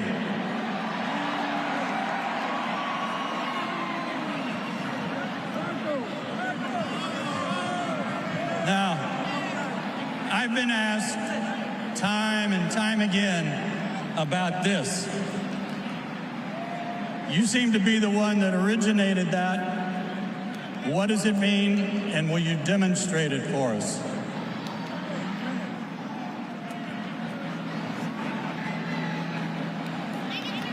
Bueno, el origen del machete yo creo que es algo de motivación para el equipo, algo que le da fuerza, algo para intimidar al contrario. Y bueno, yo creo que eso nos hizo grandes y llevamos ese lema en este año y la verdad que es algo impresionante. It was just a means to give the team motivation, give us strength, intimidate the opposition. And I think it was something that took us on higher, and it was a great blessing for us this year.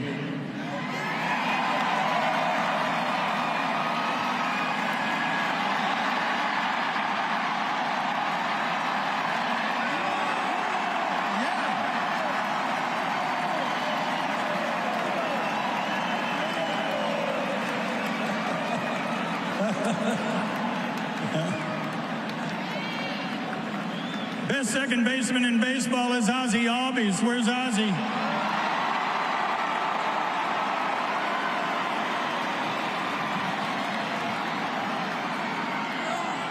Thank you, guys.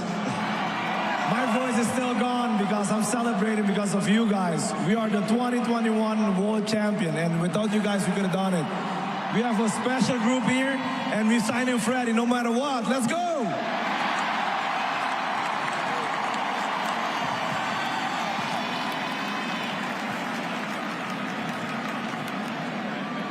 We need another pitcher up here.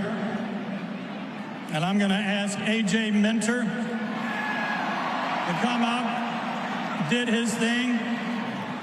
You got to be from Texas to wear a cowboy hat like A.J. ATL! There's been a lot of heartbreaks, a lot of heartaches. I'm probably responsible for half of them, but I'm just so happy we got it done. We're here to party. We're going to show the world how Atlanta parties. Like I said, I'll be in the Battery later tonight. We're going to keep going. It's our time. Thank y'all.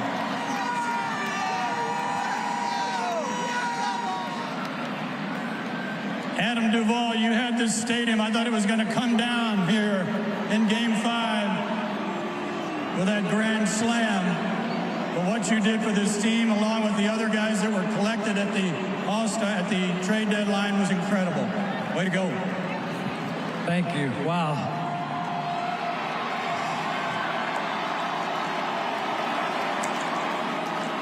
What a ride this has been. My goodness. If you would have told me 3 months ago that I'd be standing on this stage right now, I'd think you were out of your mind. I just got to thank you guys for accepting me back to Atlanta. Not for the first time, but for the second time. I got to thank these guys behind me for accepting me again with open arms. And what a beautiful ride. And let's redo it next year. Let's go. I think you've all got a chant for this next guy, and I think you know what it is.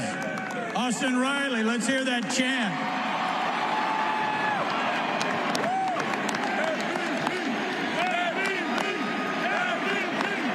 Atlanta, let's hear it.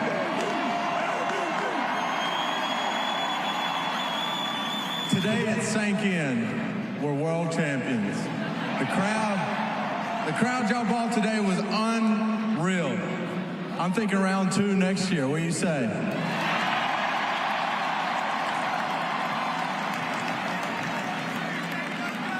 Ronald over there, did he run off? Come on. Come on. Ronald Acuna Jr.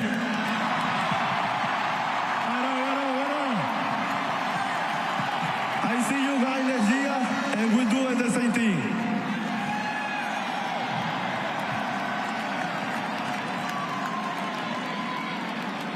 Open mic. Who's next? Anybody else?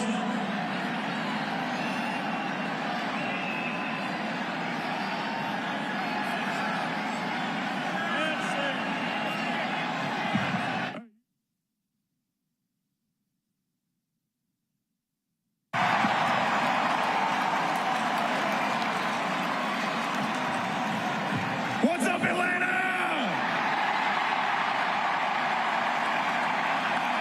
This is what it's all about. Hey, this city has embraced this team since day one. Second in attendance in Major League Baseball. I want to see it again next year. I love all of you guys. You guys are a huge part of this team. Again, we love you. Thank you very much. Thanks, Tyler. Last call. Ian.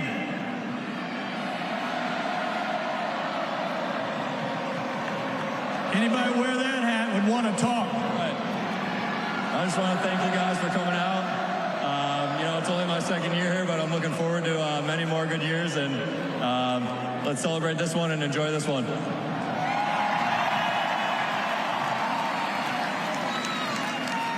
Okay, last one.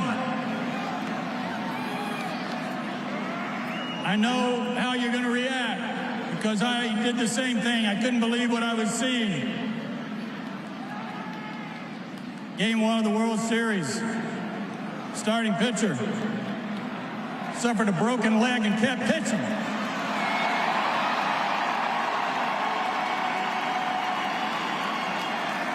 He's been some other places, but he is an Atlanta Brave. Charlie Morton.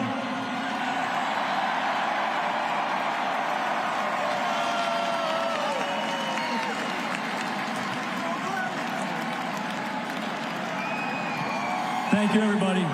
Thank you, Atlanta. Thank you. Thank you, Alex. Thank you, Terry.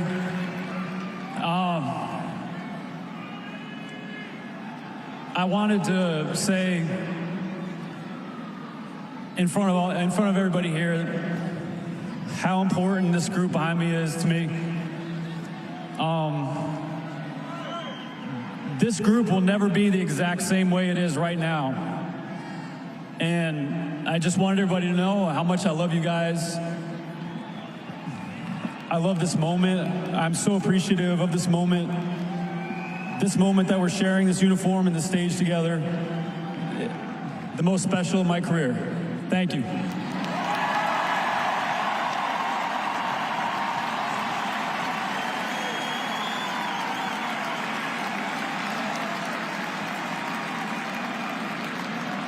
Yeah.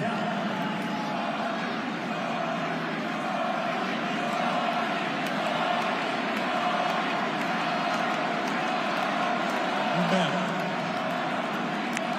All right, repeat after me. Repeat. Repeat. Repeat. Repeat. Let's just start it now and get ready and do this again next year. What do you say?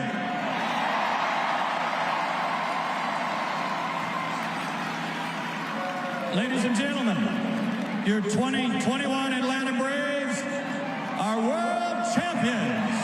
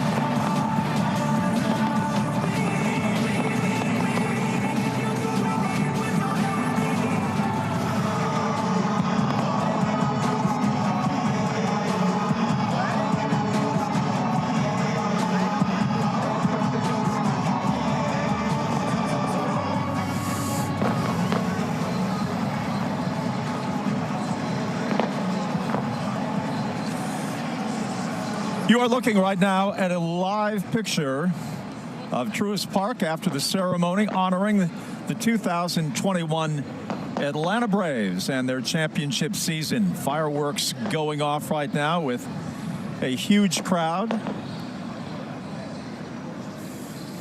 We're getting ready for the musical contest.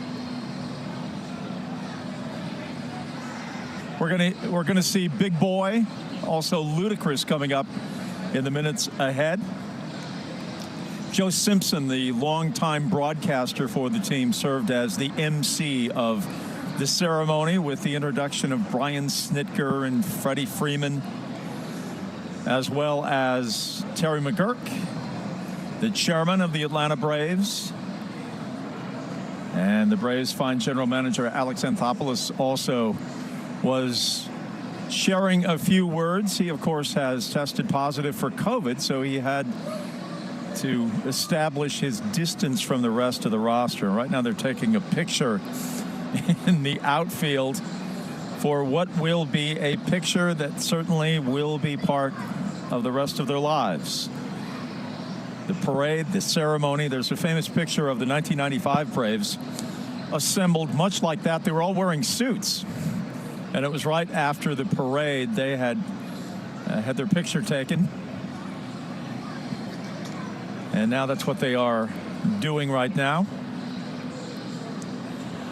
This crowd is mostly milling out right now and perhaps making their way out of the Battery. We are seeing right now that many are assembling toward the restaurants and bars here, but there's also a significant number of people that now, having seen the ceremony with the team and the World Series Commissioner's Trophy, are now leaving, making their way toward the parking decks.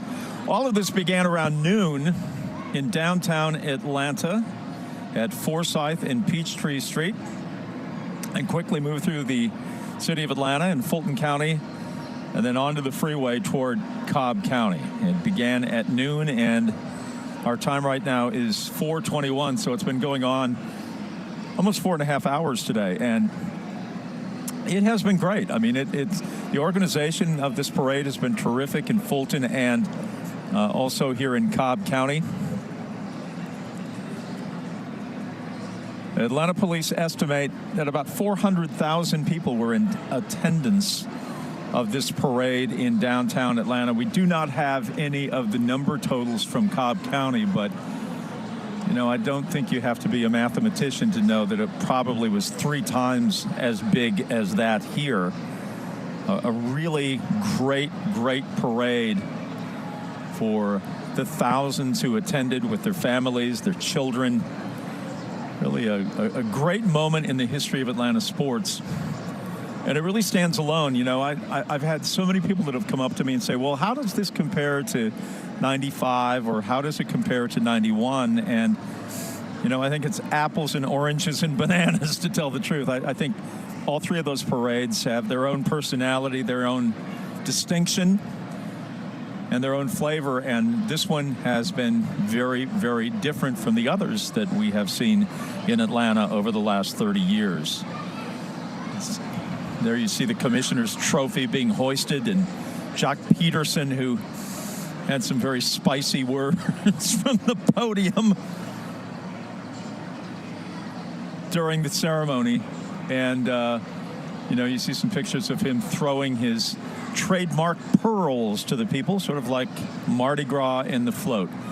Let's go into Truist Park right now, and Jennifer and Chris, guys. And we are with you now here on the field at Truist Park. What a celebration that it was out there today. And it is not over yet. The crowd is still waiting for the music. There's more to come. Coming up in just a few minutes. You know, we had a lot of highs and lows in this ceremony today. Of course, a lot of highs and excitement. But then the emotions kind of caught up with you a little bit when Billy Aaron got up to speak as well. And our emotions were kind of going up and down a little bit during this entire ceremony, but it was a celebration, and this crowd was so glad to not only see these players, but hear from these players too. That's very true. And these players had something to say. Just like the South, they had something to say. Re-sign Freddie Freddie Freeman. That was a big, overwhelming message from several of those players. The music's starting to get started out there because this concert is going to get cooking very soon. We know that Ludacris and Big Boy are going to be out here performing, and also some special surprise guests who are still waiting to know who they are. So, we are hearing the music getting louder and Yeah, louder. this is Big Boy's intro music. I can tell you already, this is Big Boy about to come up. And we heard the sound checks earlier that were so loud. And so it is going to be cranking here. We're seeing some folks that are maybe going up against some concessions, but a lot of the folks are staying right here at their seats, waiting to hear the concert, just continuing this celebration here throughout the rest of the afternoon hours, most likely. Chris, I have to say my favorite moment was the confetti at the end. Yes. It was just amazing. Kids are still playing in it. We saw Blooper doing an angel and the confetti out there. That's the quintessential we won moment. The confetti angel, exactly. right? Yeah. And so we have done all of that. And so this is going to continue the celebration right here. And, you know, we're not going to let it go after today either. We got bragging rights for a whole nother year. And like the team said, repeat. They said they got to go get ready for next year. I think if we're left with anything, it's not only a celebration of this year, but then looking forward to maybe doing this again next year, too. Yes, and I think we could all agree that that's something we would love to do. We're here for it.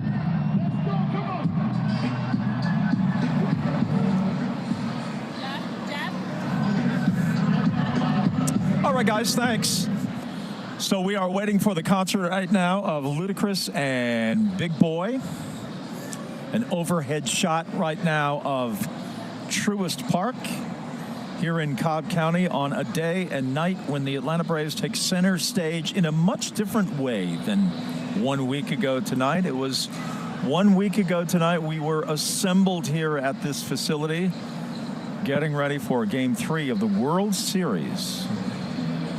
And there was a feeling, I think, of trepidation from fans. Not sure what to expect in the 3 games against the explosive Houston Astros. But the answer to that would come soon enough. And here we are a week later, and all of that has passed. And now the Commissioner's Trophy is here, and the celebration is underway, and the concert is getting ready to commence as well in the minutes ahead. Again, 400,000 people in Atlanta this morning, and a much bigger crowd than that here in Cobb County, of which we will get an estimate, I'm sure, by the end of the day, and we'll share it with you on 11 Alive News as well as 11alive.com. We also will have a lot of the highlights from what has transpired over the last 4.5 hours. If you are just now at your computer screen or in front of your television set, there are going to be those opportunities for you to relive all of what was seen by so many fans today in Atlanta Metro. And this ceremony was, I thought, really marked by a number of moments. I thought the speech by Hank Aaron's wife, Billy, was moving to see her, you know, to hear her speak about Mr. Aaron, and of course his presence greatly felt here today by the organization, by fans, by players, and it is so incredibly sad with his unexpected passing in January not to be a part of this when he has been a part of so much for so long in our community. And his presence felt today, but certainly missed at the same time. And the same must be said for Phil Niekro, who, you know, Phil Niekro was an extraordinary Hall of Fame pitcher here for so long, and such a Hall of Fame human being, too. He appeared before thousands of civic groups, Boy Scouts, Kiwanis clubs, Optimists, churches. You can go on and on and on. You know, wherever somebody needed, you know, a star athlete to show up and help raise some money or speak to a bunch of kids, Phil Niekro was always there as a player, and certainly as an ex-player as well. And I think a lot of people were thinking about him today. I know that for sure. And Don Sutton, who was a longtime broadcaster, Hall of Fame pitcher with the Dodgers, Brewers, and had such a great impact all through the 1990s into the 2000s as part of the television and radio broadcasts, and the great humor he brought to this organization. Skip Carey missed, Pete Van Wieren, Ernie Johnson Jr., all of these great broadcasters that are such a big part in baseball. You know, broadcasting in baseball has always had a special sort of connection, really, I think more so than any other sport. It really ties fans to the organization and to the team and to the sport in a way that maybe it doesn't happen in other sports. But they were such a big part of the Superstation and TBS. You know, you think about Ted Turner and his role purchasing the team in 1976 and his larger-than-life presence establishing the organization as it is today, really setting the blueprint. Bobby Cox, incapacitated by a stroke from a couple of years ago, his impact on the farm system, on the organization, on Brian Snitker. John Sherholtz, of course, now general manager emeritus, still with the organization. But all these names from the past certainly are a big part of the present, as the Atlanta Braves organization, one of the top in all of sports. And these men have meant so much to so many for so long. And they were certainly not forgotten today. Dale Murphy, we spoke with at length a couple of hours ago from his home outside of Provo, Utah, in a place called Alpine. And I'll be honest with you, I've been talking to Dale Murphy for about 40 years in Atlanta, and I have never heard him as reflective and as insightful as we heard him today, talking about the meaning of playing baseball in Atlanta Metro, playing for the Braves, of what the various men that he played with and knew, be it Hank Aaron, be it Phil Niekro, meant in his life, and really the connection of baseball in the Southeast and how it's always been such a huge part of culture of the South over the last 100 years. It was really great hearing from Dale Murphy, and you know, I'm one of those, like I'm sure you are, that I believe he belongs in Cooperstown. He should be in the Hall of Fame. Absolutely, without a doubt. So here we are, looking at the clock. It's 4:31 right now. We began at noon, so we've been going about 4.5 hours here, and we'll continue. The Braves concert is coming up. I think people are kind of milling around to see when that starts, and we'll see how many people hang around for that. But you know, a lot of the people have left the stadium now and are kind of making their way around either for dinner or drinks, or making their way toward the parking lot. So I think that is about it for us for now. You know, we've got a lot of coverage coming your way at 5 o'clock, at 6, also on WATL at 7, 8, 9, 10, and then back on 11 Alive at 11 o'clock tonight. We'll have all those high school highlights for you, too. So we got you covered with all of the news of the Braves, all of the news of the day, and some high school football highlights coming your way at 11 o'clock tonight. So we've really had a lot of fun with you today, and it has been a joy and an honor to be part of this special day in the history of Atlanta sports as the 2021 World Champion Atlanta Braves. It feels good to say, and it has felt good all day to say it and to watch it and see it unfold through the streets of Atlanta, Fulton County, and now into DeKalb. So that is it for us for now. For our entire team, all of our anchors, reporters, production people, our producers back at the station, our directors, we are grateful that you were with us for the past 4.5 hours, and we will be seeing you in the next 30 minutes or so. But for now, we now join the Ellen DeGeneres show already in progress. 11 Alive's home base for the championship chase. Sponsored by Cortland at the Battery Atlanta. Next level apartment living.